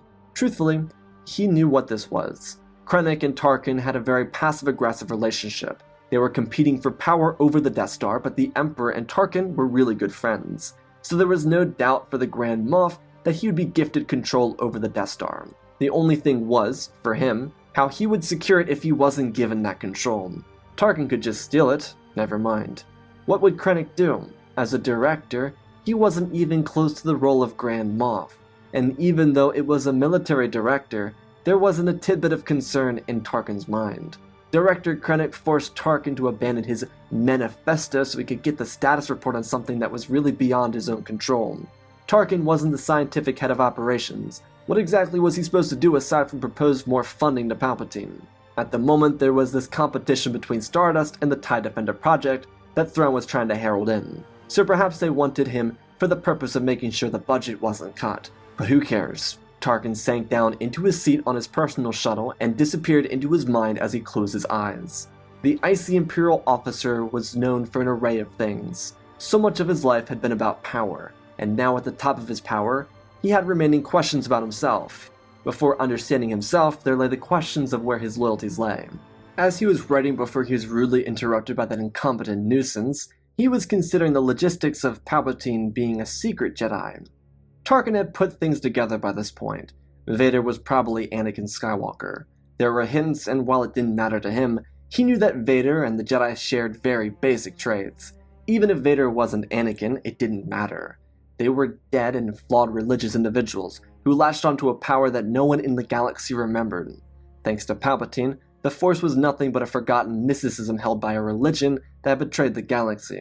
But Tarkin had realized, in accordance to his realizations about Vader, that he was under some sort of tutelage. If this was indeed the case, then who was the instructor, or as the mystic types would call it, master? Tarkin thought, reflecting on his own past with the Jedi. To him, it didn't matter if Palpatine was a Jedi or something else. It mattered because they were a system that needed to be erased. If Palpatine was what he believed him to be, then what could stop him from becoming another Dooku? Granted, Tarkin wasn't ill-advised enough to believe that Palpatine would start a war like Dooku, but the complacent nature of the Jedi could be shared with another religious type, no? Part of this was coming from Tarkin's own distaste of Force religions, but also a realization that Palpatine would see him as competition soon. Throughout his career with Palpatine, he noticed that sometimes people who got too close to having too much political or militaristic influence would just simply disappear. It never bothered him because why would it? He was close in ties to the Emperor, but that seemed like that would be coming to an end very soon. As a way to negate that, he needed to come up with his own rationale to potentially kill his friend. Though in accordance to his thoughts regarding the complacency of the Force religions, Tarkin did have to admit that like the Jedi, Palpatine was allowing rebellions to arise. Perhaps it was because of backtalk from the Senate, but there was a genuine concern from Tarkin about the political ineffectiveness of his longtime ally. He didn't want to admit it, but for their personal power and for the continued stability of the Empire, it was necessary. The Tarkin doctrine itself had great power, but its influence was shrinking, not because they didn't have power, troopers, fleets, or more. It was because the Senate put a cap on all of their power, and if his friend was a true emperor, one with indefinite power in the galaxy, then why wouldn't he be able to tell the Senate to do what he wanted? Obviously, Tarkin wasn't dull. He understood the ins and outs of the Imperial Senate. He just floated the rhetorical question around in his mind. Tarkin had been proposing ideas to the Imperial military leaders, and with his great influence, he returned to his fleet. Thrawn was dealing with insurgents on Lothal. Tarkin was controlling an entire quadrant of the galaxy with his influence. They were not the same, but they were competitors. As he settled back down behind his desk, he picked up where he left off at. He read from his journal along in his head. Despite the Tarkin doctrine taking a foothold in the Galactic Empire, its place was only deemed necessary by a complacent Senate, one that served an emperor that could not control adequately. Emperor Palpatine's influence over the galactic political battleground could not be overstated, but in his years since rising to power, it was clear that complacency had brought him down. Like the Jedi before him, he served a mystical power called the Force, one that he instilled to his apprentice. Tarkin believed that there were ulterior motives for the Emperor, ones that did not relate to the continued tranquility and elongation of Imperial reign. As he understood, if the Empire was to supersede the Republic in power and in influence, then someone needed to do what was necessary, regardless of the babbling that took place between those delimitous beings inside the Senate chambers. It was from Tarkin's understanding that a true military doctrine, one named after himself, was one that would not bow to ancient mysticisms. It would bow to logic and intelligence, with individuals that could understand the delicacy of ruling an empire. To rid the galaxy of rebellion, one needed to control hope. It was the one thing stronger than fear, and it seemed that the Emperor had lost his touch in regard to that. A proposal should... Tarkin's thoughts were interrupted again when a buzz came at his door. Similar to how he did previously, his book closed, and he looked up. The command bridge officer on deck informed him that he had a transmission from a scientific base at Edu. They had developed the bombs he was interested in. Tarkin smiled and thanked him as the officer shuffled out of the way. The Grand Moff's red splinter eyes were bone-chilling to even cross paths with. Tarkin quickly contacted Edu and got into communication with one of the head scientists, who expressed that the meteor storm was ready. He asked them for their trial results immediately, and as he said the word, a beep came at his tablet. Tarkin thanked the Imperial scientist as the call ended. He scanned through the reports and found them to be greatly impressive. Within moments of pressing a button below his desk drawer, the officer from before ran in. Tarkin told them to move the flagship to Edu. They had to collect some toys. Instead of returning to his manifesto, Tarkin abandoned the room altogether and prepared for the next leg of his inner thoughts. He reached the bridge of his ship as it launched into hyperspace. With his hands, he held them behind his back as he considered the idea of destroying Palpatine. It would come. It was necessary. And as Grand Moff, one with such presence in the galaxy, he could make a move for the role of Emperor. His only concern was individuals like Grand Admiral Thrawn, who were fiercely loyal to the Emperor. Individuals like Grand Moff Gideon, Fleury Veru, Gon, Naomi Dragon, or Col Cerdan could be seen as potential competitors. Tarkin knew them all by name, and he understood that those with influence in the core systems like Naomi or Fleury of Corellia, or potentially Moff Gideon, who like Yularen worked with the ISB for a period of time, could try and gun for this power. In an era without Palpatine, Imperial Moffs could flock for control. But there, of course, were ways to control this. The issue was ensuring that these things stayed under control. As a means to ensure prosperity for himself, he would need an individual to join him on this endeavor. Luckily for him, there were those, despite popular belief, that despised Palpatine from within the Empire. Before they arrived outside of Edu, Tarkin was able to get into contact with a longtime ally of his. She wasn't exactly his age. She was in her mid-30s and she was sponsored by him. In the same way that Palpatine oversaw Padme's career as she ascended into the Senate, was the same way Tarkin oversaw Isabur Kovik's ascension within the Imperial Security Bureau. He contacted her from his office and explained that he required her oversight, believing that, in quotes, there was a rebel mole working within this vessel. She immediately left Coruscant for Edo, where she would meet up with Tarkin as the Meteor project was unloaded onto his flagship. Tarkin and Isabur walked through the corridors together. He plainly asked her about her time within the Bureau, and if there were any external support she needed. Isabur wasn't dumb. She knew why Tarkin brought her out here. She could count on both of her hands the number of times she had to expose a foolish officer within his ranks or throw someone under a pod racer so Tarkin could earn more favorability. They were a tight duo, but not a care for the other could be shared. They understood their roles in each other's lives. A duo loyal to each other only for power and for the security of the Empire. Isabur understood that Tarkin placed her into her role so that he could earn her loyalty, and in return, she could make decisions that would determine the future of the Empire for him. In all fairness, she could tell everyone who he was and what he did, but why do that when she could be given infinite security within the Empire itself? They were allies, and that was their role. With the meteors loaded up into the vessel, they were departing for the Emperor's secret base at Jakku. Palpatine wanted them to visit for another special debriefing on another step in another plan of his. It wouldn't be bold to tell Tarkin about Necromancer, but more so his contingencies if he were to die. Palpatine wanted Tarkin to be in control of all Imperial responsibilities in the cases of him dying due to rebels or something else. Despite Tarkin not understanding the depths of Palpatine's Necromancer strategy, he did know that if Palpatine died, the Empire would face a wave of pain not seen since the fall of the Republic. In Tarkin's mind, he understood the desire for control, but not to this extent. To punish loyal systems was different from punishing non-loyal systems and breaking them to the will of the Empire. As a flagship departed from Edo and jumped into hyperspace towards Jakku, Tarkin unveiled his plan to Isabur. He told her everything he wanted, and he would press a button on his wrist to indicate whether or not they were going to move forward with this plan. Tarkin passed the device across the table and connected his to it. Essentially, the device was a communicator. Silent, but very useful. Upon pressing one button, it would activate a given command on the other device. Isabur would know exactly what to do in any given circumstance. While Tarkin's manifesto wasn't finished yet, he was truthfully seeking a more controlled empire. If he could sustain control, then he could do what Palpatine may have been incapable of. If Palpatine was a former Jedi, their religious values could hold him back. Palpatine never showed signs of having those values, but Tarkin understood, from his perspective, that he was more calculated than ever before, and Palpatine could not compete with those calculations. When they arrived at Jakku, the Grand Moff departed to the surface for hours, and inside the secret facility, he would come to his conclusion.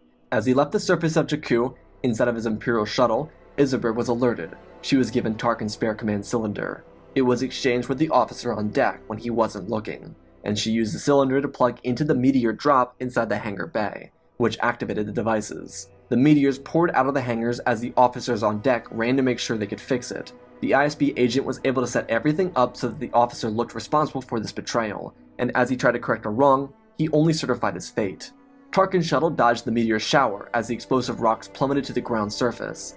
Palpatine, who was walking inside the facility, didn't even notice. The rocks collided with the ground in the facility, and explosives rang out. Right on impact, Palpatine turned back with shock, realizing that they had been betrayed by Tarkin. The only individual he never anticipated to be a knife in his side became the dagger at his heart. Palpatine used the Force to guide the meteors away from him, but as he did, they exploded, consuming his body. Palpatine didn't believe that he had any reason to fear these meteors. Either it was a meteor storm, or it was a trap laid by Tarkin, but it was neither.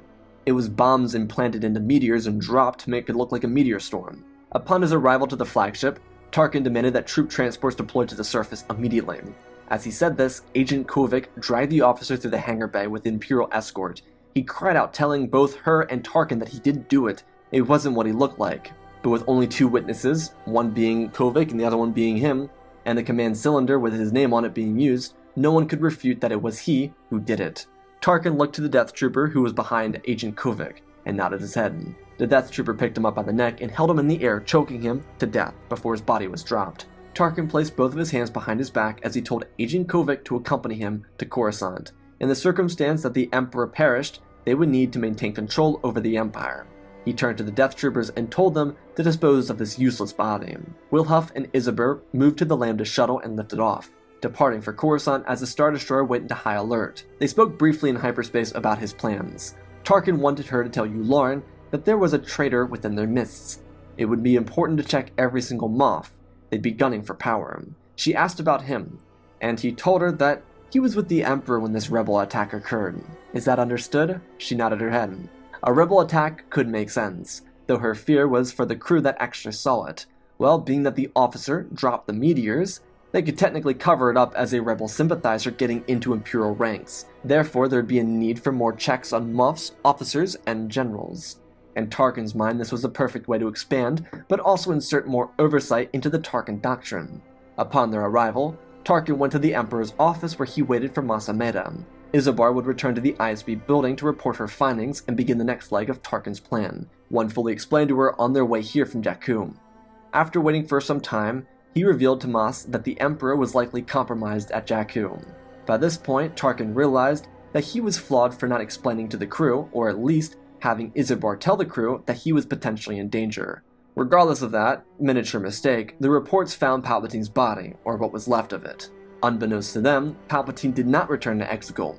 He had been shredded by the bomb, one he could have never prepared for and one he could have never essence transferred away from. Mas Amedda asked him what they were going to do about it, and Tarkin looked over to the window where his friend once sat. He allowed an emotion to spring out of him.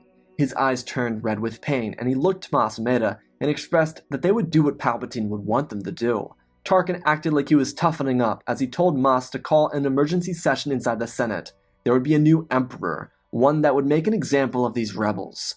Mas was so surprised by Tarkin's emotions that he quickly did as the Grand Moff asked. Tarkin obviously was not being realistic with them. He just was simply playing the game, and Mas fell for it. What a shame. Tarkin would spend the next several hours inside the Imperial Senate building. He would debrief them on the changes he would make. With the Emperor gone, a strong leader would be needed, and as his Emperor's closest confidant, he would fill that role for him. Tarkin then expressed that with Palpatine gone, he would enact a new legislation, one to expand the Tarkin doctrine to a much larger scale, no longer putting a cap on the number of destroyer soldiers and tech the Empire needed. Its military had to be prepared for whatever came, especially in light of this insurgent attack on the Emperor. The tragedy, especially for the senators that opposed Palpatine, is they saw the end of hope. Tarkin was preparing for a war against a foe equal in size, a foe that could go toe-to-toe in naval combat with the Empire, and compared to a ground military that could conquer the galaxy in one fell swoop. There was realistically no need for a military of this size, but Tarkin did not care. He was the father of the Tarkin doctrine, and he would ensure the stability of the Empire. There was, of course, his one miniature issue. Vader and his loyalty to the Emperor could fall out from under him without Palpatine around. Tarkin had to come up with a plan for how he'd handle individuals like Vader. He was currently on Jakku investigating the incident regarding his master. He would have to uncover his own emotions about it. There was no knowledge of the twins, and he was essentially the last of his kind, being that Kenobi was able to defeat Maul on Tatooine. On Coruscant, Tarkin returned to his new office. It was once Palpatine's, but now he could forge the Empire with his ideals in mind. He stood at the edge of the window and looked over the city of Coruscant. What a lovely view. But there were better ones in the galaxy. The one that came to mind for him was from his command deck inside the Death Star. His eyes turned back to the Royal Guard, placed 3 by 3 on opposite sides of the room. His empire was born. It would be his to control. Without a shadow of a doubt, he would instill true fear in his enemies, and force them to buckle to the will of power, to the will of his doctrine of military strength. Tarkin got to work by calling each of the Grand Moffs around the galaxy and bringing them to Coruscant. With Vader still trying to figure out his purpose, this elicited Tarkin time to seize true control over the Senate and of course the Galactic Empire. The rise of rebellion had been on each of their minds. Grand Admiral Thrawn was preparing to move forward with some of his own plans on the TIE Defender, and without the approval from Palpatine, he was awaiting the Emperor's grant. When Thrawn learned that Palpatine died, he was very disenchanted.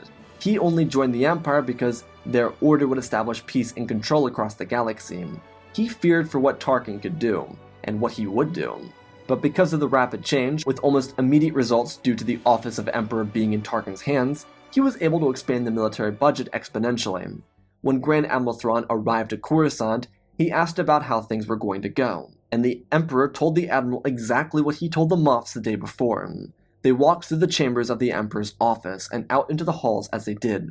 A royal escort of 6 guards trailed behind them. Tarkin told Thrawn that despite their competition during the era of Palpatine, there'd be no such complications in this era. Palpatine's crime was committing himself to a Senate that had no power. Tarkin wasn't aware of how close Palpatine was to actually getting rid of the Senate, but that didn't matter anymore. Tarkin expressed that to control the galaxy, they must exert themselves. Thrawn listened very carefully. The Emperor promised funding for the TIE Defender project on the fall. If he could complete a successful test run of the vessel, then he would sanction its creation at Kuat. Without true competition between Stardust, TIE Defenders, and whatever other projects the Imperial War Machine was cooking up, They could focus on their control over territory with rebel activity, rather than bickering. Thrawn liked this, but there was more. The two of them walked between the pillars in the executive building, and to the landing platform. Tarkin raised his hand and gestured outwards towards the city, and asked Thrawn how one controls an empire. The Chiss Admiral looked to the ally of his, and placed his hands behind his back, and turned with a devilish grin, saying one word, hope. Tarkin smiled, and he asked, how could they control the hope of an entire empire, one that spanned the galaxy? Thrawn's smile kept up as he asked Tarkin what he had in mind. The Emperor told him that they would crush it. If they could control hope, then all that remained was fear. He turned fully to face Thrawn, telling him that instead of capturing and interrogating, they would execute, flog, and gibbet them. Didn't matter what it was or who they were. If he had to round up a bundle of pirates and label them as rebels, then do it. All that mattered was what the people saw. Thrawn asked if they should lie to their citizens, and Tarkin nodded his head. His nose tightened and his jaw clenched. If the citizens saw rebels facing these capital punishments, then it would dissolve any appeal of rebellion. Thrawn did agree with this, but in all fairness, Tarkin hadn't seen how tough they were. Of course, the rebels that Tarkin did see weren't General Syndulla. Thrawn respected a general that could stand on their own in the arena of combat, but Tarkin was right. Not every general or commander or operative for the Alliance was General Syndulla. To maximize their control, they could take anyone. If they needed to pull people out of prisons to do it, they could. Make people disappear off the streets. If it was scum in the lower city, no one would miss them. But it had to be done correctly. Thrawn's initial reservations regarding Tarkin had since dissipated. The man knew what he was going to do. Tarkin also spoke more extensively about how he planned to expand the Tarkin Doctrine. How each of the Moths would progressively gain more power, and with said power, how they were instructed to use it. There were some freedoms, but the power of the Senate would be stripped from it, and handed over to more deserving and like-minded individuals. Immediately, these plans were put into effect as Thrawn returned to Lothal to begin setting up the TIE Defender Foundry. A few tests would be run, and they would essentially go from there. At the same time, each of these Moths were setting up their new systems of punishment. Due to the Imperial victories before Palpatine's death, they were able to throw dead people clothes onto innocent people. Well, not innocent, but pirates, spice runners, syndicate members, and lowlifes. These people were, in accordance to Emperor Tarkin's mandate, strewn up in front of local and galactic broadcasts and publicly executed. Tarkin himself then made sure that a new Imperial face would be recognized as the Executioner. An Imperial captain was plucked from her ranks, a stormtrooper named Tomahawk, or in other words, TK-7179. She was a former Purge trooper, and because there was no need for their kind anymore, she was relegated to command as a captain. It wasn't the worst thing ever, pay was the same, but she was forced to wear normal Imperial armor. She kept the Purge trooper badge, but now, with Tarkin, she was given a new role. She was offered the role of the Executioner, and she took it with pride. As a means to make her stand out, she was given updated Imperial armor, a prototype but fully modified for her. Every day, a new rebel or two would face one of three punishments: flogging, gibbet, or of course suspendum, as the Inquisitors once did to former Jedi. Crowds of patriotic Imperials were assembled, and it was broadcast across the galaxy. On Coruscant, these broadcasts would get galactic attention, whereas on Eridu it might get local or system attention. In the meantime, while the Executioner got to work, Tarkin's good friend, the new lead commander of the Imperial side of ISB investigations, Isabur Kovic, informed him that everything had been completed. He was completely clear of any potential blame. He thanked her for her hard work. Before he could move to his Imperial destroyer and finish his manifesto, he was visited by a lovely little friend. Tarkin had about a week to prepare for this, between all the meetings and Vader's thorough investigation of Jakku and return to Mustafar to contemplate his own place in the universe. Without Palpatine, he was free, and so he decided that control was his own to have. Tarkin set the Empire up perfectly for him. He could have all the power in the galaxy if he wanted. But did he really want that? So after a full week of working hard on building a new empire, one in complete and total unison with the Tarkin Doctrine, he was visited by Vader. The Dark Lord stepped into the room and looked at the change. All the Sith artifacts had been disposed of. Palpatine's lightsaber was put up on a stand, showing Vader that Tarkin understood who and what they were. The Dark Apprentice stormed in, past the Royal Guard who reacted, but Tarkin raised his hand. He was standing on the other side of his desk, looking out the window when Vader stormed in. Tarkin turned back and started to move around the desk. He looked at Vader and welcomed him in kindly. The Dark Lord lifted his hand and Tarkin felt his ability to breathe slip out of his lungs as he moved his hand for his neck. Vader towered over him as Tarkin squeezed out a few words, trying to get Vader to stop what it was that he was doing. Vader lessened his grip just out of curiosity, and Tarkin asked Vader if he was searching for purpose. The Dark Lord looked down, hovering his other hand over his lightsaber, with the other one still raised but not fully choking the new Emperor. The royal guards were about to react, but they didn't. They were waiting for Tarkin's command. He didn't even address them though, telling Vader that they had served a long time with each other. Tarkin understood that Vader didn't want political leadership. His tutelage to Palpatine wasn't what he wanted either.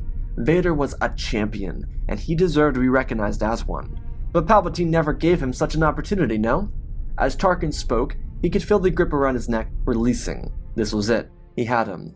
Tarkin told Vader that if he wanted true purpose, he could find it as a champion, because heroes of wars fade into obscurity, but public icons are remembered forever. Vader gripped his lightsaber and Tarkin could feel the tension between the two of them. The royal guard watched Tarkin's move, but he didn't buckle. He told Vader that, in his patience, he would be able to find the secrets of being a champion. Vader ignited his lightsaber and dragged it around and stopped it at the edge of Tarkin's neck, and asked what kind of champion. The Emperor didn't even flinch. He looked at the lightsaber, the red glow beating his eyes like staring into the sun. He smiled and looked at the creature who tried to intimidate him. Tarkin's grin moved up the right side of his face and his eyebrows tightened as he looked through them. He told Vader that he could be a gladiator. The Empire was moving forward into the direction of a more grounded punishment system. Tarkin stepped forward and raised one of his elbows and lifted his hand, putting it against Vader's wrist and pushing it to the side ever so slightly. He told Vader that in the gladiatorial arena, he would find purpose. He would find passion and strength. The galaxy would look to him unlike ever before. Tarkin flicked Vader's armor and told him that he could get rid of this rustic piece of trash that Palpatine put him into. Vader stood there, motionless for a moment, bewildered by the resilience of Tarkin in this moment. Not even a flinch.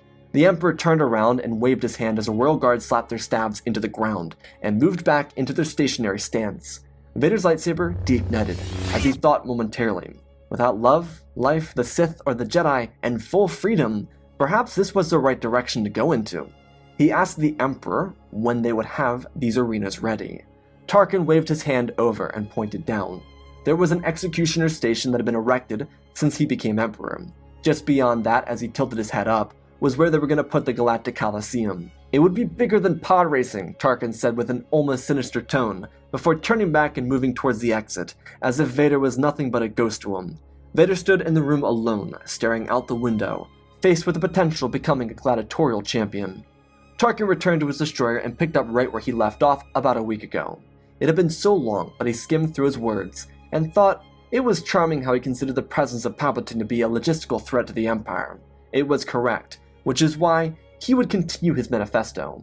Each step following the original script got even more unhinged. It followed from right where he left off with a sudden change of direction as it said, "To rid the galaxy of rebellion, one needed to control hope.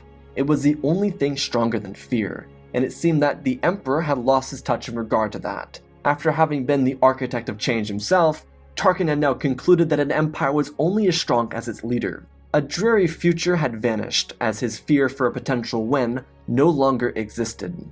In a scenario where an emperor is unable to contain rebellion, they must be replaced with urgency. The people must be given their own distractions, and the hope must be extinguished.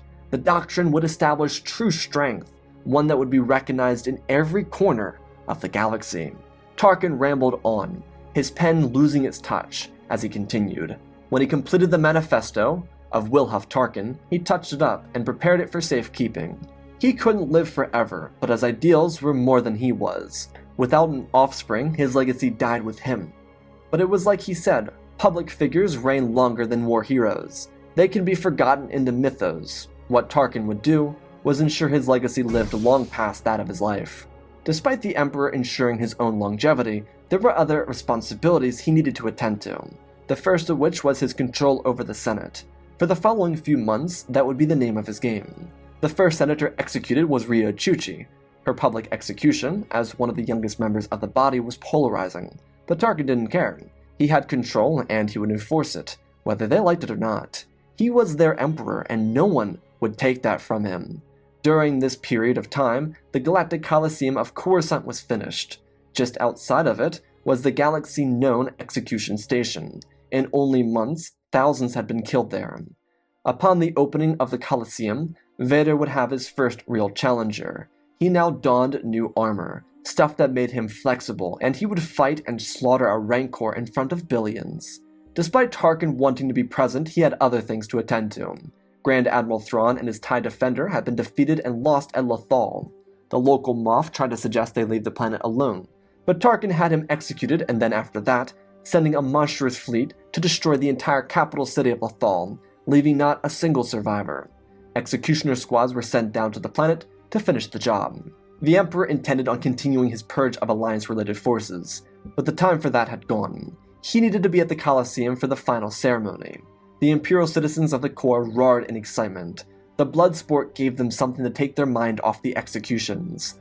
While the flogging of rebels every day worked really well on Outer Rim citizens, it had the inverse effect on core and Imperial-bred citizens. Not that they pitied it, rather they just didn't want to see it, because it was rather unbearable. While the immediate effect of the leveling of Lothal wouldn't be felt, the long-term results would be the fleeting of rebellion in the coming months.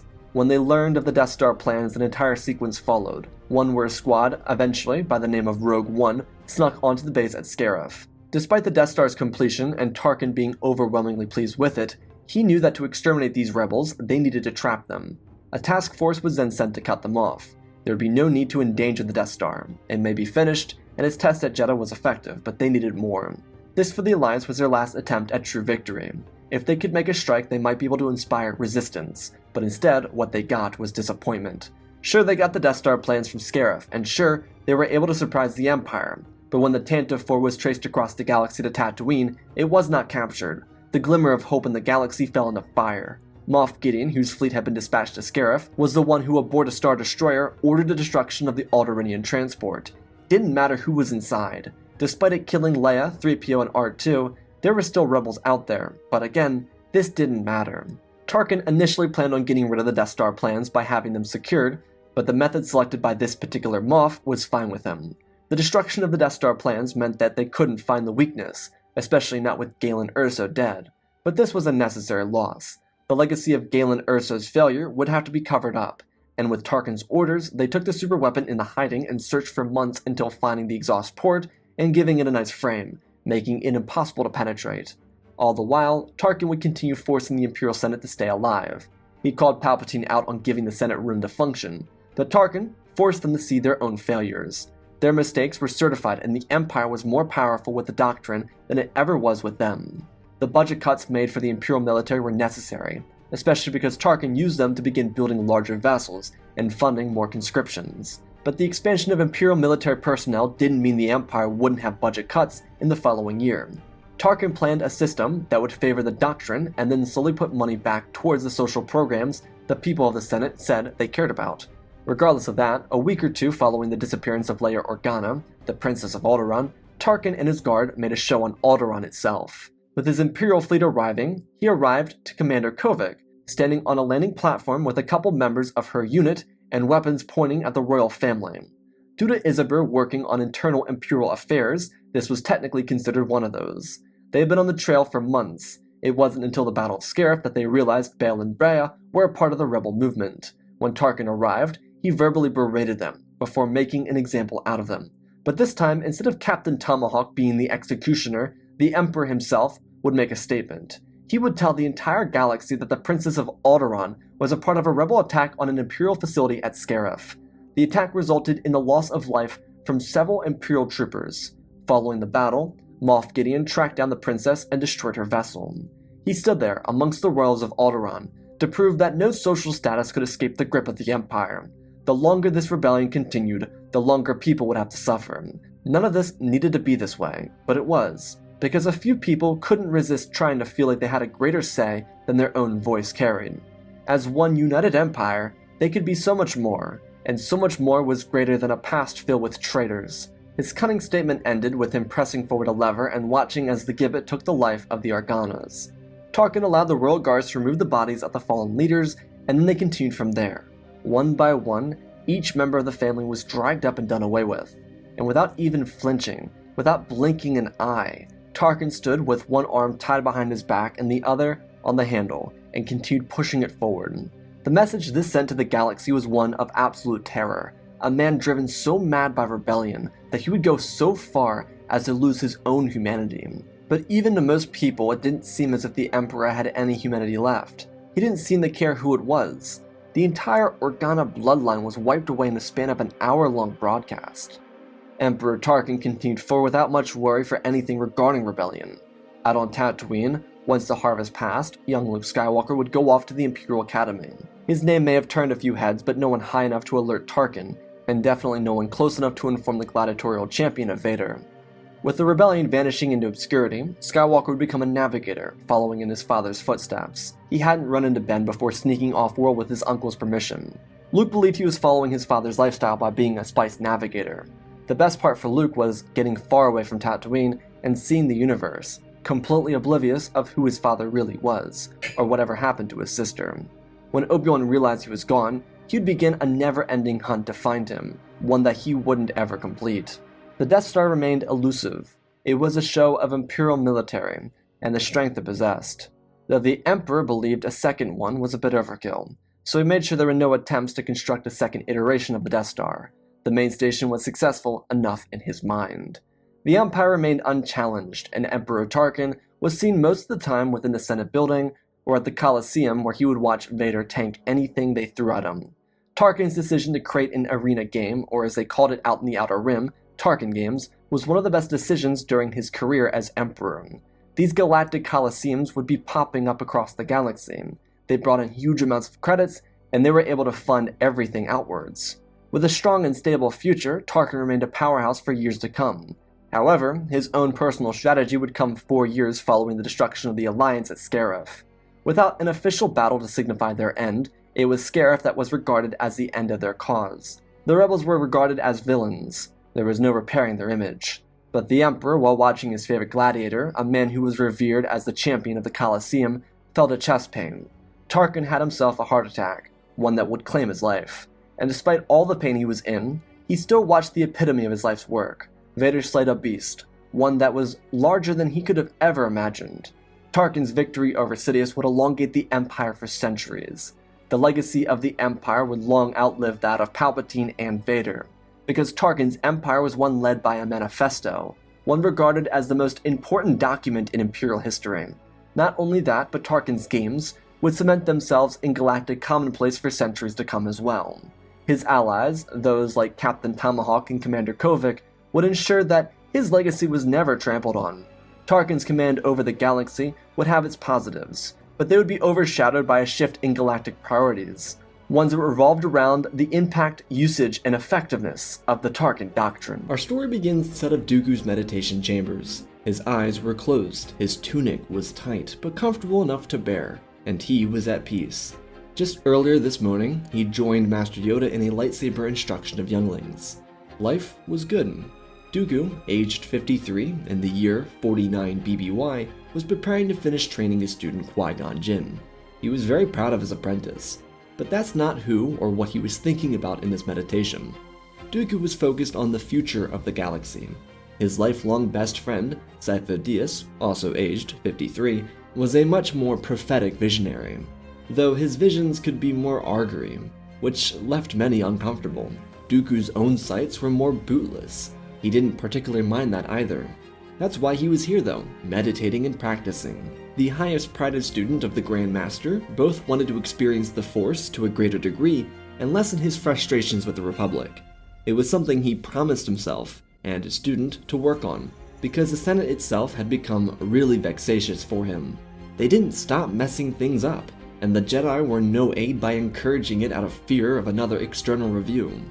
Dooku may have just been a baby when he was brought to the temple, but even as a boy, he remembered senators, representatives, and people filling the halls of this remarkable palace. As he remembered hearing from Yoda, this was the people's home. It may have been where the Jedi lived, but they encouraged people to visit them and speak with them. No longer was that the case. The bright halls of the temple, once filled with banners from across the stars, was only dim.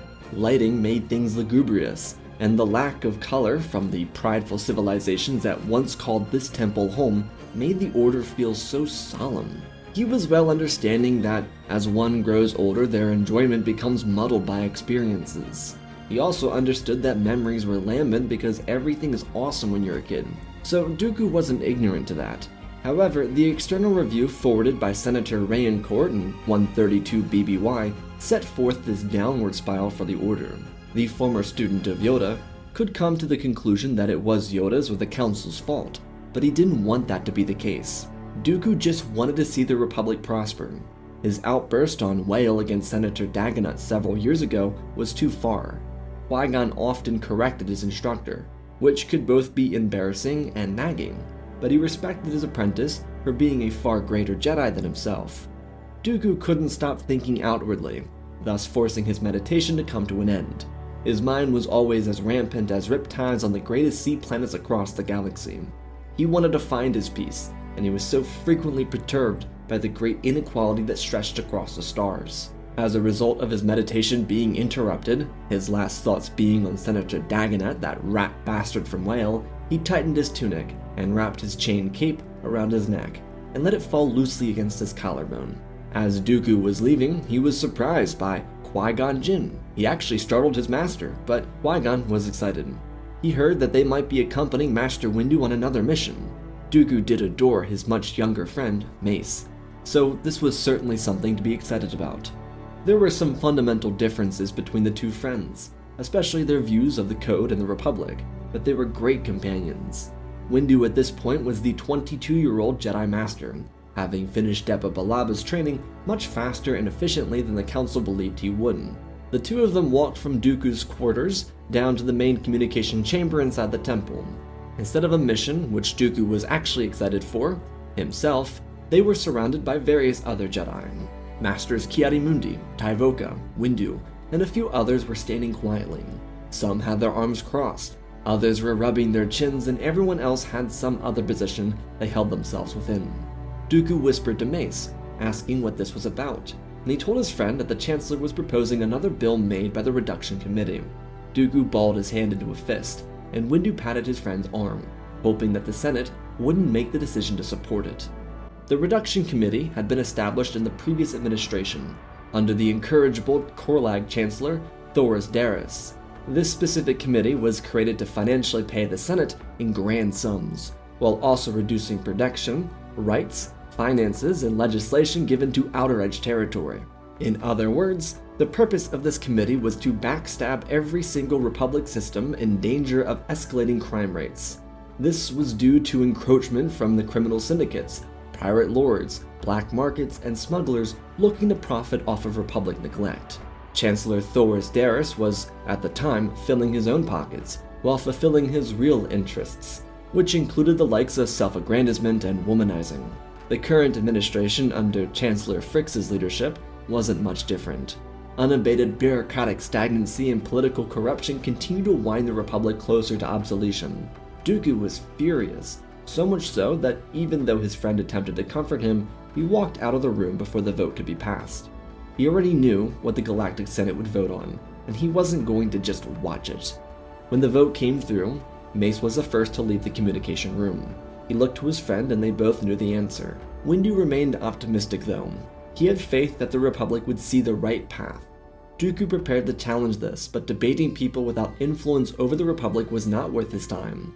Not that he didn't respect Windu's stance, but there was nothing to gain from tireless ramblings about topics that the Republic oversaw from their pretentious chambers.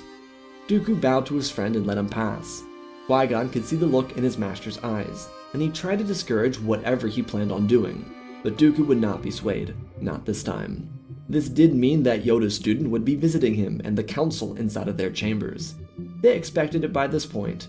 He didn't show himself after every major bill, but those that he believed enhanced corruption, well, he made an effort to confront the Council over it. He walked in with a demeanor that suggested that this was his last straw. The Jedi around the room eyed him as he stood in the middle of their hollowed room. Dooku asked them if they were content with the Republic here, and the Council truthfully wasn't. But Dooku by this point needed to understand that they didn't really have a choice in the matter. defunding necessary outposts and operations across the outer edge of the galaxy could have ramifications costing millions of lives. The Council, though, wasn't empowered to do anything about that. As mentioned before, Senator Rayancourt's external review was the first of many oversights the Senate put over the Order. Because the Jedi were operating within Republic confines, with funding from the government itself, they were on a short leash. 1,000 generations ago, no one ever thought that politicians would get greedy. The High Republic had seen the Republic support the Jedi, but no more. Their political adversaries were increasing every new election, and the truth is, the Jedi had to remain politically favorable. Not that they necessarily wanted to, but they couldn't lose their funding, or they wouldn't be able to do any good in the galaxy. They were between a rock and a hard place. Without funding from the Republic, they'd have more freedoms, but less ability to act. If they remained where they were, which was stagnant, they could at the very least benefit from credits and help people that they could afford to help. The Council understood his frustrations, but they had a duty to the Order and their own direction in this path. They couldn't forego any of that in hopes that the Senate would overwhelmingly listen to them. Dooku then finally said something that caught everyone off guard. He proposed that he join the Senate as a representative, a Jedi senator. The Council fell silent, and they looked to each other. A couple varying discussions came up. Some of them included removing Dooku from the room so they could talk without his interference.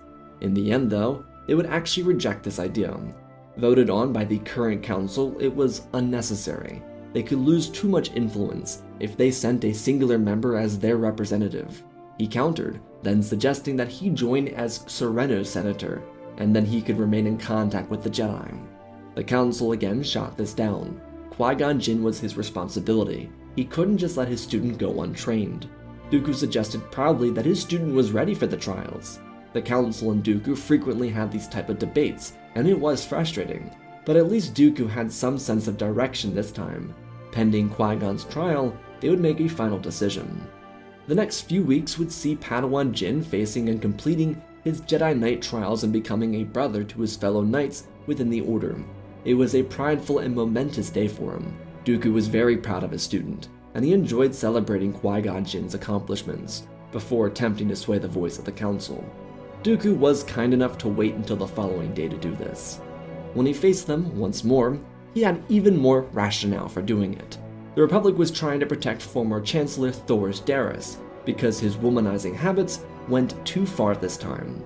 As any good government does, instead of calling out his barbaric, erratic behavior, they tried to protect it and cover it up. The Jedi, because of Thor's Darris' habits, decided to support Dooku as a Jedi Senator, though they were very concerned with this direction and demanded a firm connection from the Senate to the Council was established, so that they could agree on propositions, movements, bills, and whatever he attempted to do. This was their way in keeping control over Dooku while he served in the government. The Council would unceremoniously get Dooku his own new office inside the government as a representative of the Jedi Order. Chancellor Frakes was the one who permitted this, though he knew what the political ramifications would be.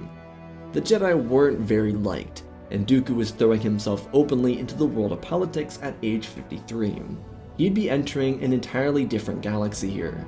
The Senate was not easy on newcomers, especially older ones, and they weren't exactly thrilled to have him in their chambers because he was a Jedi. For as well-rounded as Dooku was with politics and understanding the Republic, he was almost swept away upon joining. The Rodian senator was quite benevolent towards him, and they helped him get on his own 2 feet. Senator Ola Rusp was one of the individuals within these chambers that still respected the Jedi, and she guided Dooku into some positions to remain favorable as a pro-Jedi politician. She, more than anything, would be the guide Dooku needed for existing inside the Senate. This was a completely different world than just debating fellow Jedi or the Council inside the temple. This would challenge everything Dooku thought he knew, though Ola recommended that he keep his head down for the time being. She understood how much he wanted to change, but patience was pertinent. Ironically, this aligned with how Qui-Gon frequently spoke to his master about his frustrations. Ola was right though. She was a senior senator. She was highly respected, and while her sentiments towards the Jedi made her an enemy to some, she was adored by many. Her influence was what Dooku needed upon entry.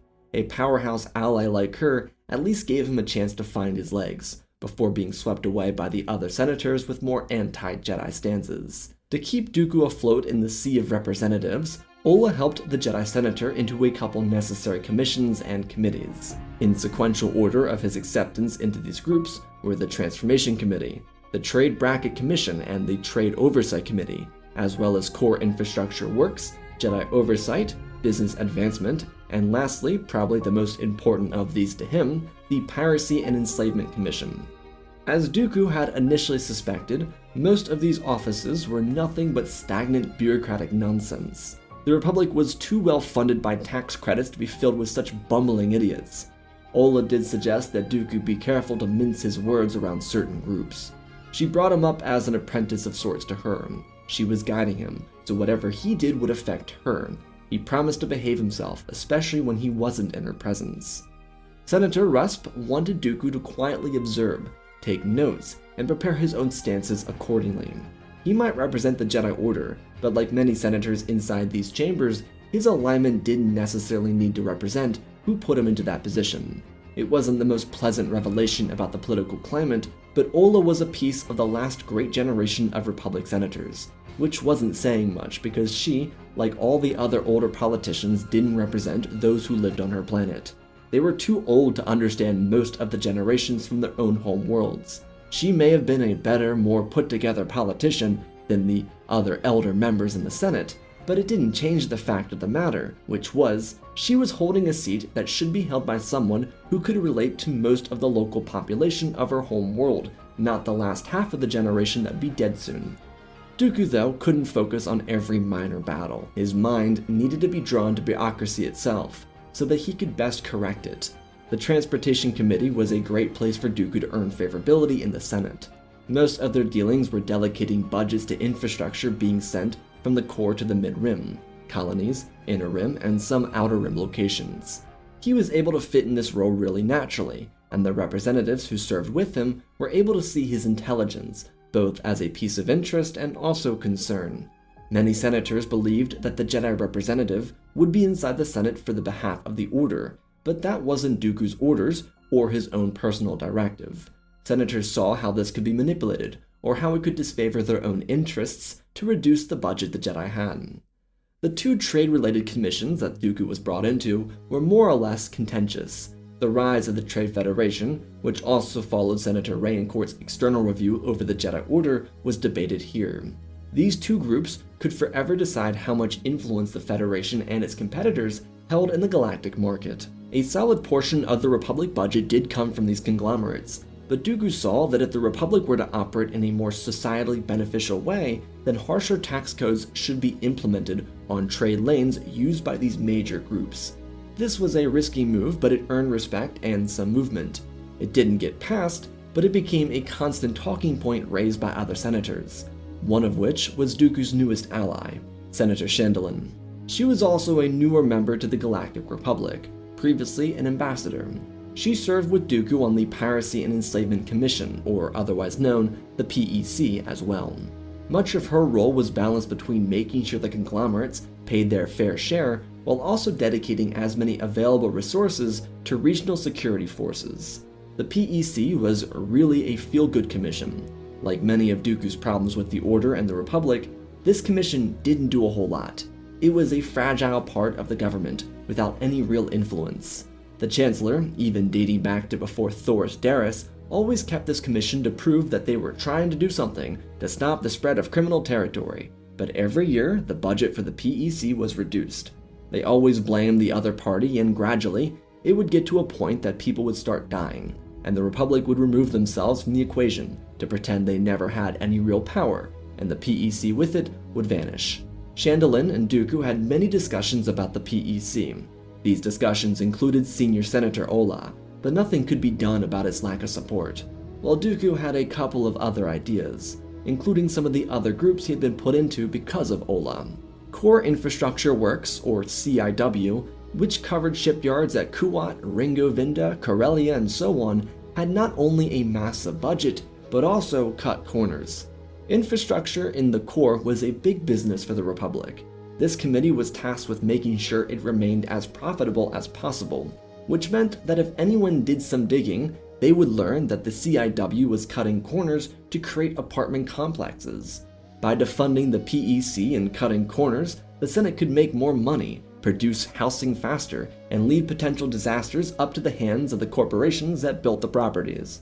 Because people were fleeing the Outer Rim for safer, non-criminal territory, it was the best way to maximize Republic credits. Of course, the CIW pushed for this, because core citizens paid higher taxes for the safety and security that they had, which ironically wasn't any different aside from location in the galaxy. People paid a premium for the distance they were to Coruscant. That's it. If Hutt territory crept closer, this premium would continue to be exploited. Dooku was furious when he found this out. He couldn't do anything though, because as a member in the Business Advancement and Jedi Oversight Committees, he had more important jobs to fulfill. These two other committees also took up a lot of his time. Business Advancement was a slight counter to the two trade commissions he represented within. It encouraged groups like the Federation to spend more government money for their own technological and therefore financial growth. These corporate demagogues knew this, which is why they played the system until an inflection point presented itself. Jedi Oversight also held the order by the throat. Dooku saw how much these senators pocketed, and he was threatened by them to remain quiet, or they would out him and his order for spying and whatnot. This again was proof that Dooku was in a bind. The Republic was almost beyond saving, so much so that he considered stepping down and leaving everything behind. This was horrendous. The Senate and its representatives were blind to what they were doing. They were choking their own citizens out of existence from their suites on Coruscant, and they couldn't even care that it was happening. They'd rather drown in their liquor and please themselves by hurling up food so they can continue stuffing their plush mouths with more. Dooku may have not shown his anger or frustration, but the council heard it, they saw it, and they considered removing Dooku, but he persisted. After Master Katri was found dead on Raxus Secundus, the now 23-year-old Jedi Master Windu returned to the council as a member of their ranks. Dooku hoped that true work could be done to change the fate of the crumbling galaxy. Mace was an ally on his side. His optimism might be shattered by these revelations, but Dooku needed someone inside the council to see what was happening. Someone needed to know that their government was betraying people and letting them suffer for profit. Generations of unchecked power, and now people were dying, people were starving, people were being left behind, and they filled their pockets with more credits than ever before. It was maddening, and Dooku finally, after having spent months with the Senate, had enough. Dooku spent days awake inside of his offices. He shared joint meetings with Senior Senator Ola and her allies, including some other batch meetings with his other greatest ally, Senator Chandalin. Dooku was going to bankrupt the Republic. He was going to force every single one of these greedy bastards out of their seats and transform this government into a functioning entity, and it started with the Trade Defense Council. In another world, this might be called a Security Council, but in alignment with the Transportation Committee, Business Advancement, and the two major trade commissions, and the underfunded PEC, Dooku was able to gather resources for a defense group, an actual aligned Republic military force to protect trade. Using some legal genius, thanks to hired lawyers, aides, and Republic historians for his office, he concocted the perfect spell for the Senate. The TDC, or Trade Defense Council, was framed as a branch of government to take militaristic assets and resources from the Federation, Union, and other rivaling groups, and use them, as well as the various security forces around the galaxy, to unite and deal with threats to trade, in quotations. It was a brilliant move because, in essence, it was designed to protect Republic credits, not people. Senators, as a result, started to see Dooku in an especially positive light as a response. He wasn't just a Jedi, he was one of them. He wanted credits. He was protecting credits. He was a true Republic senator. Though this council and the bills to support it would theoretically raise a Republic military, without calling it that. The TDC would become the TDF, Defense Force, and it would be propped up by the Republic as necessary for defending trade, and thus the planets within the trade routes. As a result, Dooku forced his hand and leverage with the High Council by suggesting that they start sending knights out to Outer Rim locations, to suggest that people start trading with core-based businesses. Because the TDC and TDF were created to benefit the business advancement sector of the Senate, it meant that people needed to make business transactions that didn't necessarily aid their people. For example, if a planet experienced a food shortage, leadership would not prioritize buying energy generators because food was what they needed. However, if pirates frequently invaded and stole your harvest, then those generators you just ordered from the core were enforced with Republic military personnel. In the early stages, this meant a lot of Republic volunteers would be killed, though this did protect people in Republic Rim territories. So that planet with a food shortage could grow their harvest and still receive protection to a certain degree. It did inevitably force the hand of local leaders to spend money they didn't necessarily have, but it also gave them protection, which was better than nothing. What Dooku wanted to happen, though, came from the introduction and funding of the TDC and TDF. Because the PEC, Piracy and Enslavement, for reminder, wasn't the main focus of the bill, the defense groups got the funding necessary to wage conflict on piracy and enslavement. Dooku knew people would die for this. He understood that Republic marshals would go out and protect shipments, not people, but their natural instincts as sentients would override that. Thus, core-bred citizens would be dying to protect others around these rims. Outcry over these unnecessary deaths would rise. Dooku specifically made people untouched by uneasiness uncomfortable. Since the TDF and TDC were government-created branches, it was encouraged by Dooku's camp and allies that elite citizens who got their children into the defense force would see them progress through Republic ranks. It was written within the bylaws of the actual bills, but essentially there were promises of selective processes, favoritism towards the elite class, and growth within the political system after they joined this military. The people who basically sent their children to die were so blinded by their lust for power that they didn't even catch the drift. It was so meticulously crafted that people from every elite class would send their children for the benefit of political growth. Of course, those children would never see it, and they were sacrifices.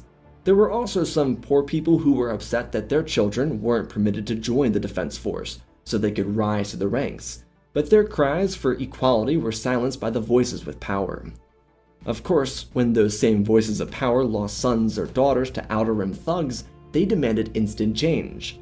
All of a sudden, the unimportant PEC became a highlighted focus within the government. Dooku understood that until the people with influence felt the pain, nothing would change, so he forced pain on them. However, he was still madly interested in bankrupting the Republic, because the power structure needed to vanish. Yet, there was another problem. The Jedi Council, while not fully aware of what Dooku was doing to get these people killed, knew that he was doing something against their code. He refuted these statements. Dooku, by this point, had been a successful senator for a year and a half. He stood before the council and did as he promised he would. The Jedi had an increased budget, as a response to the inclining numbers of elite children dying to the Outer Rim. To preface, these weren't actual children, they were young adults, but their parents referred to them as children to give them a sense of innocence, as if these same scummy people hadn't bastardized every single Outer Rim planet for being hit by criminal syndicates. Their sentiment was always, why can't they defend themselves? Now they knew, and now they made themselves the real victims. People were calling for war, and the Jedi Council saw Dooku at the center of all of it. He had shown some signs of the dark side, but Dooku promised his resolve was the same it was when he started. He wanted a more beneficial republic, one that took care of every citizen, and provided the Jedi access to freedoms to act on behalf of the people of the galaxy, not the Senate they claimed to serve. Master Rancisis was wary of this path, and became concerned for Dooku's well-being, suggesting that an ultimatum be provided. Rancis and Ki-Adi-Mundi were of the same camp, that believed that Dooku was participating in political chicanery. His choices were to step down from the Jedi Order and become a senator full-time, or stop being a senator and take a Barash vow to reconnect himself with the Force. Dooku's blood boiled. He didn't look at a single person except Master Yoda, because no one else inside of this chamber had the influence to make this statement gain traction, except for the Grand Master. Oppo and Ki-Adi-Mundi may have been the initial voices, but Yoda was the one who pushed it through. Mace didn't even side with him, because he believed in his friend, who was serving the Republic justly. Without even giving them an answer to his choice, he looked at his former master and told him that the Jedi Council should be less politically active and see what opportunities to do good had presented themselves in his tenure. Dooku stormed out of the room. The council, despite trying to force his hand, were left with their own choice, and realistically, it wouldn't serve anyone to backstab their senator. Though, for Dooku, it was already too late. The Jedi had just shown him that they were willing to cast him off to maintain their honor to their code. It was a twist of the dagger, but he wasn't bleeding yet. In his eyes, this was just a flesh wound, but he would draft up some documents to completely flood the Jedi out of power, in case they did want to finish the job they started. Young Master Windu took a stand before the council as the youngest in their history, and told his brothers and sisters that Dooku had done no wrong. If they were aligned with the Republic, then its success, regardless of the form it came in, needed to be respected. He suggested that patience be their best course of action. Mundi did propose that patience could cost more lives, and Windu's rebuttal was that these Republic troopers knew what they signed up to do. They were volunteers. This was not a militaristic draft, it was a volunteer expedition, and every volunteer knew that. Upon returning to the Senate, Dooku's vote was needed to carry out a sentence against the former Chancellor. The courts were left undecided on the former Chancellor Thoris Daris, who had taken his womanizing too far. The trial lasted for a full year, and its conclusion came down to the Senate. Turns out Thoris, despite being a terrible person, had sympathy from the justice. The people who sat in the jury were also hand-picked supporters. Vote went 50-50, after all the evidence of his crimes were laid out. The heinous only got more protected, until Dooku got involved. He voted overwhelmingly to send this fiend to life in prison, or if they were going to let him walk, remove his appendages as payment for the trauma he incurred. Even better, with the backing of Ola before she finally stepped down, and Chandalin, the former Chancellor, would have it cut off and then sent to prison. Even better, Dooku paid off a couple inmates to repay a favor. Back inside the Senate, there was yet another problem for Dooku. An individual was attempting to gain his alliance, in the form of Senator Sheev Palpatine from Naboo. The problem is, the Naboo-born senator was very anti-anything Dooku was. He gained a lot of popularity by playing the servant of the Republic. So while most of Dooku's policies were favorable to many, he did it with political manipulation. Palpatine wasn't as interested in faking it to make it. He was everything Dooku despised about the Republic, but he played buddies with the senator from Naboo, because he could be useful someday. Dooku wasn't sure, but he was willing to wait it out, and see if anything came from this alliance. Inversely, with senior Senator Ola Rusp retiring, she was replaced by Danian Farr, father of Anaconda Farr. He was very aligned with Dooku's positions, and quickly joined his alliance within the Senate. The next couple of months would see tension continue to rise between Dooku and the High Council. Windu didn't want to break this apart, so he tried to mediate everything, which earned him a lot of respect from individuals like Yaddle. Dooku's biggest struggles were forcing more military bills forward. Ever since the TDF started losing children volunteers, their rich parents had been calling for all-out war. Eventually, the Senate caved, and Chancellor Frakes agreed to support this effort. He sponsored a new bill focused on shipyard production at Corellia and Kuwait. This would be a whole new subcommittee under the branch of the TDC, for naval infrastructure. In this, the Acclamator was born. Unlike its would-be Clone War variant, the one produced by the Republic was an actual warship. It was outfitted with heavy cannons and shields to defend invasions. Even further, another subcommittee for troop recruitment would be created, now allowing non-elite children to join their ranks. The Republic military started to grow, and as a result, people were finally getting their much-needed protection. Dooku, seeing this as his chance to earn more support for humanitarian work, requested that the Jedi Council host a gala inside the temple. Mace Windu, taking initiative, supported this. He was born long after the banners were hoisted in the halls of the temple, but he would finally see what Dooku remembered from his boyhood: the Jedi Temple in its greatest elegance. Some of the richest donors, senators, and business people would join Dooku inside the temple. This was an adult-only event, but many of the visitors adored the younglings on their way to their nighttime classes. This was the first time in generations that hundreds of outsiders entered the temple at once. There was food, liquor, music, and speeches given by Dooku and his allies. Palpatine and Plagueis were the first Sith since Darth Xana to enter these hallowed halls, but Palpatine started to realize that he and Plagueis needed to figure out how to stop this Republic unification with the Jedi. The two Sith spoke with counselors and hid their identities as best as they could, while Dooku enchanted the audience with his flair for the spotlight. He was built for this, and Yoda watched his student shine like a star. The event would be a massive success. The Jedi were gifted more legislative and financial power, including some extra resources to aid in humanitarian efforts. Dooku was able to also start up a huge deal for venture capital. Sensing the frustrations of the conglomerates due to not showing up, he decided to encourage his wealthy friends to diversify their assets. The major power players in the business field weren't able to operate as mysteriously with Republic warships and cruisers defending trade routes. This allowed the Senate to tax them more because actual transportation numbers were being reported, not faked, and they were much higher on average than these businesses had claimed them to be for years. The Sith started to try and plan around this, because it was quite annoying, but they couldn't really do anything to stop what was already started. With information that the powerful businesses were scheming, it forced the Republic to implement policies that deeply impacted them, which also included a complete withholding of all military assets created by these groups. Because there was a continually growing Republic military, one with a projected 23 million new troops, there was no need, realistically, for the Federation and its rivals to have defense forces. A deal wasn't agreed to, but forced by the Senate, and the Federation was only permitted to have specific surface-level cannons. Heavy turbo lasers were not permitted. Palpatine and Plagueis played things close to the chest as they tried to navigate this space. Dooku had made things impressively difficult for them. However, his original plans for bankrupting the Republic would fall through. This would take a couple of years to see come to fruition, but during that time, he'd continue his attempts at bankrupting the Republic. He believed his cause was admirable, and many senators and representatives joined him, not knowing of his true intentions. During this time, there would also be more turbulence inside the council chambers, when Yoda would step down from his seat, appointing Windu to serve in his place as the next Grand Master.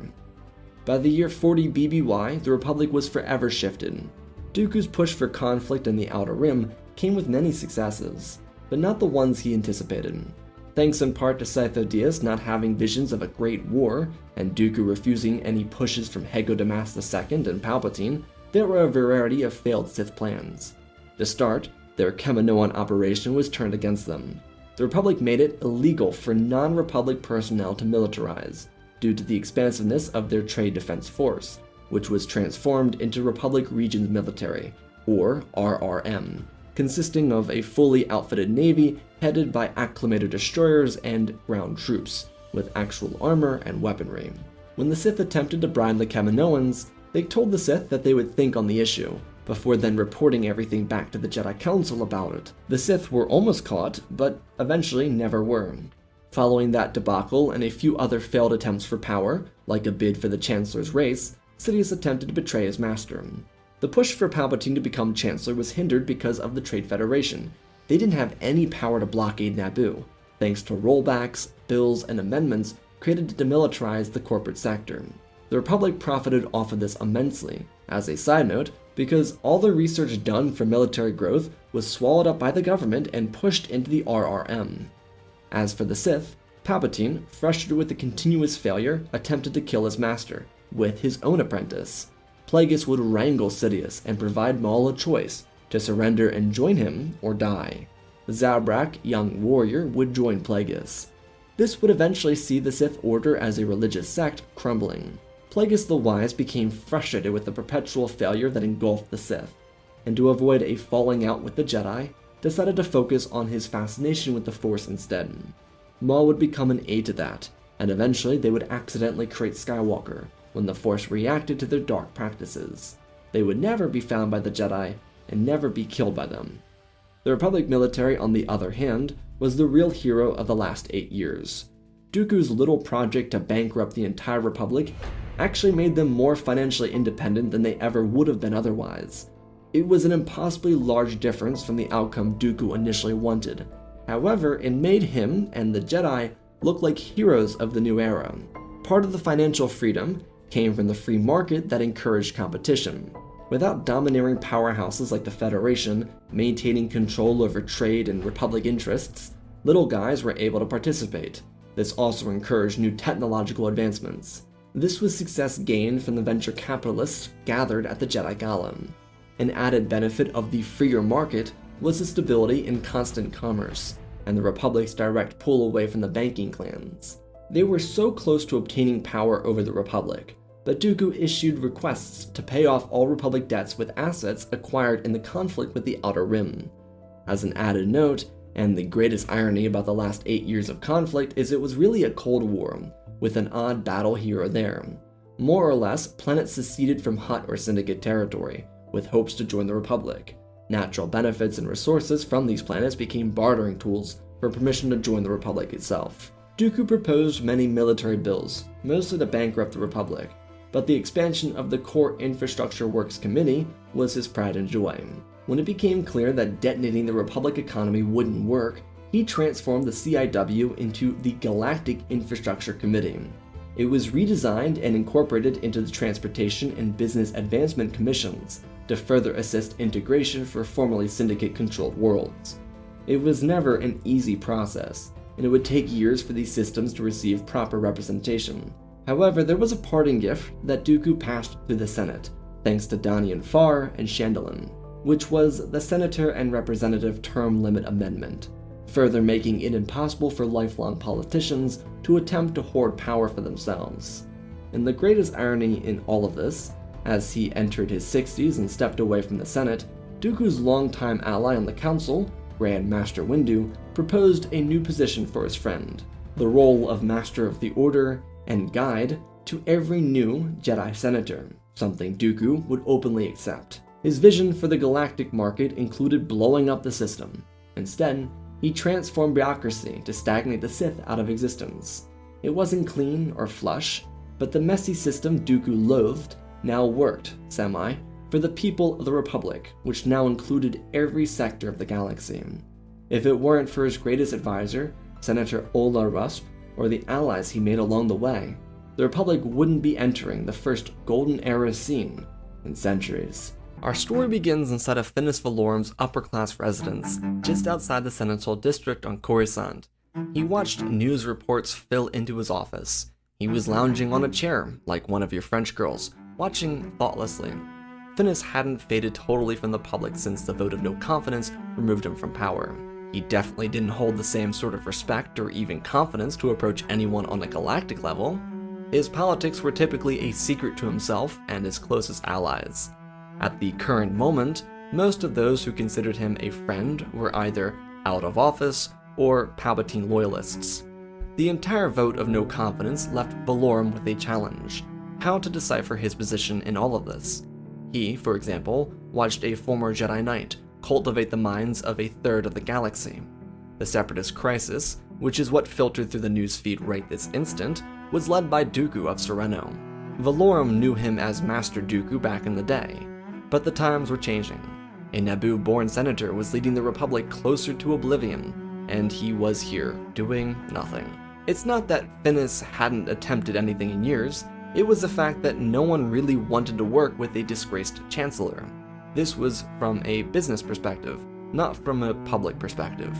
He was viewed as corrupt, and perhaps he was. The High Republic certainly had ended, and he wouldn't argue with that.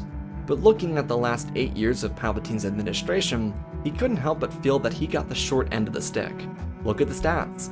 Valorum scrolled through his holo-device, searching for all the statistics his replacement racked up. Chancellor Palpatine dealt with the blockade over Naboo that, by the way, he didn't do anything to help. The results would have been the exact same had Valorum remained in office. Ironically, the Coruscant-born Finis Valorum would have been less corrupt than Palpatine. His tax bracket on trade lanes, which led to the blockade over Naboo, would have benefited the lower-class citizen more. That specific tax withheld the total monopolization of the Trade Federation and other megacorporations like it. Palpatine rescinded those taxes, which definitely earned him favorability with the pro-business sect in the Senate. It was just ironic in Finis's mind. Regardless, additionally to the nothing he did for his home world, was the court case with New Gunray. The courts were filled with Palpatine-selected individuals, and the Viceroy of the Trade Federation felt no pressure or faced any punishment for totally breaking Republic law. Oh, and also, who could ever forget that total fracture within the actual Republic itself?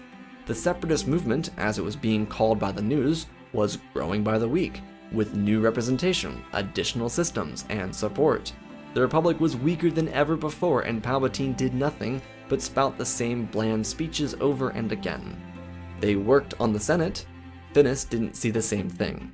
He could see the lack of nuance and how little Palpatine really cared for the system he apparently represented. Call Valorum whatever you want. A silver spoon senator handed the galaxy upon his birth, but he actually cared about the Republic. That was something far more accurate than what Palpatine was saying and doing. That's when Valorum's attention switched from the holopad to the newsfeed playing in front of him. The newscaster revealed that there was a new vote going into the Senate rotunda at this moment. Finis leaned up, placing the device that was in his hands by his hip, and watched the newscaster reveal the coming vote information. The Senate was preparing for their next session, a brand new executive package called the Emergency Powers Act of 24 BBY. Valorum grabbed a vase next to his sofa and lobbed it across the chamber, watching 24,000 credits explode into a flurry of glass and plants. A few moments later, he'd pick the plants up and find them a new home. Afterwards, he would clean the mess up. It wasn't something that the maids needed to concern themselves with. That would be wrong of him. During his cool-down minutes, while cleaning and finding a new home for the plants, he'd speak to himself. He was betrayed.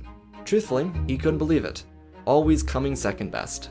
The Senate never respected what he tried to do, and now Palpatine was going to just skip a term limit because of a separatist crisis. He started by being complacent. Luckily for Valorum, he was slightly obsessive-compulsive. He couldn't stop himself from scanning over documents, legal speak, and movements within the Senate as the years passed by. So he had a list on everything that the Palpatine administration did to isolate itself from the rest of the galaxy. His new term limit needed to be stopped. If that was the end of Valorum's legacy, then so be it. But he would not surrender the Republic to an autocrat in the making. Thus, he began his work. Finis, motivation-wise, was not in this purely for revenge. Sure, it would be a fine excuse to try and mess with Palpatine, but Valorum knew better than that. He understood that, typically, nothing is personal in politics. Palpatine's move wasn't to harm Valorum out of spite with the blockade over Naboo. It was clear that the current sitting chancellor just wanted his opportunity to rise, which, sure, anyone would do that, but dismantling Republic tradition for self-fulfillment was not something Valorum could be complacent in. He gathered his documents, spoke to a few allies, and gathered his advisors for a speech. The Senate vote wouldn't go through until tomorrow, but it was important to gather public attention. Valorum's image in the public eye was very broken, but people did want to know what he was up to. This move was something Finis had been saving up for. Whenever he was in the public, the tabloids would gather as much information on him as possible. Valorum saw this as his chance to get everyone's attention in one move, because it was truly his first vocally spoken political statement in years. That was the brilliance of silence. Also, another reason he'd been so absent from politics, and the entire sphere around it, was due to threats he received following his removal. There were those inside the Senate that planned to blackmail him. He had a couple of bounty hunters wake him up with a knife to his throat, warning him of not getting involved. Valorum, after all, despite being a public servant, was always an upper-class citizen. So, these threats were something he took seriously. As an elite-born resident of Coruscant, he needn't concern himself with the endangering of his life for the benefit of others. Unlike the young senator from Naboo, Padme Amidala, he never put his life into danger to protect others. Valorum was always a policy man, and that kept him out of harm's way. So even though he was making a move to potentially help the Republic, Separatists, and maybe the Jedi, he was not some morally righteous person for doing it. He was protecting the Republic tradition, and perhaps maybe his legacy at most. Nothing more. When the following day came, the former Chancellor arrived inside the Senate building, with a swarm of paparazzi following him. Finis didn't say anything. He smiled and waved as he walked towards the rotunda. No one would dare be seen in public with him, which he understood. The Coruscant native quietly kept to himself. Questions were flung his way, and the most he told them was to keep their cameras on him. Even in defeat, even with his lowest approval rate seen in generations, he was still parading himself around with a modest confidence.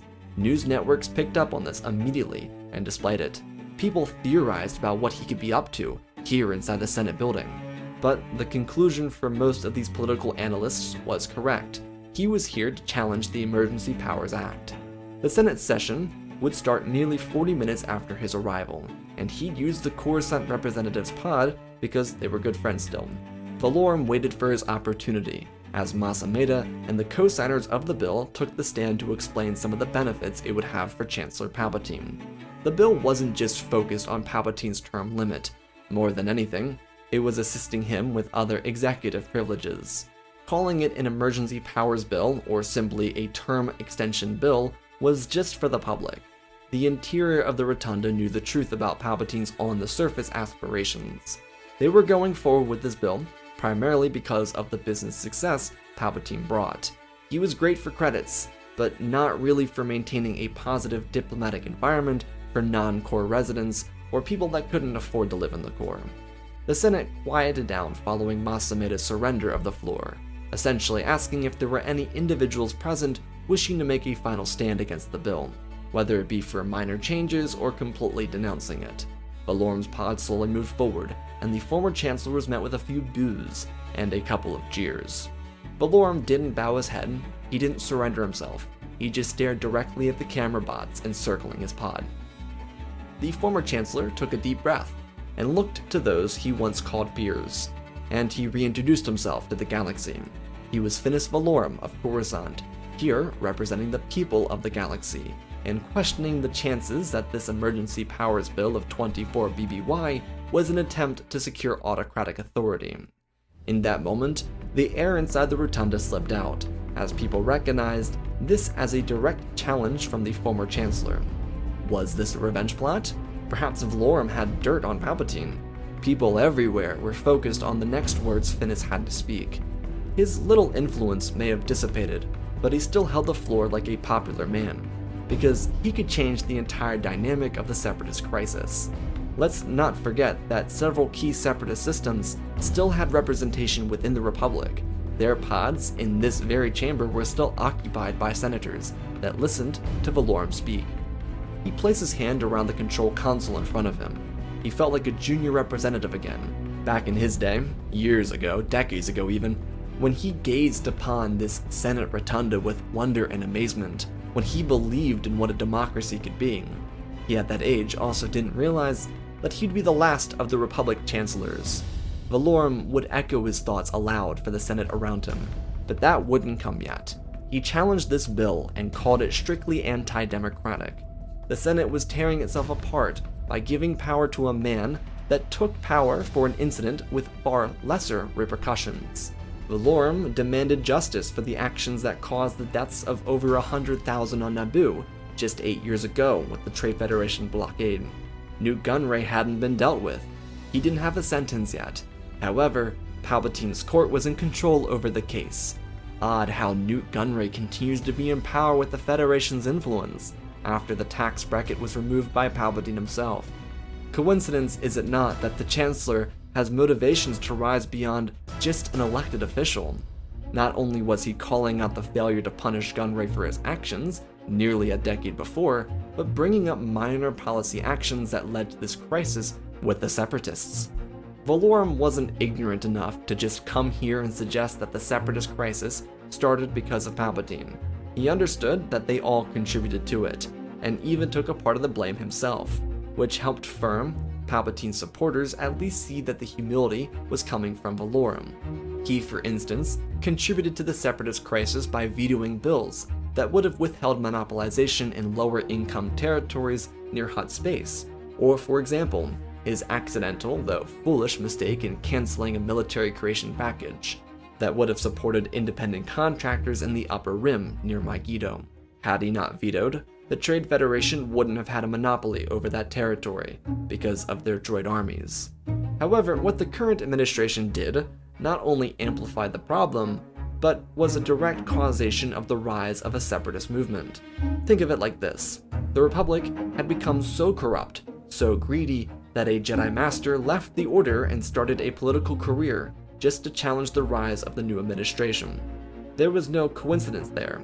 Dooku may have left the Order prior to Valorum's removal, but his political career didn't start until Palpatine became Chancellor.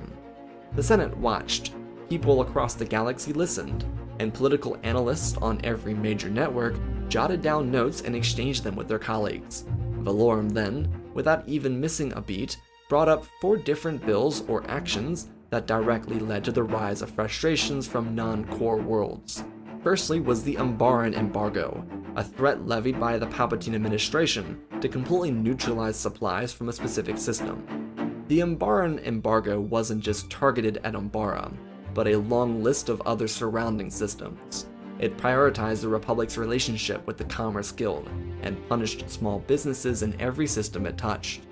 The bill was also highly supported by Palpatine for supposedly bringing jobs back to the working class, while also completely shattering their hopes of letting the working class escape their binds. It did nothing but crush their home-created jobs. Instead of local businesses, the big power players came in and paid people at a rate lower than the local industry paid, while also outperforming them, thus making the smaller businesses lose their business and force everyone to work for the Commerce Guild, which, basically put, was paid slave labor. Valorum continued into the Debana gas procurement deal, which was very similar to the Umbaran embargo. Unlike the crushing weight of the Commerce Guild crawling down on local systems in the Mid-Rim, the procurement deal bought up resources gathered by local businesses, so that the Republic could steamroll the industry with a new model. They pumped the gas more efficiently and at a cheaper rate, but they also oversold or overpriced. This forced several non-core systems to struggle and eventually fall behind. Valorum brought up some statistics to aid his point. The Debana gas procurement deal was just a figurative assistant. As promised by the Senate, it would make the necessary material cheaper for the people of the galaxy, but it did the opposite. According to a Republic Senate census taking the previous year, people in the Mid-Rim couldn't afford to keep up with the competitive prices that had no real competition. In the core, it certainly made life more challenging for the average citizens, but due to higher budgets to work with, they could afford it. The Mid-Rim simply could not. People looked from the former Chancellor to Palpatine, who watched with frustration visibly being shown on his face. He was being challenged for the first time since being a senator. He hadn't had to deal with a rivalry in 8 years or so, and it peeved him. But Valorum continued mentioning off the other 2 examples he brought to the stage: the Techno-Union subsidy package and the expansion region tax. These were 2 bills passed and created by the Palpatine administration to quote-unquote bring the economy up following the failure of Valorum's trade route tax. So instead of taxing the Federation on their operations, which basically monopolized the trade routes, the administration countered with these 2. Both of these came out in the same year as the blockade over Naboo.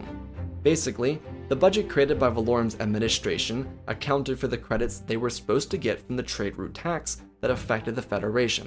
When that tax got removed, the Republic would have been in debt for the annual cycle, so they created alternative methods to balance the budget, or basically maintain the paychecks senators received and hurt the lower class. The Techno-Union subsidy wasn't a subsidy at all, because it didn't keep prices competitive. The tax given to the Techno-Union was certainly given, but their major products went up in sales tax price. So simply, the sales tax on every item sold by the Techno-Union went up. Their prices remained the same. The Republic took a piece of the cake and made more with it. In the first year, this doesn't really change lives, but 3 or 4 years in, those credits started to add up, especially outside the core. Now, the expansion region tax was something similar to the aforementioned subsidy, though this tax was for something that didn't really come up from anything. It was reported falsely in 32 BBY that there was an increase in pirate raids across the expansion region. This, ironically, as Valorum found out years after his administration, came from someone deeply embedded within Palpatine's camp. The expansion region tax basically increased taxes so that the Republic could provide relief for a problem that didn't exist. Sure, people saw more light cruisers patrolling every so often, but truly about 1/10 of the actual budget went to the expansion region. And oh yeah, Valorum didn't just conjure this information up out of nowhere, it was public information. However, sometimes a public is just as complacent as its government. Valorum told the galaxy, and told the Senate, that without Palpatine's rise, the separatist movement itself wouldn't exist. These were just 4 examples within the Senate, and he could list dozens more, others that were even more aggressive on the lower class. Finis continued, demanding that the Senate think about their constituents. They were each guilty of making selfish decisions inside the Senate, and he did not deny that. But continuing the Palpatine administration would destroy the Republic. Their society needed change. It needed new administrations to change everything up. And simply put, the Palpatine administration was a failure.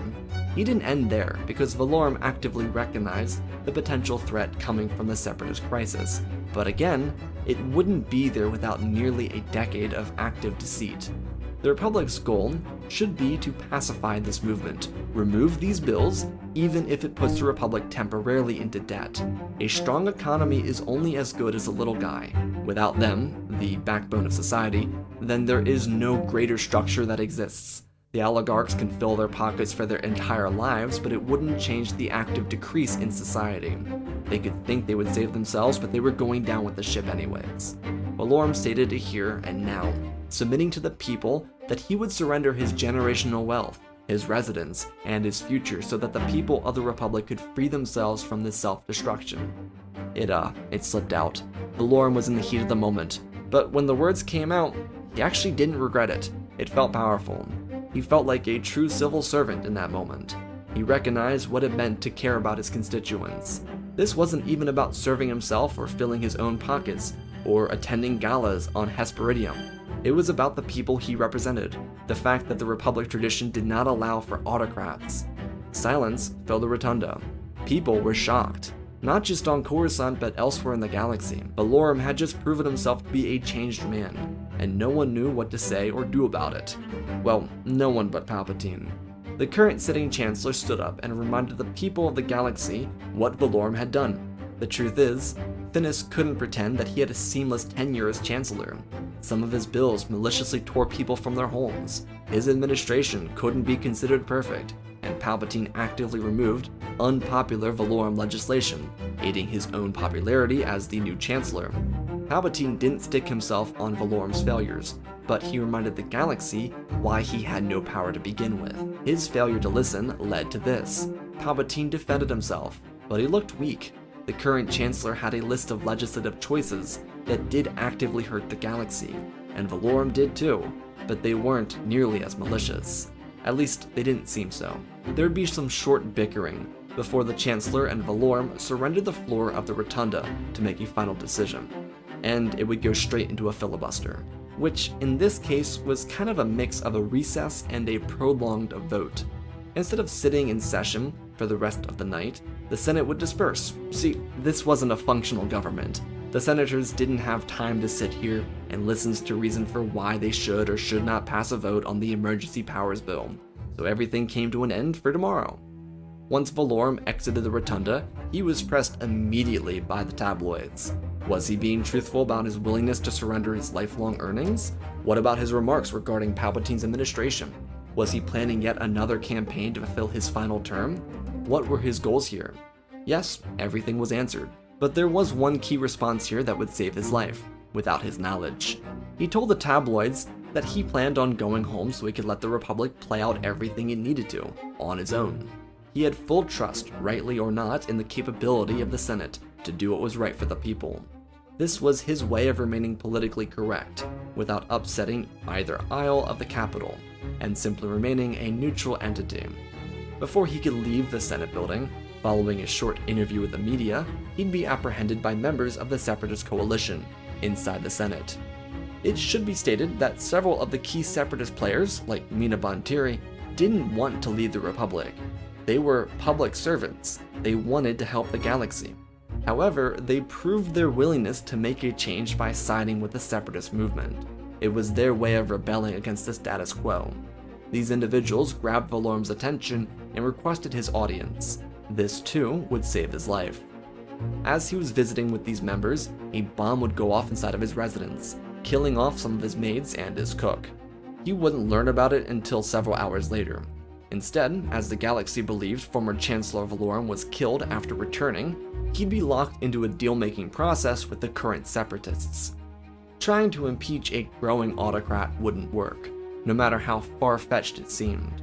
Without the desperation of war, the Senate wasn't likely to make a move. Valorum's neutral placing made him a valuable asset for those still trying to save the Republic. These senators did not want to leave the Republic, not because of fear, but simply due to the fact that it would take so much more effort and be so much more difficult and time-consuming to rebuild an entirely new galactic government. It would benefit all of their constituents if they just retrofitted the current system to best work for everyone. It's why they were so interested in gaining Valorum's aid. Now, truthfully speaking, former Chancellor Valorum had very little interest in helping individuals trying to break away from the Republic. He disagreed with some of them on policy positions, and he wasn't inside the Senate because of some of them.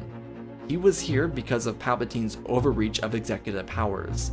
If these planets broke away into a separatist movement, that didn't faze him. Again, he wasn't some morally great person. He was in the gray. He existed for himself and the Republic structure as a tradition. So when these people tried to gather his support, he scoffed at them. He called their desperate acts foolish, because the Republic would only pull back. If they wanted to see real change, they had to stop pretending a pretentious Jedi with familial connections, basically an oligarch, would promise them anything different than the Republic would. If they wanted change, true systematic change, then removing Palpatine and repealing whatever executive orders or bills he signed off on would be necessary.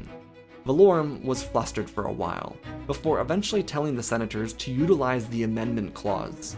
While the problem would remain Palpatine's stance, it could forestall the passing of the Emergency Powers Bill.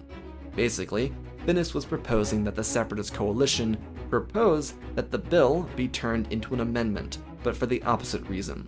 The bill itself, if passed, would reward Palpatine with executive control, but it would just be his administration, no one else's. Inversely, an amendment of the same topic could be utilized to reduce executive powers in an era of crisis. Since Palpatine was at the heart of everything, it would elongate his term, but it would also make him basically powerless as a chancellor and as a leader. Essentially, Valorum was suggesting a functional government shutdown, where the government would still work, but it would literally stop working for anything else. It was an old Republic law that he learned about because of his hyper-focused professor during his young adult life. It never left Finis, and now he found a place to use it. What this amendment voting process would do consisted of a couple major movements. Palpatine's term was at an end already, but a chancellor could not be replaced until an amendment was ratified.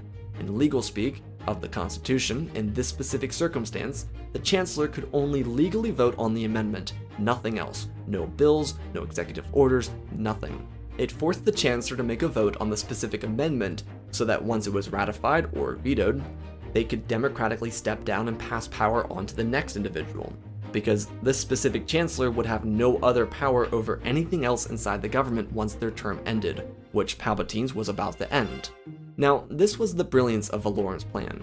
If Palpatine held out on voting for the amendment, or vetoed it, against a popular vote from within the Senate, he'd be withholding the government from functioning by himself. It would make him the main villain of the entire process. Of course, he could try and gather allies within the Senate to vote against the amendment, but if proposed in the right form, it could get passed, or turn people against Palpatine. The government needed an executive branch, and with the approval of the budget coming right around the corner for what should be the next administration, credits would just sit in gridlock until a vote went through, because the budget couldn't be voted on without the executive branch, and the executive, the chancellor, would be stuck in gridlock because he didn't want to vote for an amendment that wouldn't benefit him. The two alternatives were Palpatine winning the vote and remaining chancellor, or the amendment would go through and ensure that the executive role lost more power when a crisis took hold, specifically right now. Valorum did suggest that they frame it as hopeful to rebuild a fractured society as possible. He left promptly, before being taken away by Senate commandos.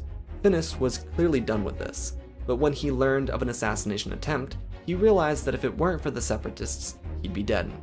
That bombing nearly destroyed half a block of the resident area. 13 people were killed, with another 24 injured. Valorum would be escorted to a secret location, as he was forced to decide on his decision going forward. The next few days would see the amendment proposal overrule the filibuster, stopping the government from functioning entirely. On one side was the pro-Palpatine coalition, mostly just because he was an aisle pleaser. Those who he made happiest during his tenure supported him. This did mean that individuals from both sides jumped into one corner, making it more likely that others could join the other coalition. The opposition was filled with members of the Separatist group and individuals who refused to sign onto the Emergency Powers Bill. Without Valorum's momentous return, people were less likely to vote against the bill, but due to his arrival in front of the galaxy, the people were more willing to challenge Palpatine, because if a disgraced Chancellor could, then why couldn't they? Even though Finis didn't show himself following the attack on his manor, he did keep an eye on Republic debates. The media covered the incident, and there was genuine pressure from the people of the galaxy to withhold the Emergency Powers Bill. It was also on the other side as well. The 4 aforementioned moves made by Palpatine's administration were put under a microscope for everyone to see and look at. The public hadn't really considered the true ramifications, and because so many people were simply taken aback by Valorum's return, they were able to hear his statements in front of the galaxy. Sure, some of them were slightly skewed, but again, it was all public information. He was just handing it over to them, so that they could use it for themselves. The Republic struggled though.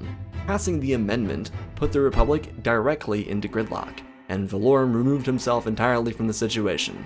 Basically, an individual went in, told people to do something, and they actually did it. As a reformist during his administration, he learned from his failures, the petty political squabbling that swallowed him whole. The Senate actively pushed for change, but Palpatine refused, and every day as the Senate returned with more information, pros and cons, including some vicious debates, little changed. There were people who swapped sides, thinking that they could outvote Palpatine, but it never really went anywhere. What the Republic needed was to have a 2/3 majority vote for the amendment. When Palpatine vetoed it, the Senate would need to beat him with a 3/4 majority vote, which was nearly impossible. But since there was also some leeway, Palpatine held out. The irony is, despite the Sith forcing the Separatists to act more towards separation, they didn't actually really want to act on it. They listened to Dooku's word, but what Valorum said was also true. Dooku was no different than the Republic. He was a Jedi oligarch with a pretentious view on the galaxy because he believed his Jedi powers enlightened him. He thought so highly of himself that he abandoned an order that had stood for over 1,000 generations. The people didn't really like the Jedi, so don't misconstrue that, but they respected the institution a lot more than the individual Dooku, and that became a thorn in the Sith plan. Without Dooku's word holding as much influence as it used to, there was nothing for him or Sidious to do. They had some minor incidents to try and stoke the flames, like for an example, the suppression of a population that sided with the Separatist demands, and even the activation of one of the sector defense fleets. This didn't really give off the right message either to the galactic populace, one that hadn't seen combat or any war in their lifetimes. This was a step too far. The Chancellor was activating anything he could to maintain his role, to silence the opposition, which was supposed to help the Separatists leave the Republic instead of sign the amendment, but it made them fiercer inside the Rotunda. While yes, the Chancellor's powers were greatly reduced by the ending of his term, these weren't exactly his choices. They just happened to fall under the umbrella of his administration. So it certainly was intentional by the Sith. It was viewed by the public as weakness though. The mobilization of the small Republic military force, which wasn't even officially Republic, was the Chancellor signaling his bitter defeat, last grasp for power. War changes people. The Republic hadn't seen true, real conflict for hundreds of years. This move by Palpatine was nothing but agitation, something that could turn the Republic against itself. It was clearer than ever before that the Separatist coalition wouldn't have formed without Palpatine being elected. But see, Palpatine's move was realistically understandable, and it should have worked.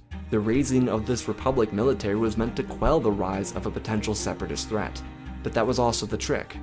Valorum may have remained out of the public spotlight, but he acted as an advisor for the Separatists. There were some promised incentives from several senators if they got what they wanted, so he obliged to get something out of it for himself. Finis proposed that the representatives tell Dooku one thing, and then do the opposite. He theorized that Dooku and Palpatine were working together in some form, because they did speak frequently when they were both Jedi and Senator. It was a bait and switch. To the Republic, it would appear like a light mobilization from Palpatine's administration, but it was just a trade fleet, nothing real, not even a threat. So when Palpatine's troops entered airspace over a specific planet, it looked like a hostile takeover against a trade fleet. Not really a good look. The articles of impeachment, therefore, were thrown into the Senate floor, as the Chancellor refused to vote against the Emergency Powers Bill. The Senate and population were furious. Those who supported Palpatine the most started to back away to save themselves from political scrutiny of being seen by his side. For many of those people, it was too late. Their association with someone so relentless lost them respect in the eyes of the Senate, and especially their constituents, who would decide in the next election. The next 2 weeks would be grueling galaxy-wide, with the budget sitting untouched on the Chancellor's executive desk, Palpatine being impeached and apprehended for inciting a conflict, and the instant unity between what was originally rivaling sides. The galaxy had a reaction. A new Chancellor would rise in Palpatine's place, a moderate from the inner rim world of Onderon. The elegant Senator Mina Bonteri won over the hearts of her constituents, both in her leadership against the threat of Palpatine and in breaking the filibuster amendment. The Republic would stand. Dooku's influence would vanish almost overnight, but it would not be the end. Palpatine may have been arrested, but like Gunray, the courts were deeply protective of the individual that put them in the power. Palpatine was both wealthy and an important politician. The courts would defend him, even if they believed it was wrong, because he gave them their power. Mina, in the first few weeks, had to sign the budget and disperse funding to assist struggling locations without funding from the government. She was in a tough spot, but the citizens of the Republic were willing to be more forgiving. However, just because the Separatist dream was dead, didn't mean the Sith weren't still Sith. The Clone Army was 2 years away from being fully ready for action, and Darth Tyrannus was without his master, Grievous, and Ventress. The necessary components to waging war on the Republic existed, to much lesser degrees, but were still present. The Techno Union, Commerce Guild, and especially Trade Federation would listen to his demands. They were in an alliance. The Federation was still a bit iffy there, but they would probably join him. Destroying the Republic was their end goal anyways, but without a separatist government, that became a little complicated. Tyrannus spent Mina's first few weeks in office gathering intel and making a decision for himself, which did involve gathering the Trade Federation. Sidious was a true Sith. Dooku, lesser, but he could still perhaps utilize traditional Sith tactics to make the mark on the galaxy he believed to be positive. So, following the release of the budget and the restructuring of the Republic, war was declared by a rebel state. Without an actual separatist movement, aside from a few very poor worlds hoping for change, this attack came directly from Federation battleships, with Union and Guild troops landing on the surface of their target planet, Ryloth. The people of the galaxy were blindsided by this, and Mina Bonteri, the Chancellor, stood before her people without wavering. Their new amendment had prepared them for this. Her executive powers shrunk, but her voice grew louder. She remained a motivational voice of reason, calling upon her colleagues to put into work the Republic Protection Act, otherwise known as the RPA. See, while Dooku was preparing for war, the Republic pulled back on Palpatine-era restrictions, so they had leftover credits. The 4 major political moves referenced by Valorum were for Republic income, but Palpatine also put a ton of money into various sectors that didn't really benefit the average citizen. Mina repelled those, and before she could start spreading the budget to help everyone equally, the Republic was attacked. Ergo, the Republic had a lot more credits to work with because they hadn't spent their budget yet. The RPA came with a list of incentives, the first of which being the total boycott of any company aligned with Count Dooku. This was immediately accepted by the people of the Republic. The Jedi also joined the Republic by siding with the Senate and preparing for war against their former brother. The RPA added an additional request for volunteers, and due to recent political drama, people weren't especially patriotic about the Republic. But this was, again, the first true conflict seen in hundreds of years. With the people coming back together and siding under someone who looked poised to join the Separatists, citizens were dedicated to fixing this thing. Dooku's attack was like a chain reaction. It woke the galaxy up. Their own public complacency had cost the galaxy time, and now they needed to ready themselves for war. Mina's RPA came with a few extra incentives to lessen taxes on everyday goods in exchange for rations, which people agreed to. This was her way to protect Republic citizens while focusing on the actual Republic military complex. Without the clones or anyone knowing about them, this war would immediately be fought between the Republic and the Rebels. Volunteers were no match for battle droids, but the boycott led to concern from Dooku's allies. They could all be high and mighty about their power, their droid forces, and their alliance with Dooku, but they were still businesses at the end of the day. War was meant to be profitable for them, but their distributed materials were being burnt. They would not see profit from any of that. Protesters did everything they could to make sure these businesses didn't profit off of anything, so shops, mines, anything that assisted the supply chain seized up. And sure, these major power players had automated factories and facilities, but if those are shut down by angry mobs, then what? This wasn't a faction war, one of government versus another. This was the declaration of war on the entire galaxy, and the people were forced to unite after their time of trouble.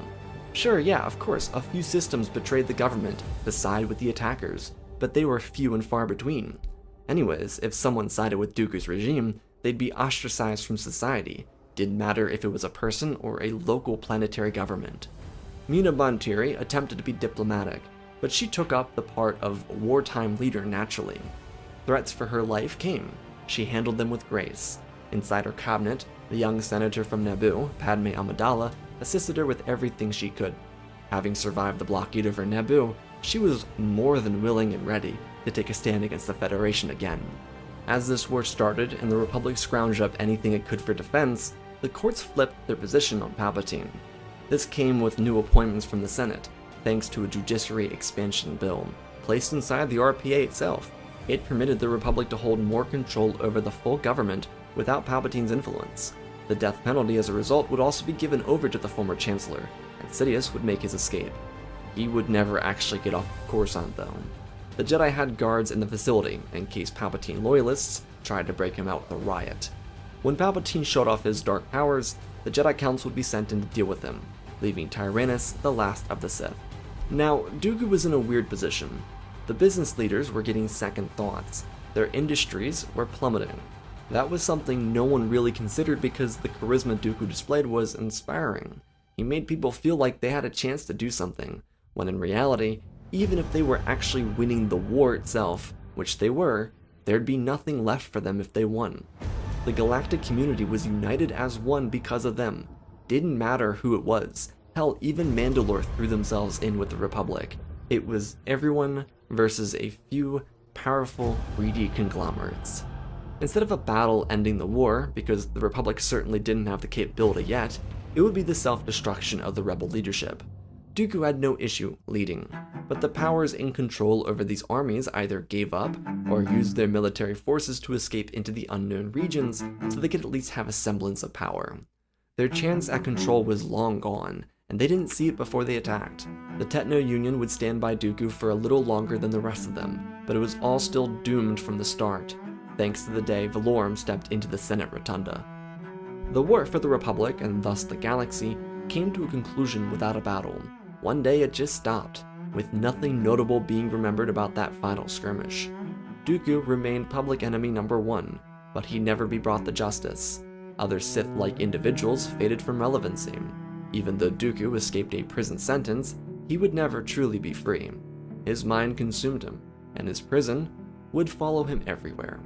Dooku hurt the galaxy, made it worse. His pain, his betrayal of Qui-Gon and Sifo Dyas, it all meant nothing. His last thoughts, surrounded by his isolation, would be on his failure, a personal purgatory never ending, before leaving the land of the living. The Republic, inversely, was forced to chug along following the outrageous attack by the most powerful conglomerates in the galaxy. At their attempt to bend the knee, they would be dismantled by the government. All of them, Techno Union, Federation, didn't matter. Mina was far less forgiving than even some senators would have been. She navigated the stresses of this tumultuous time with ease. Her cabinet supported her, and Mina came out on top. By having repealed Palpatine-era policies, she was able to save herself and her budget, following the several-month-long conflict. The RPA remained in effect until the total destruction of the aforementioned corporations. However, the RPA would cost taxpayers for years to come. It wasn't because of the bill itself, more of the transformation it underwent. After the rebel crisis, the Senate voted to create an emergency military, and no, it would not include the clone army. The Kaminoans would actually attempt to breach contact, and the Republic completely denied anything, forcing the clones to sit on Kamino. A similar threat would arise from them, but similarly, nothing would come from it. At least, this would have no conflict to share in. Despite his importance to the actual change, Valorum returned to his own new apartment, and continued lounging on the sofa. He saved the Republic by accident. Perhaps that was the greatest tragedy of his politics. He had always been involved for perhaps the right reasons, but never did it actually work out to benefit the people of the galaxy. Only through an accident could he start a domino effect that could change the fate of the Republic. Mina's rule, because of this butterfly effect, would begin a new motion of legislative change, creating a new power party within the Senate, forcing the removal of old, more corrupt faces, thanks to the Rebel Crisis. Mina's leadership, in the end, would be the defining moment in this history, a leader who surrendered power so that the Republic could survive, the true antithesis to everything Chancellor Palpatine planned to be. Our story begins inside the Jedi High Council chambers, following Master Kenobi's appointment to the Council and the completion of his training for Anakin Skywalker. Obi-Wan was no longer a Jedi Knight, and now served with what he considered the greatest minds of the Order. Kenobi stood in the center of the chamber, looking to individuals he aspired to be like, but now could call his peers. There was an important message he'd been given on Geonosis, something that he even questioned when he dueled Dooku one-on-one. Obi-Wan, as inquisitive as ever, asked Dooku during their engagement if what he said regarding the Republic was true. Tyrannus continued pacing around the Jedi Knight in that moment, and he told him that the roots of the Sith went far deeper than just the Republic. Of course, Kenobi couldn't see it yet. In that moment, Dooku extended an arm to his opponent, giving him the opportunity to join the Sith, to see the light as Qui-Gon would've.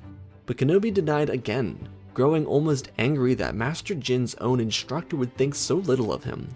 Qui-Gon, even in his formative years, wouldn't have ever joined the Sith. He valued not just the light, but the Jedi too much to ever choose anything other than them. Their duel started and the rest was now history. Obi-Wan recalled frustratedly that there was a definite certainty to Dooku's voice. He seemed almost persistent that this was to save Obi-Wan's life, as if Dooku was trying to protect the last little bit of Qui-Gon alive. But Obi-Wan reasoned that if Dooku wanted to preserve Master Jin, he wouldn't have joined the dark side. To that point though, Obi-Wan believed that the Council should be reasonably alarmed that the Sith controlled the Confederacy. This clone war could have a very fancy name and title regarding the clones, but this was a galactic civil war. That's what it was, and they couldn't hide from that. The separatist movement was bred from the secessionist coalition inside their very own Senate. They were literally Republic systems less than 2 years ago, and Obi-Wan believed that the Jedi Order should have a larger reaction to this, because if Dooku was a Sith, and if he wasn't lying, then that would mean the galaxy was divided by their ancient rivals and they just allowed it to happen, and would be ignoring it after being told openly that's what happened. Even if the Sith were known for their lying and for being untrustworthy, didn't the Jedi owe it to the people of the galaxy to react and search deeper into this plot? It'd be wrong of them to just forego this information because the Sith were known for lying.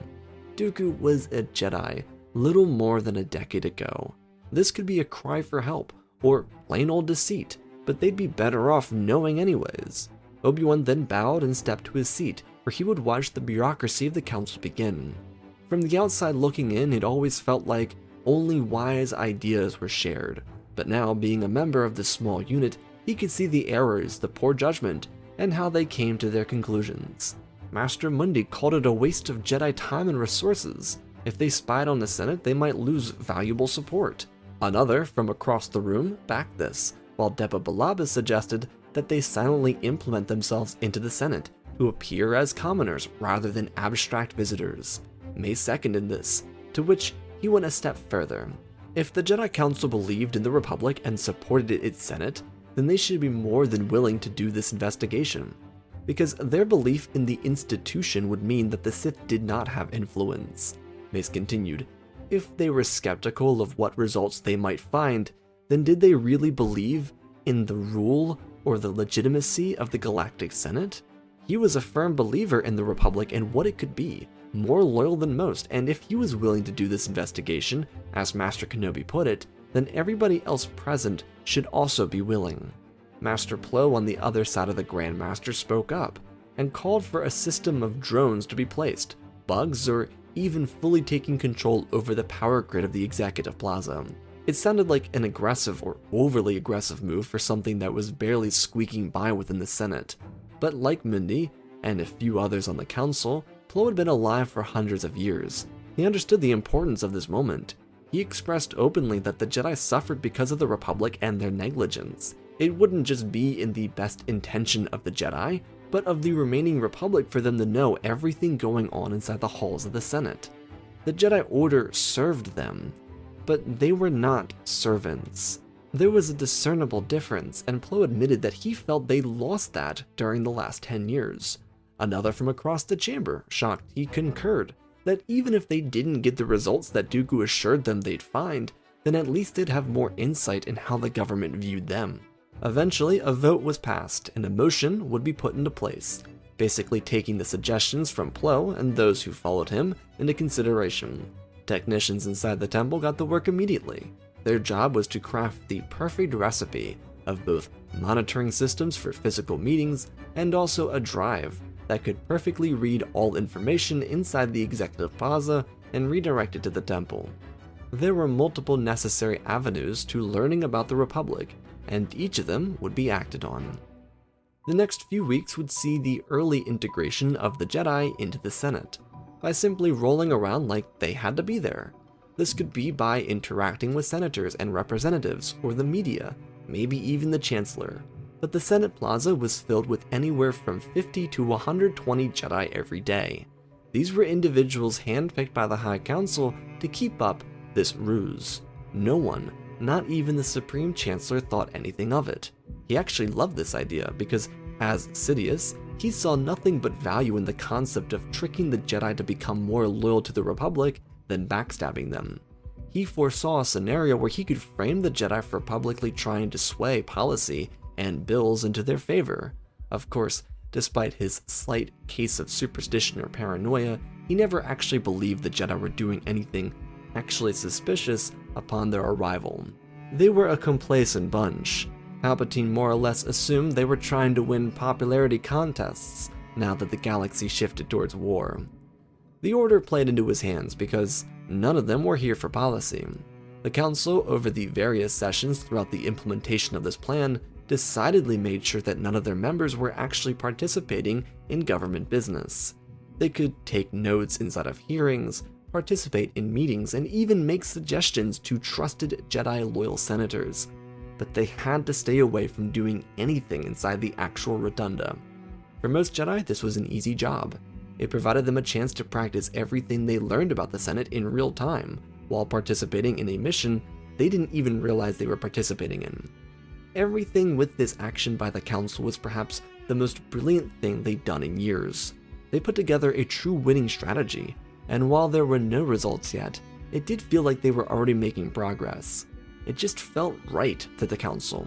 Some of them were already off to their own missions with brand new battalions, but this mission felt like a focused act, something that everyone was putting their best foot forward with. The technical operations were a little harder because it required technology that the Jedi had to pay a lot of extra credits to refine, but it was a huge benefit.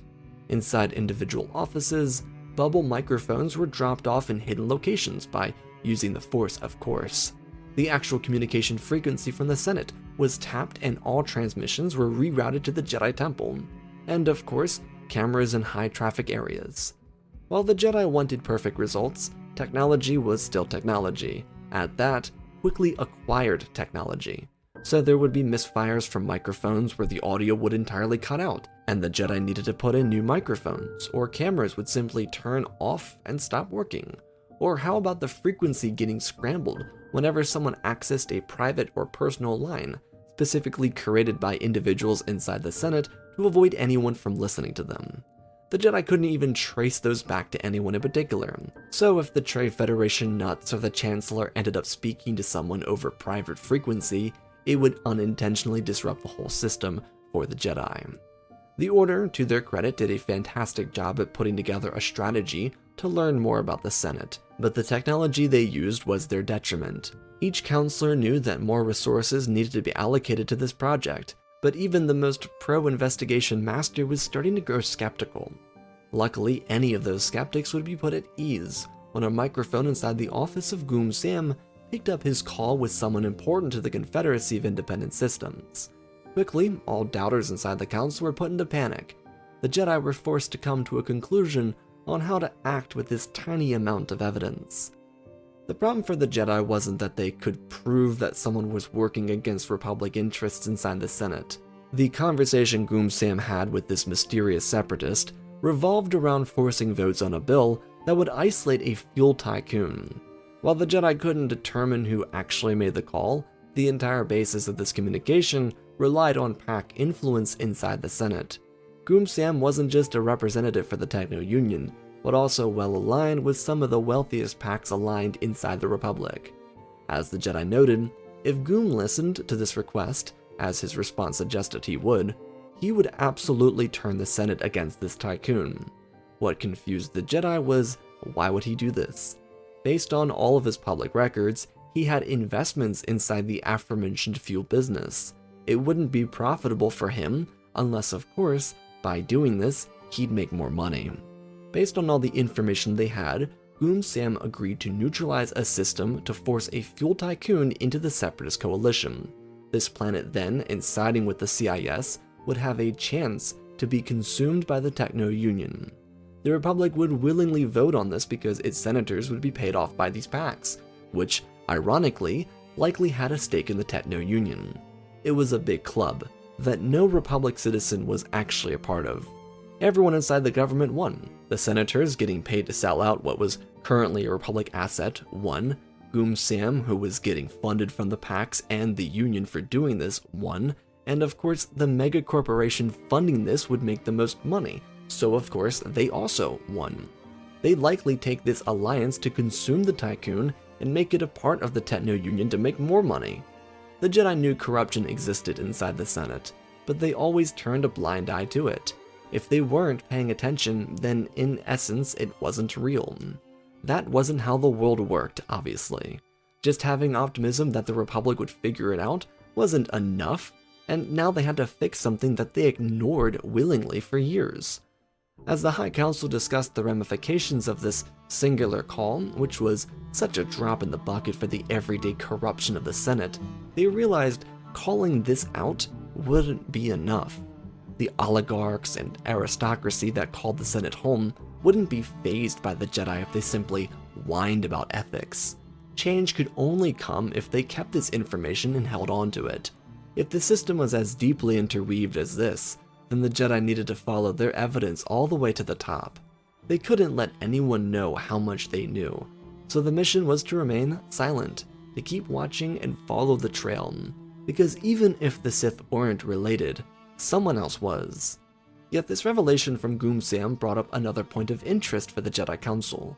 If the corporate alliances had more control over the Senate than the Jedi initially believed, then what else could they control? Not for the Jedi to put on the aluminum hats or anything, but this very action proved that the Senate wasn't what they thought it to be. The corporate powers were working in tandem with the Confederacy to find the most profitable route for their businesses, and it led to a growing suspicion of Kamino in all actuality. From the perspective of the High Council, they couldn't just ignore Kamino anymore, because if the corporate sector held financial control over the cloners, then the Jedi could be in danger. Tyrannus might not be some anonymous figure that only Sifo Dyas knew, he might be a CEO of sorts, someone who had a vast amount of wealth, someone who could potentially use the cost of the clone army against Republic taxes as a business expense or loss for their own gain, which could hurt citizens. It really could be any number of things was the point, and the Jedi needed to look at Kamino as seriously as they were the Republic. With months passing by since the first intercepted message inside the Senate, The Jedi were able to compile together hundreds of cases of corporate interference in the Clone War. This wasn't limited to the corporate powerhouses, it also included PACs, investors representing the Confederacy, and even transmissions between representatives and Count Dooku. The Jedi were knee-deep in information that kept filling their drives.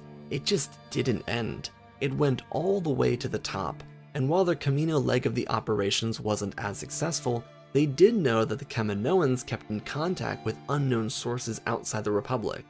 It was all terrifying. The Jedi were actively playing into the hands of an enemy that surrounded them from the inside out. They felt like they were unable to do anything about it too.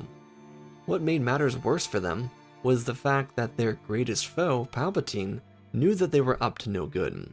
He didn't know that they had a full drive of files from the Senate that would expose everything about their corruption, but he by this point figured out that their active presence inside the Senate Plaza was for a reason.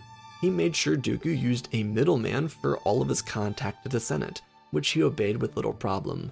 The Jedi also figured that out because all of Dooku's contacts became this middleman's contacts. And to the point about Palpatine, the Jedi knew he was safe, ironically, so he wasn't on their radar. This isn't to say that they trusted him because he was still a part of the corrupt government. They simply had nothing to accuse him with. All of their evidence revolved around the corporate sector, so even if Palpatine wasn't on the payroll, he was still suspicious to the Jedi. And the only reason he wasn't on the payroll is because 1, he had a lot of money from his former master, Hago Damas II, and 2, when he became Emperor, all of that money would become his anyways. Because the High Council knew that they wouldn't get anywhere by assigning themselves to the proof, they framed a release. Their target remained the corporate structure around the Senate, so they paired what was supposed to be an earnings reports inside the stock market from the Techno-Union with the Senate file release. It was a public event that people would actually be paying attention to, and would draw all attention to the Techno-Union rather than the Jedi. It probably would also crash the market. Everything would be assigned to Goom Sam's personal email, just so the council could bury the hatchet into his back first, and with that decision, everything was then out of their hands. The immediate response from the Republic, the Senate, and the public of not just the Republic but the galaxy would be pure anger. First, the market crashed. Obviously, the CIS shouldn't really care about this type of thing coming out of the opposition government, but they did, because it proved them all right for being a part of the secessionist movement when they left the Republic. The Senate was corrupt, and it seemingly never ended. What made matters worse was that the Goom Sam Fuel Tycoon problem was just the tip of the iceberg. It kept going further and further, and nearly 95% of the Senate was in on the joke. There were the few like Amidala that didn't take credits from major PACs, but the list was everyone. It didn't matter if it was a singular planet representative, a system senator, corporate representative, or people working inside the offices of Republic leadership. There were people all over involved. It wasn't just a bombshell because it revealed the corruption of the Galactic Republic, though. It was a problem due to the fact that the Separatist Parliament realized how sleazy their own movement was. Sure, they knew that the Republic was a problem. They intentionally seceded because of that. But the fact that the corporate alliances that were funding their war also had a stake in the Republic was mildly concerning. This had always been an issue of see don't tell throughout the war because there was no reason to confront it if they were winning. But they also, mostly, they didn't know how deep the corruption went. The problem for the Separatist Parliament was the fact that their government was being fed a military by a corporate group that could simply decide to change teams whenever it would produce them more profit. Specifically the example of Goom Sam annexing a planet because the Techno-Union could absorb it into their tycoon. From a very realistic standpoint, most Separatist senators would feel safer if they had a volunteer army or a military not controlled by a random corporation that had no loyalties except for money. These representatives were serving their people inside the Confederacy. They seceded to positively change the lives of their constituents, and they'd be damned if they'd fight in a war that would put any of them in jeopardy. It was simply too frightening to ignore. If Goom Sam or Lot Dod decided that the Republic was more profitable, every single battle droid could be shut down, and then the Confederacy would be destroyed within the blink of an eye. And Dooku couldn't reveal why they were all together and working for the Confederacy, that would throw everything further into jeopardy. Plus, and this was a major reason behind their decision, no one inside the Separatist Parliament wanted war to begin with. If they could take advantage of the inevitable public backlash, then they could end the conflict altogether. There was also another important factor for the Confederacy to consider. If they looked like the reasonable government in all of this chaos, then perhaps more Republic systems would see the Confederacy as an alternative and join them. And even if they joined the neutral coalition, that was also better for everyone. Dooku, in this, lost complete control over his own government. They were mere months into the Clone Wars following Geonosis, and quickly it was transforming into a footnote in the books of history. The Republic would crumble, the Confederacy would rise, and Dooku looked lost in the moment he built this Confederacy for. He was still trying to serve his master by prolonging the war. To the very government he created, he looked afraid of the future he preached to all of them about. With all the revelations coming out of the Senate and the fact that Dooku brought the corporate alliance into the Confederacy, many believed he was owned by those mega corporations. The Parliament held out for a continuous period of 33 hours just to turn all of its members against Dooku, so that they could forge a peace treaty without his interference. It was a complete 180, and it surprised a lot of people loyal to the CIS cause, but the government itself wanted to prove that they were not like the Republic. For the Confederacy, this was their everything moment. If they allowed the droid armies to serve their needs, then they were no different from the Republic. If they got rid of Dooku because he refused to join them in ending a conflict started by what seemed to be corporate powers, then they were proving that they were willingly trying to make a change to benefit the system of government. While the Republic entered a total political gridlock, with some senators ultimately resigning immediately because of pushback on their homeworlds or others doubling down to avoid criticism, the Confederacy ousted Count Dooku from their chambers. First, they passed the vote to create a peace treaty, which they easily outvoted Dooku on. Then, easily impeached him and removed him from office, appointing Mina Bontiri to replace him. The next move was to completely cut all contacts formed with the corporate alliances, and focus on constructing a volunteer military of their own. This was not a widely popular decision, but people supported it because they supported the Confederacy more than the Republic. They also sent their treaty to the opposition government, and had to hope for the best. But it was a burning structure, and Palpatine was at the center of all of it. The Jedi from the outside, still participating in their war, while exposing the corruption of the Republic, realized they also had to do something. They did directly cause this, and when they caught wind of a separatist peace treaty, they knew they had to take it. There was nothing in the galaxy that could stop them from taking advantage of the peace treaty and ending the Clone War. But despite all the positivity coming out of this revelation of a peace treaty, there was still a problem. Dooku told Obi-Wan that the Sith were in control of everything. They found connections to the Separatists, and yet nothing went directly back to the Sith in their eyes. Even if they were technically going to win the Clone Wars, then shouldn't they theoretically have found some sort of answer to that? The Jedi were very confused, and they really couldn't do anything about that confusion. Yoda and Windu threw up ideas for their peers, but nothing really landed. They were looking at a completely broken galaxy. The Separatists were realistically the only feasible path forward. It was a pain to the Republic loyal members of the High Council, but they knew that their government was no longer safe. From across the city, Palpatine tried to call together a quorum of the most efficient politicians inside the Republic. This was a proper Senate session inside the Rotunda for the galaxy to see, and almost no one came. He, at the very least, preserved his public image, even to the Jedi, but he was unfit to lead because his government fell apart on him. Because the High Council hadn't come to any quote-unquote sensible ideas, they decided that they needed to seize control over the Senate to negotiate the peace treaty. Though it should be noted that the population of the Republic was not looking to the Jedi to be their saviors. The population was demanding representation that actually represented. The Council, though, couldn't take its chances and rushed in, with a clone escort provided by General Skywalker. The 501st, the most champion unit of the Grand Army, even Anakin, and the full body of the High Council made a move against the Senate. It wasn't hidden, it was right there, in the open, for everyone to see. To prevent the population from turning against the Jedi, the Council instated leaders that the public was familiar with, meaning that yes, Anakin, the 19-year-old Jedi Knight, was placed at the forefront of Republic governance. There were some other clones and Republic admirals that would serve on this temporary government too. Someone like Palpatine actually got off scot-free, without having to worry about anything, and unfortunately, that was probably the worst thing that could have happened. Not only did the Jedi take the government to form a peace treaty with the Separatists, but the two Sith in the galaxy were simply now unaligned with full control over both militaries in the galaxy.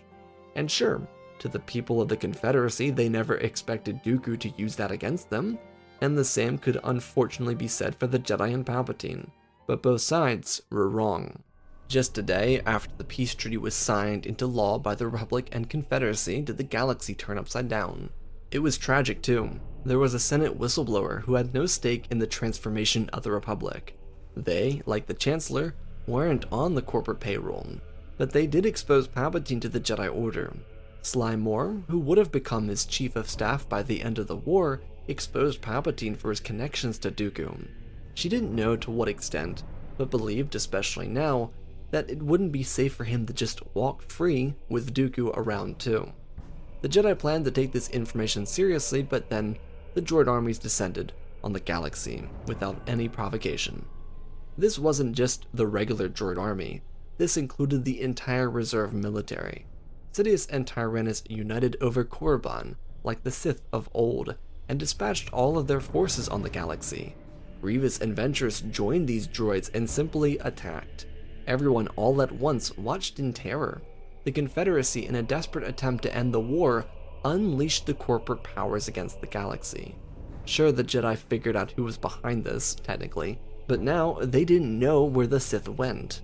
It forced the High Council to feel at fault for this, and in reality, they were. But it was further proof that the corporate powers would rather side with the Sith to destroy the galaxy than allow the everyday person to take their trillions of credits. That was an important point to think about. These corporate demagogues would rather destroy their customers than give back to them. Fortunately for the people, they had the clones, but the Sith were just using the Grand Army as pawns. It was for pure amusement. Sidious knew that no matter what the Jedi did, the Sith would win, so why not take a few weeks to enjoy the struggle before executing Order 66 and taking control over the galaxy? Sure, the Jedi and clones fought back, or there were people that rose up to fight the corporate battle droids, but it meant nothing. Sidious just wanted to give the galaxy hope, and then just pull it out from under them. Tyrannus at the same time was also tasked with executing every single board member of every single corporation. They were loose ends and needed to be cut out of the equation. While he was doing that, a new Master Droid control panel would be created on Korriban.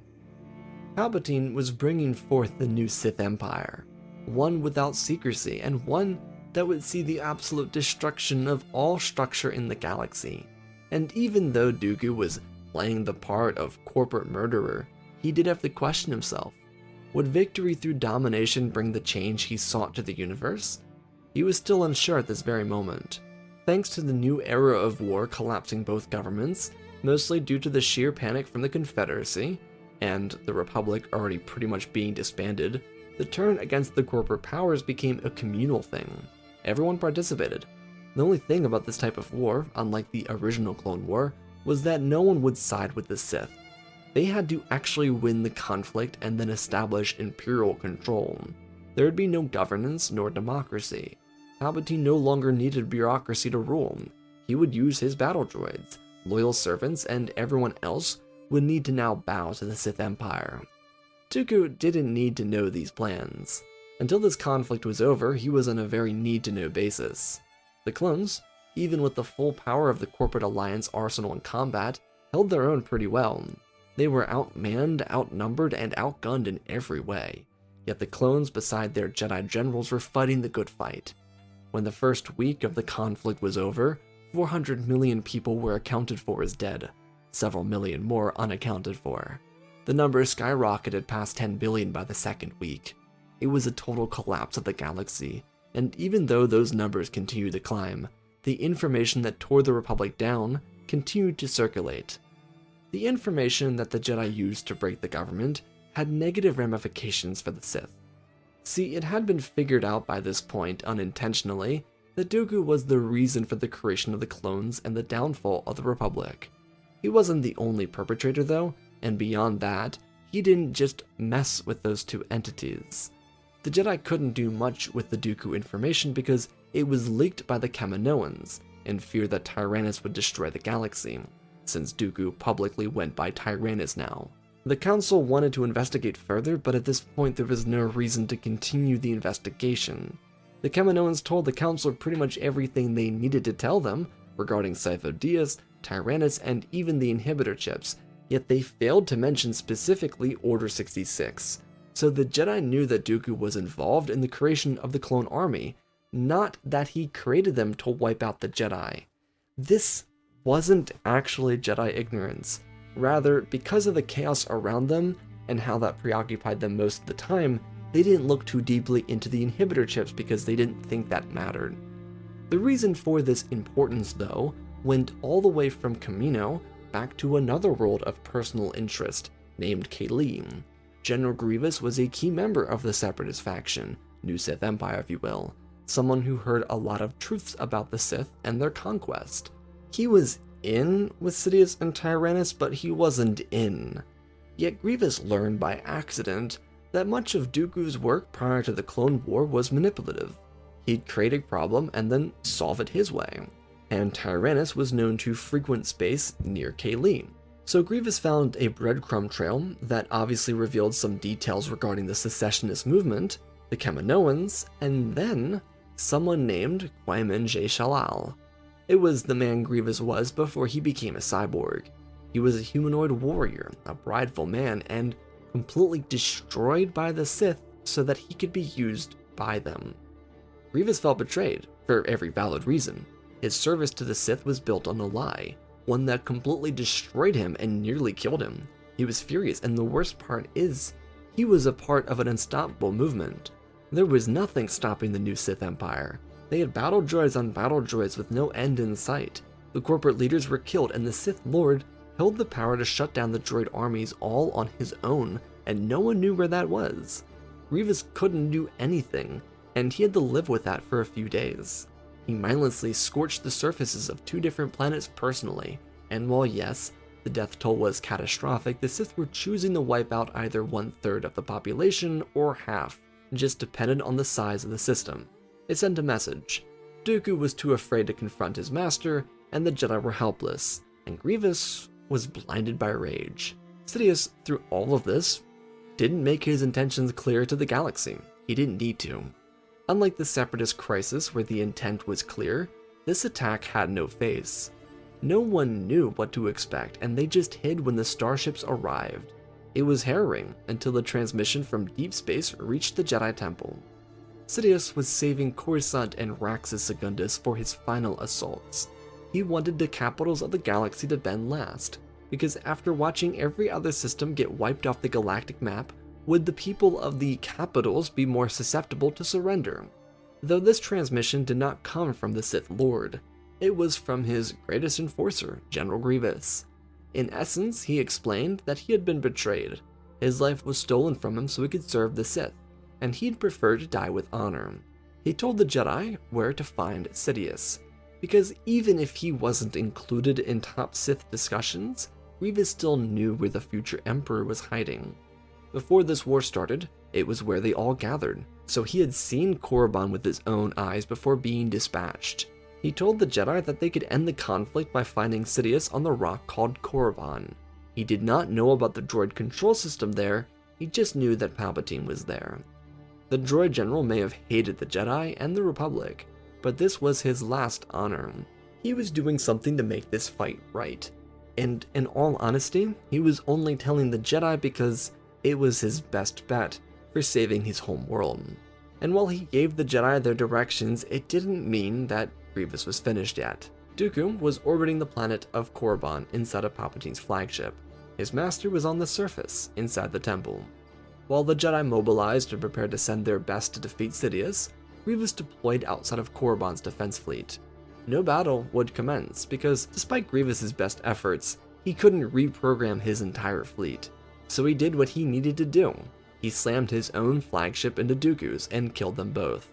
It may have not been heroic or the way he wanted to die, but it was on his terms, which was more than anything to him.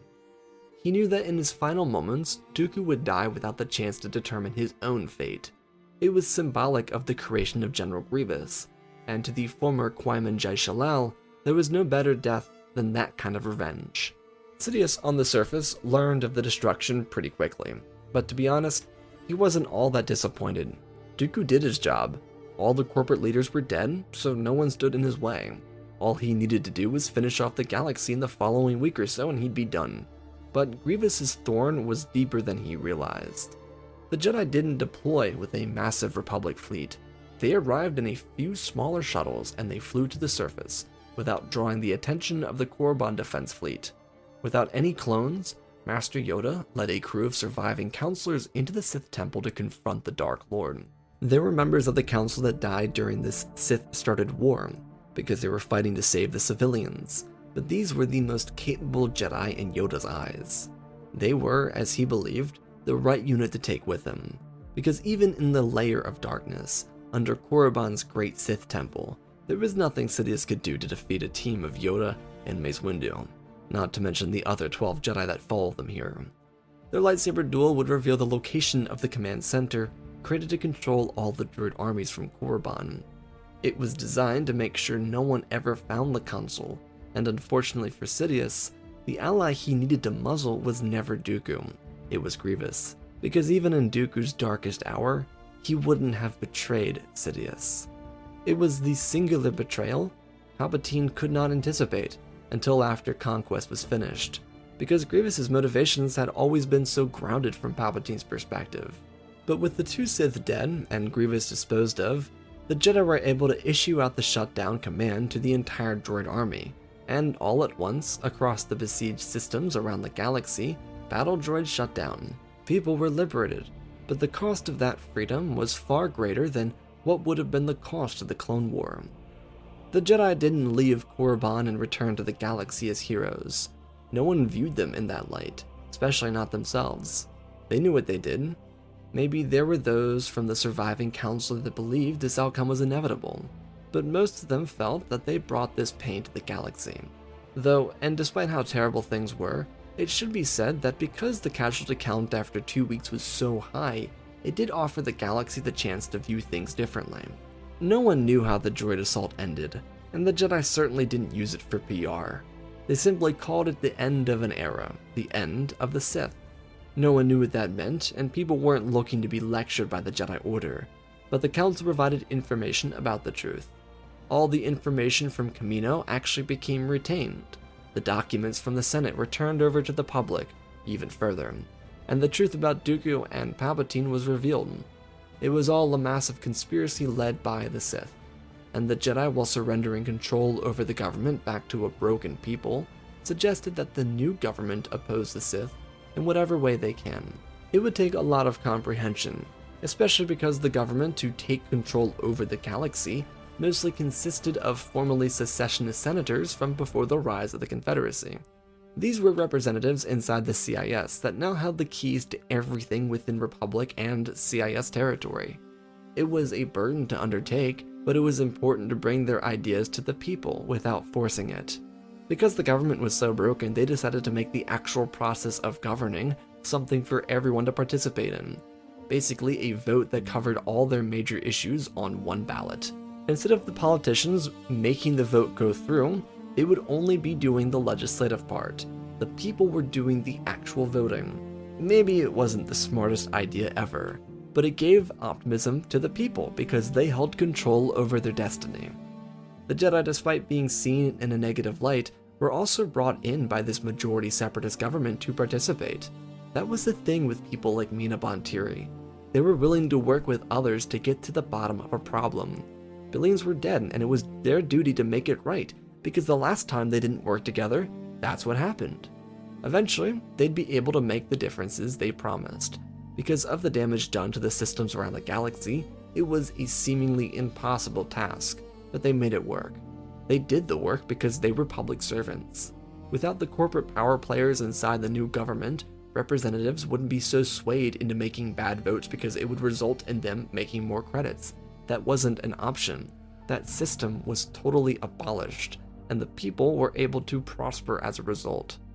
The clones were treated kindly, as they were the main reason behind the decommissioning of the droid armies. From the public perspective, their inhibitor chips would be removed, and the new government would protect them from any type of corporate harm.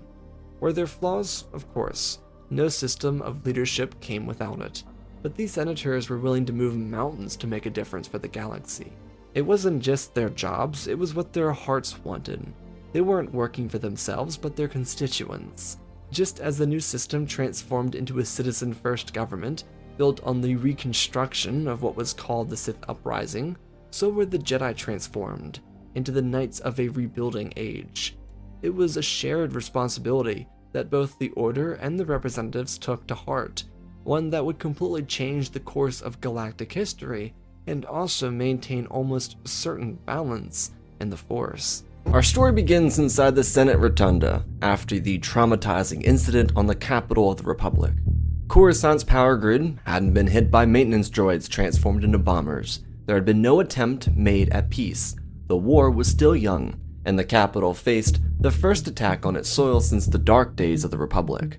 Palpatine brought a monstrous beast back from Malastare in hopes to clone it, remove its plating, and utilize its armor for the clone army. If the beast could deflect blaster fire and lightsabers without enhancements, then it was the perfect device for countering the Jedi. It essentially promised a seamless clone victory during Order 66, and a victory for the clones over the Separatists. Palpatine, obviously, while facing backlash inside the Senate, couldn't talk about Order 66, but he remained determined to remind the blithesome Republic that they were at war. They couldn't afford to not take risks. He brought the Zilo beast to Coruscant so that the Separatists wouldn't have a chance at stealing it and using it against them. He beat around the bush, reminding them what they had to lose, what this war could cost all of them if the Confederacy pushed their lines too far back.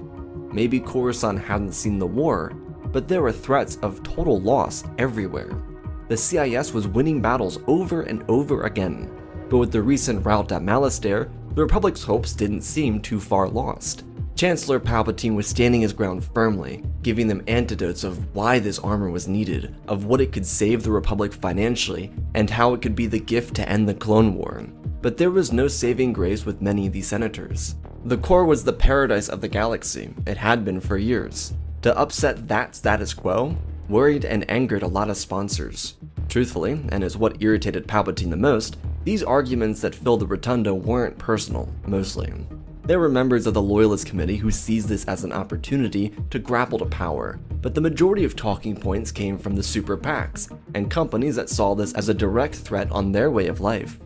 The Zilo Beast did millions if not billions of credits worth of damage, and the Republic would have to pay all of that off during a time of war. That was highly problematic. They couldn't afford to just waste away credits when the CIS was approaching fast. Despite his best, amidst the polemicized Senate chambers, a parsimonious member yelled out a spur-of-the-moment thought. It echoed across the sides of the Rotunda, and in a moment of silence, out of shock, it was followed by a flood of raging voices. People spit out their demands for impeachment. Others defended the Chancellor. Mas Amedda turned towards Palpatine and felt the same shriek of dumbfounded surprise that hit him when Valorum was faced with the same option, barely 11 years before. He jabbed his staff to the floor of the Chancellor's pod and demanded a recess so that the minds of the Senate could come to a conclusion in peaceful terms. He attempted to defend the Chancellor, but this only made Mas Amedda a target to a furious crowd. Another senator slammed his fist on his pod and demanded that Mas Amedda face charges of corruption. He had been on the same side of the aisle twice, 2 for 2 with the most recent chancellors. Surely he had some sort of power inside the executive branch to survive 2 impeachments.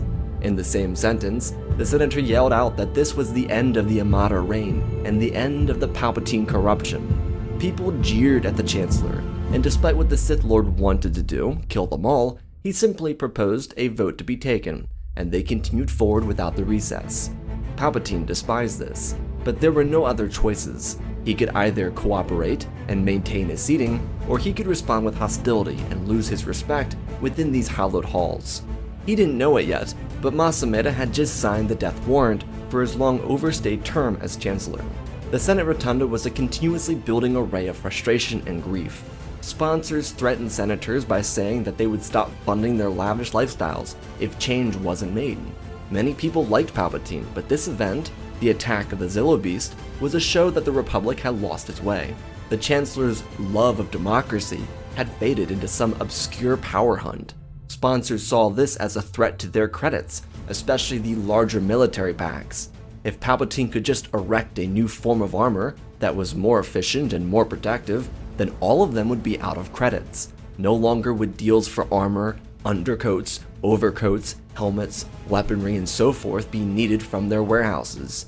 This could tank several businesses in one go. People liked Palpatine, but money talked more than policy, more than personal interest, and especially more than favoritism to a man who sat on the ropes throughout the last several months of the war. The elongated stay of Chancellor Palpatine made him a threat to some of these powerhouse packs inside the Senate. They just needed something to push him off. And because for the first time he couldn't really make himself out to be a victim here, even though he was almost killed, the Senate knew he wouldn't have been in danger if he didn't bring that monster to Coruscant. Aside from the voting process, there were a few stances made. Masters Yoda and Windu contacted Mas Amedda, while these short speeches were spoken to the members of the Senate to see if Palpatine wanted Jedi support. They were willing to back the Chancellor because the clones needed better protection. They saw this better armor, while inhumane, as a better attempt to save the lives of their men, more than anything. But Palpatine rejected Jedi support. If he won, with the help of the Jedi, then he would have an especially difficult time politically separating himself from them. This was the most turbulent situation his administration had ever seen. Surviving it with the Jedi by his side would make him look personally bound to the Order. Of course, there was the inverse where if he lost, the Jedi would look just as bad, if not worse, but he couldn't count on himself losing. This was a situation he needed to win. The Jedi gracefully accepted this, and kept an eye on the discussions. Anakin and Obi-Wan, who had been around Senator Amidala earlier in the day, would also confide with Windu and Yoda regarding this. It would be here where a new sense of trust would be gained for Anakin and the Council.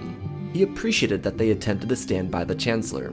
Anakin didn't fully realize that no one else inside the Rotunda knew that the Jedi had tried to, hence why the call to Mas Amedda was done privately. When the vote came in, Palpatine was out, but there were many within the Senate Rotunda who believed this would come. So there was a bill forwarded by members of the Loyalist Committee. Even though senators believed that Palpatine would lose out the vote, the Chancellor had no reason to suspect that he would lose. Many stood by him in their speeches, but their votes said otherwise. Call it political peer pressure. Regardless, Senator Amidala confided with Rio, Bail, and Mon regarding a bill to defend the Republic from returning to another politically corrupt Chancellor. This bill proposed the temporary removal of the Chancellor's seat. In return, an elected visor would maintain oversight as a speaker. This would, in theory, maximize Senate output so that they would be the most efficient versions of themselves politically. Amidala hoped to broker a peace treaty with the Separatists, and a single leader overseeing all Republic activity with emergency powers might not be the best way to achieve that. It would definitely challenge the Constitution, but the people who just won their impeachment over Palpatine saw this as an opportunity to seize more power too.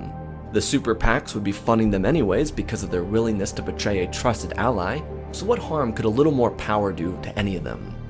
The recklessness of the Zilo Beast attack left Palpatine inside of his executive chambers, coming to conclusions on how he would win the war effectively. Luckily, his friend Anakin Skywalker was joining him, with members of the High Council. They spoke shortly about the whole failure to defend him, and Palpatine played the foolish politician who didn't take Jedi advice. He couldn't really care about their political positions. It would have suited him to have their help, but he never expected to lose. He would quickly resolve any conversations with the High Council, and before they left, he requested to speak to Anakin alone. The Jedi saw no issue with this, and allowed him to stay behind. The former Chancellor apologized to Anakin. He never thought that he would lose, as he reiterated for the 4th or 5th time. He, though, wanted Anakin to remain his personal contact on Coruscant. He couldn't and wouldn't stay here. Palpatine believed that without Senate protection, he could face assassinations. This wasn't him asking for Anakin to follow him around. He'd be safe from his personal bunker elsewhere in the galaxy, but he wanted to remain in contact with Anakin, hoping that he might be able to keep him updated on Senate dealings. Not everything discussed in the Senate would become public, so Palpatine hoped that Anakin's Jedi intel could provide him with resources on a democracy he cared so much for. Sidious obviously wanted to keep control, to some extent, over the Republic. If Anakin could relay intel to the Sith Lord, then the CIS, or however he planned on going forward, could adjust accordingly. Palpatine had his own plans for galactic dominance, and losing the role of Chancellor didn't change a single thing. It just made his rise to power a bit more challenging. To become the Emperor of the Galaxy, he couldn't just remain in the spotlight. The CIS hated him, and the Republic betrayed him, so he wanted everything he could get from both sides. Masameda would lose all of his credentials, and Anakin wouldn't be a second thought to any single senator inside the Republic. Not even Amidala would consider him a threat to democracy. The talk between Skywalker and Palpatine would be shorter than the one between the Council and the former Chancellor. It, however, gave Palpatine everything he needed. There was a lot more trust and sympathy from Skywalker, and now the Sith Lord had a very trusted mole inside the Republic. He would plan to frame the Jedi and the Senate as corporate overlords, and confess how blind he had become to it. He would use the political fallout in the increasingly painful war to pull Anakin to his side. It would be a simple switch. Padme Amidala would be the only person stopping Anakin from changing. So Palpatine, amidst his other ranging thoughts, started considering ways to make her look like a traitor to Anakin. There was no secret bunker for Palpatine. He instead joined his apprentice on Sereno and revealed his one-year victory plan. It was developed by Plagueis and Palpatine prior to the blockade over Naboo. Plagueis was wise enough to see the great power his longtime ally, the Trade Federation, possessed. He realized that a properly militarized Federation could take the galaxy in the span of 1 year. Since killing his master, Palpatine returned to this plan and updated it over the years as he saw fit. Now that he actually needed it, everything was already properly aligned with how he needed it for this given moment. Palpatine's continuous determination to win this war kept him ahead of the game, and when he brought the one-year victory plan back to life, he could begin his work. Of course, it entailed activating the entire droid military for war against the Republic. Being that he was out of office, it served him no purpose to actually spare the Republic. The only individual that mattered on the other side of the war was Skywalker. Aside from him, the Confederacy would be utilized like a new Sith Empire. The Grand Army, Jedi, and Republic didn't feel this for another few weeks. Not because it took that long to activate the army, but because the war was at a current stalemate. Sieges and campaigns were in the middle of gridlock, and the added separatist reinforcements didn't fully break open the floodgates until expected victories became overwhelming losses. The Jedi and clones weren't prepared for the huge surge of CIS reinforcements, but they continued to fight. The Order, despite trying to aid Palpatine, went under the radar. Masameda would have thrown them under the bus, but Palpatine abandoned him, and he preferred to stay alive. He knew to an extent what his old boss was, and he had no intention to face his wrath. Though without realizing it, telling the Jedi about the former Chancellor could have saved his life. Due to Masameda's decision to not rat anyone out, the Jedi Council was working much more closely with the Senate to request relief bills and military expansion packages to assist them with defending territory that was coming under siege. Anakin, having seen the Jedi stand by Palpatine's side, felt more trust for the Council and willingly followed their direction without trouble. He hoped that the war could come to an end quickly, but that was unlikely. Palpatine knew Anakin would be pushed towards the front lines. He anticipated that his future pupil would contact him too. But Anakin didn't have the time. His battles were strenuous, and with a now 15-year-old Padawan under his guidance, he needed to be focused on her needs too. The 501st was outfitted with additional troops and vessels, so they could continue to hammer down against the Separatists. But everyone on their side of the war started to become concerned. Loss after loss smashed Republic lines. They couldn't find any good grace, and they most certainly didn't have the chance to claim a single victory. Every performance they put up was more embarrassing than the one that came before it. Some notable victors were Masters Balaba, Kenobi, Windu, Plo, and of course Anakin's unit, but the Jedi were losing too many more than they were winning. Pong Krell, for example, and his entire army were wiped out by an attack force led by General Grievous. Ima Gundy and the rebels on Ryloth were almost entirely massacred, with Cham Syndulla leading an underground resistance into the caves of the planet. Some systems, regardless of affiliation, were wiped off the face of the galaxy. This was the new Sith Empire, and without more clones funneling out of Kamino, in a need to protect the system from separatist attacks, the Senate voted on a new bill to start a draft. They would pull everyone into their ranks and start sending fresh troops of civilians off to war. When, not if, this bill passed, it would signify the end of Republic and CIS relationships. A peace treaty would no longer be feasible because Republic citizens would be dying in war. So with this vote underway, Senator Amidala, escorted by Master Yoda, went to Raxus, where she would confront her former advisor and longtime friend, Mina Bonteri. In the meantime, because Palpatine couldn't learn about this from Anakin, he and Tyrannus were scheming up their own approach to galactic domination. Slowly, some of the cracks in the foundation of Dooku's idealistic society started to show. It wasn't that his plans were flawed, more or less, but what he wanted didn't exactly align with Palpatine's desires. Dooku didn't show his regret, or sometimes pull back, in an effort to maintain loyalty to Sidious. But even though the new separatist regime saw him as the Emperor, he knew that no matter what he wanted, it wouldn't last, and Sidious would always be 2 steps ahead and the next in line to the throne. Dooku had built a government for the people, and despite the corporate alliance funding their side of the war, that same government would be run by an oligarchic autocrat, himself and then Palpatine. Dooku had to determine if he could live with that or not. General Grievous and Asajj Ventress remained on the front lines, crushing through Republic defense lines and pushing closer to the colonies on certain battlefronts, the Inner Rim elsewhere, and even the core in the northern part of the galaxy. This was their chance for total victory. Grievous's collection was growing by the week, and Ventress's revenge felt vindicated with every life she took. This was the true Clone War. With vets instructing militiamen and women in the core, new ranks of forces were being sent out to the front lines to aid. Even though all of these new troopers would be ground militias, they were an added cushion for the clones. Space battles in a galactic war like this were much more important though, so these new militia forces, regardless of their training, weren't exactly useful unless the CIS invaded the surface of a given planet. At that, when the CIS landed, with hundreds of thousands of battle droids, they would overwhelmingly crush civilian resistance. The options for the militias were to fight and watch their worlds burn, or to surrender and only watch half of it burn. The choices were difficult, but the answer soon became clear to other worlds. This wasn't a surrender type of war. This was a fight to the bitter end type of war. Guerrillas like Saw Gerrera started to pop up around the galaxy, because the slow and meticulous curation of a galactic empire no longer was needed. This was a full-blown war for control over the galaxy. The war no longer mattered on the front lines of policies, and even though Sidious made the approach of the battle droids more traditional Sith-like, it didn't change the fact that he wasn't like the Ancients. Palpatine burned civilizations to scare others. Every people he did slaughter, or burn, or genocide had nothing to offer to the galaxy.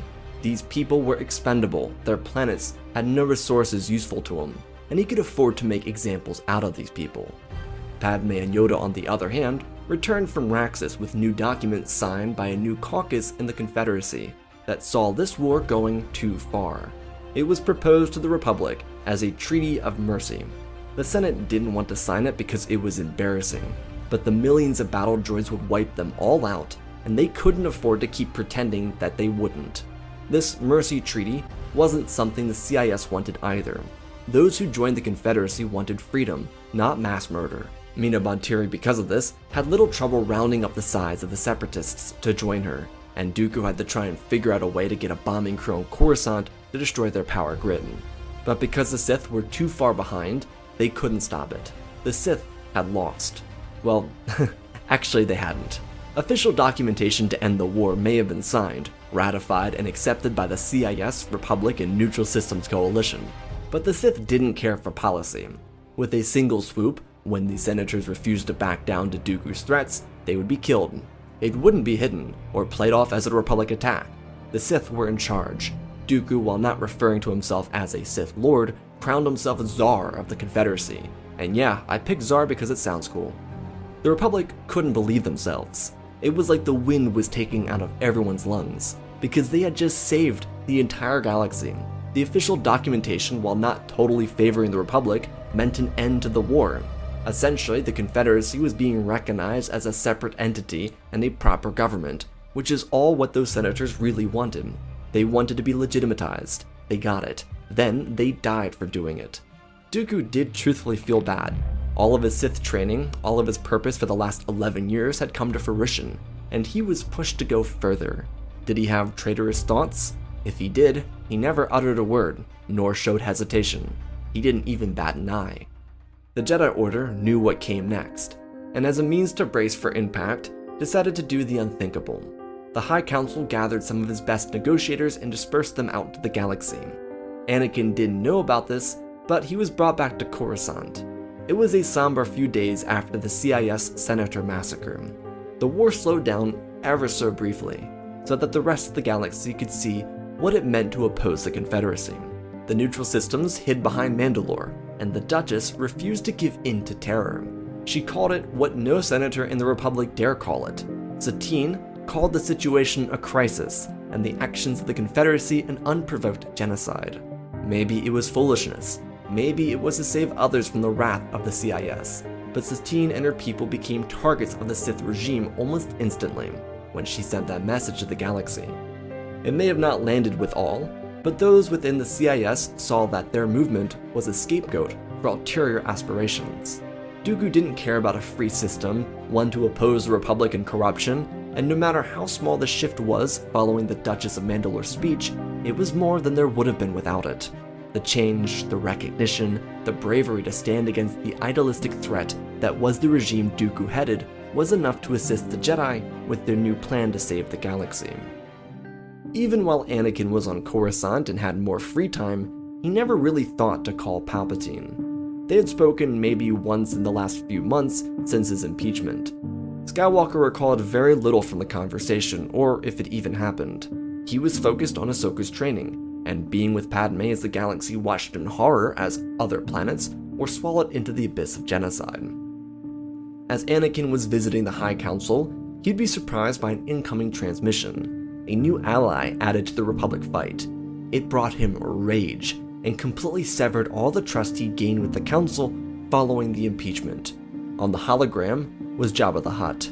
The leader of the Hutt crime family had created a long-term agreement with the other criminal organizations across the Outer Rim. This call with the Jedi Council was confirmation from Jabba that every single criminal regime was joining the Jedi, not the Republic, in this war against the Separatists. The proper amount of clones and Jedi reinforcements would be sent to various criminal outposts so that they could best provide aid. At the same time as this conversation was taking place, a group of clones led by Commander Thorn were sent to Scipio to take control over the banking clans. The Republic and the Senator, who sent these clones, were going to take out all the loans they could to fund a Republic war effort. They didn't know about this new alliance brewing at the heart of the Jedi Temple on Coruscant. This attack also on the banking clans was utilized to hurt the CIS, but that didn't really matter at this point. The droids had more forces than anyone else in the galaxy. When the call inside the temple ended, young Skywalker stormed to the center of the room and demanded consciousness from the Council. How could they damn the Republic or society to the greed of these animals? The rage that slaughtered the Tusken Raiders showed itself, and he hovered his hand over his lightsaber. He wasn't doing it intentionally per se, but on instinct. He had grown so accustomed to pulling his weapon whenever the opportunity presented itself. He told them that they couldn't trust the Hutts, and Master Windu, from a galaxy away, in the middle of defending another miscellaneous system from a massive siege, told Anakin that the Jedi weren't doing this for any other reason than to save the galaxy. The hologram of Windu and the present body of Anakin stood feet apart, as Mace explained that he needed to understand that the galaxy was as close as it had been in centuries to total destruction. This was a Sith war, whether they liked it or not. To stop a threat this large, the Jedi made a deal to work with the criminal organizations. This was no pleasure to any of them, but if these groups could steal battle droids, battleships, or resources, then they could turn the CIS against itself. The recent Senate massacre had already made people afraid. The Jedi were incentivizing a revolution from within. They couldn't afford to win this war alone. The clones were being pushed to their limits, the militia couldn't do really anything, and the only hope of a resistance were the guerrillas that persisted regardless of their homeworlds being destroyed or not. Anakin's hostility ceased, and Mace, despite being disappointed, understood. It wasn't an easy choice. No one, not in the council chambers, was happy about it. He assured Anakin that the council wouldn't force him, or any of his troopers, to work with the slavers. The bad history there would be erased though. Anakin watched as the Jedi Master's hologram turned and sat back down. He asked Master Windu what he meant, and he turned to his right. Ki-Adi-Mundi spoke up, informing Anakin that this conversation was to remain within their hallowed chambers. Skywalker nodded, sensing this as a moment of trust being established between the Council and himself. It was suggested highly by Kenobi that in the scenario that Anakin found out, they should be transparent with him. The minds of the Council agreed with that notion. Ki-Adi-Mundi told young Skywalker that this alliance with the criminal organizations was not transactional. Their recent bond with the Senate, while being very public, wasn't as deeply rooted as many thought it was. The Jedi were utilizing this public showing of trust to establish relations with those who needed leverage to get what they wanted. The Council was that leverage, and they were going to win this war with the Separatists, and in one fell swoop, demolish every single criminal organization in the Outer Rim. This war would be a galactic reset. Master Jocasta believed that it'd be best for the Jedi to consult Old Republic Doomsday protocols, which they had. Master Mundi confirmed that the purpose of these clones and Jedi working with the criminal organizations was to undermine their every move from the first step. Win the war, but don't allow the crime families to get a leg up once that war comes to a conclusion. This was to destroy the Sith, and Anakin, with a sense of shock rolling down his body, understood what all of this meant. He again, profusely this time, apologized for acting out. From behind him, Depa Billaba reassured him that the Council didn't take his reaction personally. They all understood his past with slavers, but they had each also realized that this was their only chance to ensure slavery was abolished galaxy-wide at the end of the war. She then proposed that he be ready in the circumstance that they defeat the Separatists before the CIS destroys the crime families. The subtext basically promised that he'd have a chance to get his dutiful revenge, not outward, not rage-filled, but dutiful chance to end slavery himself. The new branch of the war began. The CIS engaged the Republic at Kamino again, but Jedi forces combined with one of the largest Republic fleets was able to push back the droids. It was General Grievous's first defeat since Palpatine's impeachment, and it came from none other than Eeth Koth, Shaak Ti, and Saesee Tiin. Obviously, he was defeated in a space battle, not on the ground. As the defeated fleet retreated from Kamino, Anakin led the 501st on the offensive. The Republic hadn't made a daring move like this in a while, but this was again the Council putting their faith and trust into Skywalker. It was a diversion, one meant to draw in reinforcements from CIS Foundry worlds. It worked like a charm too. Most of the CIS industrial planets weren't heavily fortified anyways, but it was best to ensure that the Jedi, clone, and pirate task forces had the easiest of access to these foundries. Anakin's assault was a total blitz. Venators raged in the combat, and the Separatist fleet, unprepared for a counter because it didn't match any of their algorithmic data, were blindsided. They fought back, and due to superior numbers they were able to hold their own, but Anakin and Ahsoka behind him paddled their way between frigates and cruisers, giving room for bombers to shred through defense systems and shield generators.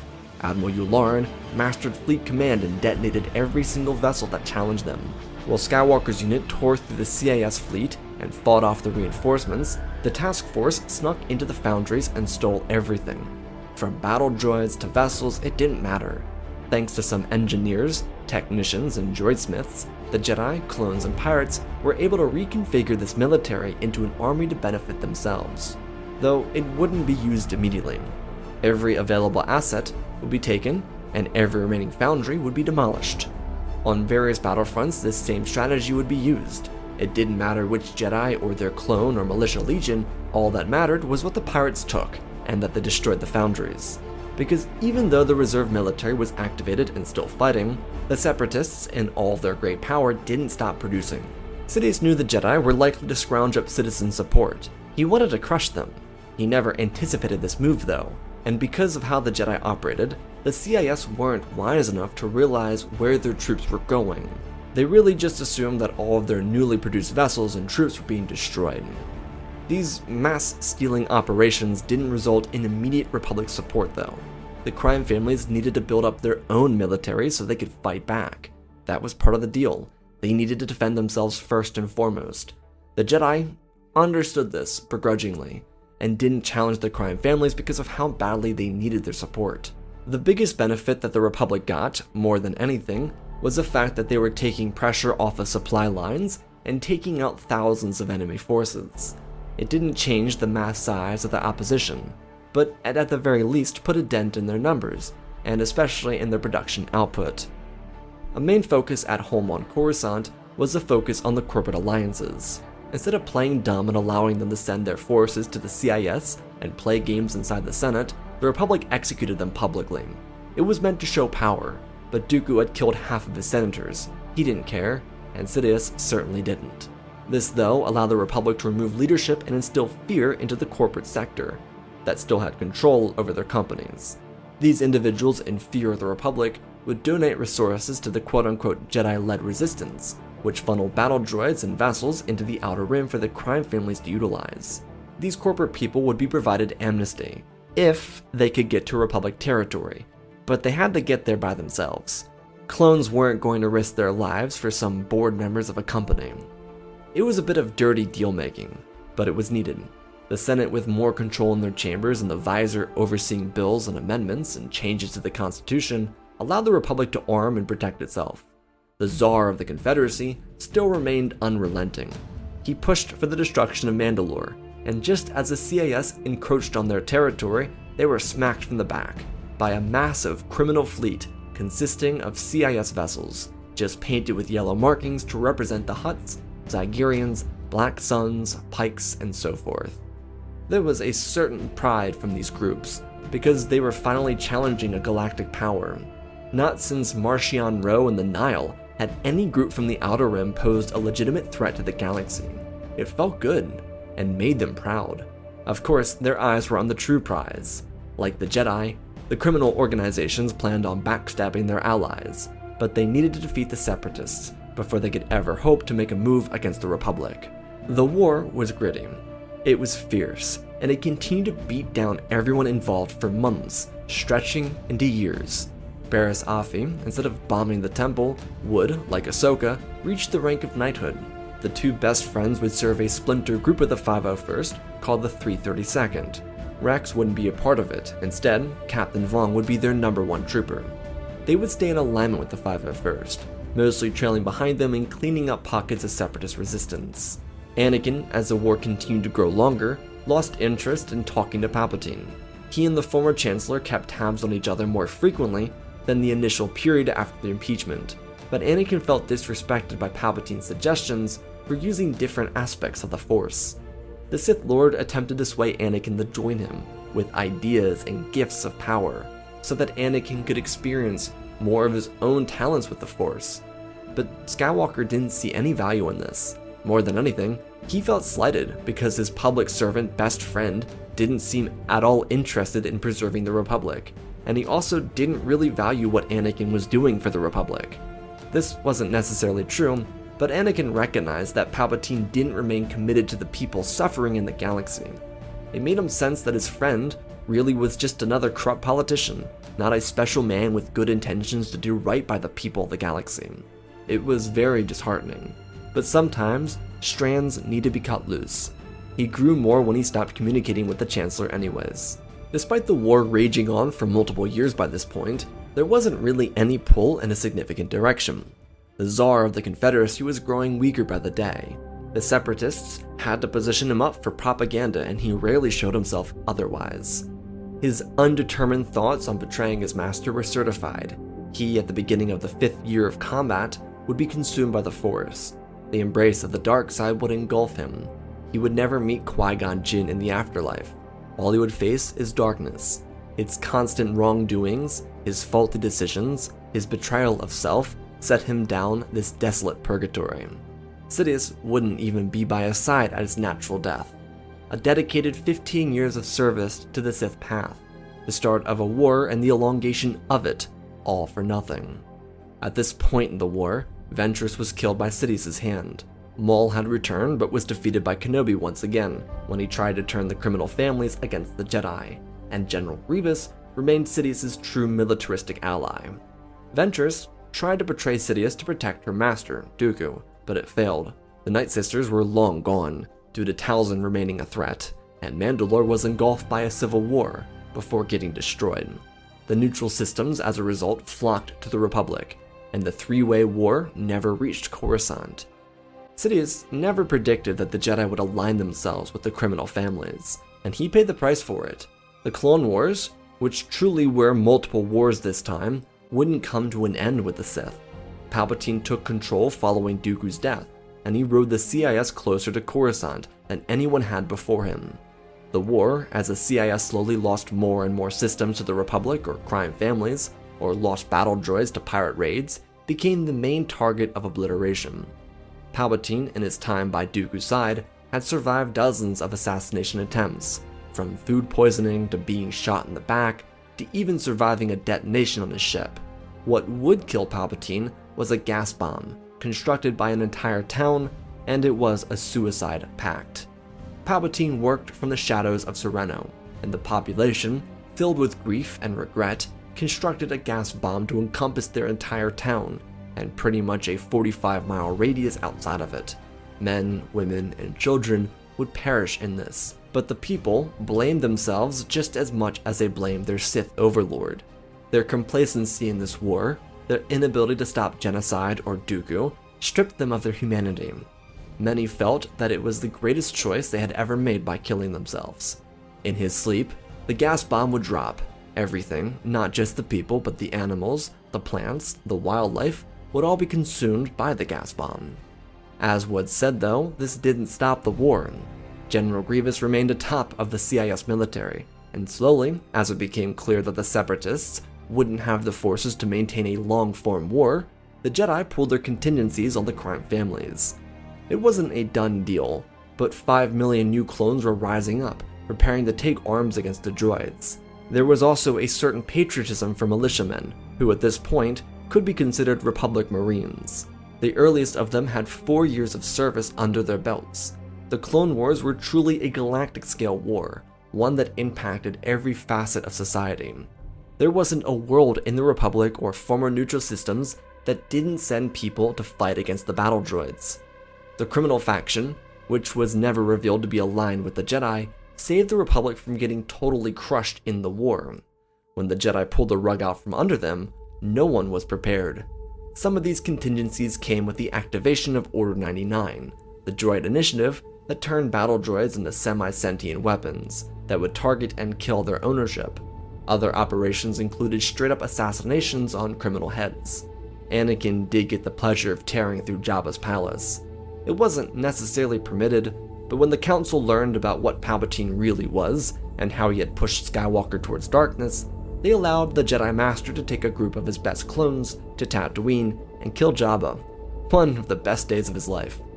Despite the crime families losing almost all their power in a few days' notice, the war still didn't end.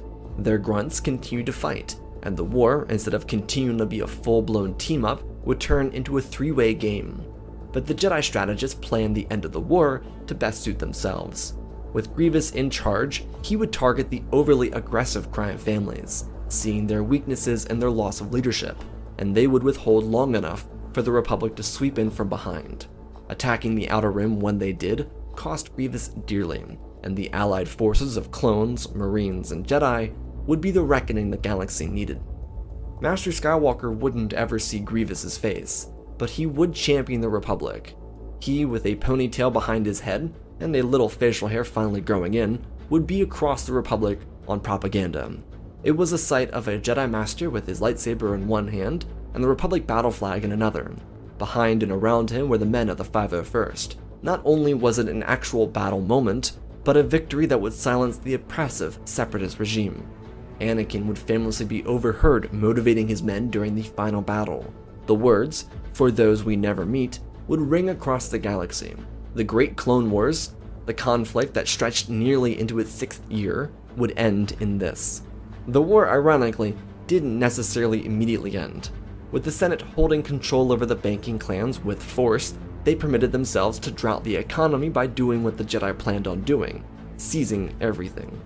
The Republic had itself an actual military. There were over 400 million troopers who joined over the course of the war. Most of these men and women were stationed on their home worlds, because the Republic simply didn't make enough transports to support that. Thanks to Mon Cala, the Republic Navy survived the war. Regardless, these troopers wouldn't just retire. That was a huge undertaking for a government recovering from a war filled with multiple planetary genocides. They, as a result, sent many of these veterans to the Outer Rim to stop a resurgence movement from springing up. How the crime families were destroyed before Grievous ever got there would forever remain a mystery to the Senate. But it was dealt with, so who really cares? Due to the turbulence of the most intense conflict the galaxy had truly ever seen, Anakin and Padme didn't have children, and they wouldn't until they were both over the age of 30. The post-war era was strenuous. Padme had a bid for the new Chancellor role, and that was being titled Prime Minister. Anakin was serving on the High Council, rising to Master of the Order, serving behind one of his favorite Jedi friends, Grandmaster Windu. They both had extremely important jobs, and they stuck to them, but also rejoiced in being able to stand by each other's side on Coruscant for the first time in almost years. Also, Padme loved the long hair, and to her point, Anakin kinda rocked the Kanan Jarrus look. The Great Reset, prophesied by Jocasta Nu, was a reality that the galaxy had to deal with, but the preparations made by the Jedi to adjust for it allowed the Republic to come out on top. The Senate had the chance to take this Great Reset as a chance to bring the galaxy together, and since the Jedi Order had earned so much political favorability, they would interject themselves where they needed to. Outer Rim representation mattered. Former Separatist representation mattered. The Jedi protected those people, and with the selection of Senator Amidala as the first Republic Prime Minister, she would also protect their rights. She'd make sure that the right people were targeted and removed from power, and put into prison or executed rightly. Padme's administration would be challenging, of course made more difficult 3 to 4 years into it because of the pregnancy, but she adored serving the Republic. Her administration, made up of Ryo Chuchi and Led Morai, would take care of the Republic during her maternal leave. She stayed as active as she could, but they didn't let her wear herself out. Anakin aided her as well, but they kept the relationship secretive until it got to a point that the Jedi just really wouldn't care. Master Skywalker and his now counselor student, Ahsoka, had given so much to the Order that perhaps they could bend the rule for him a little bit.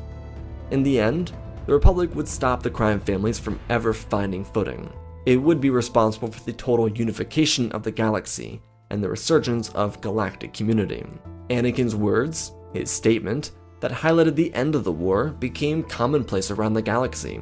No longer was this galactic republic a fight for survival on every level due to corporate greed, but a galactic community, a decision, a choice, selectively made by the masses, that good can and should be done for those that they will never meet.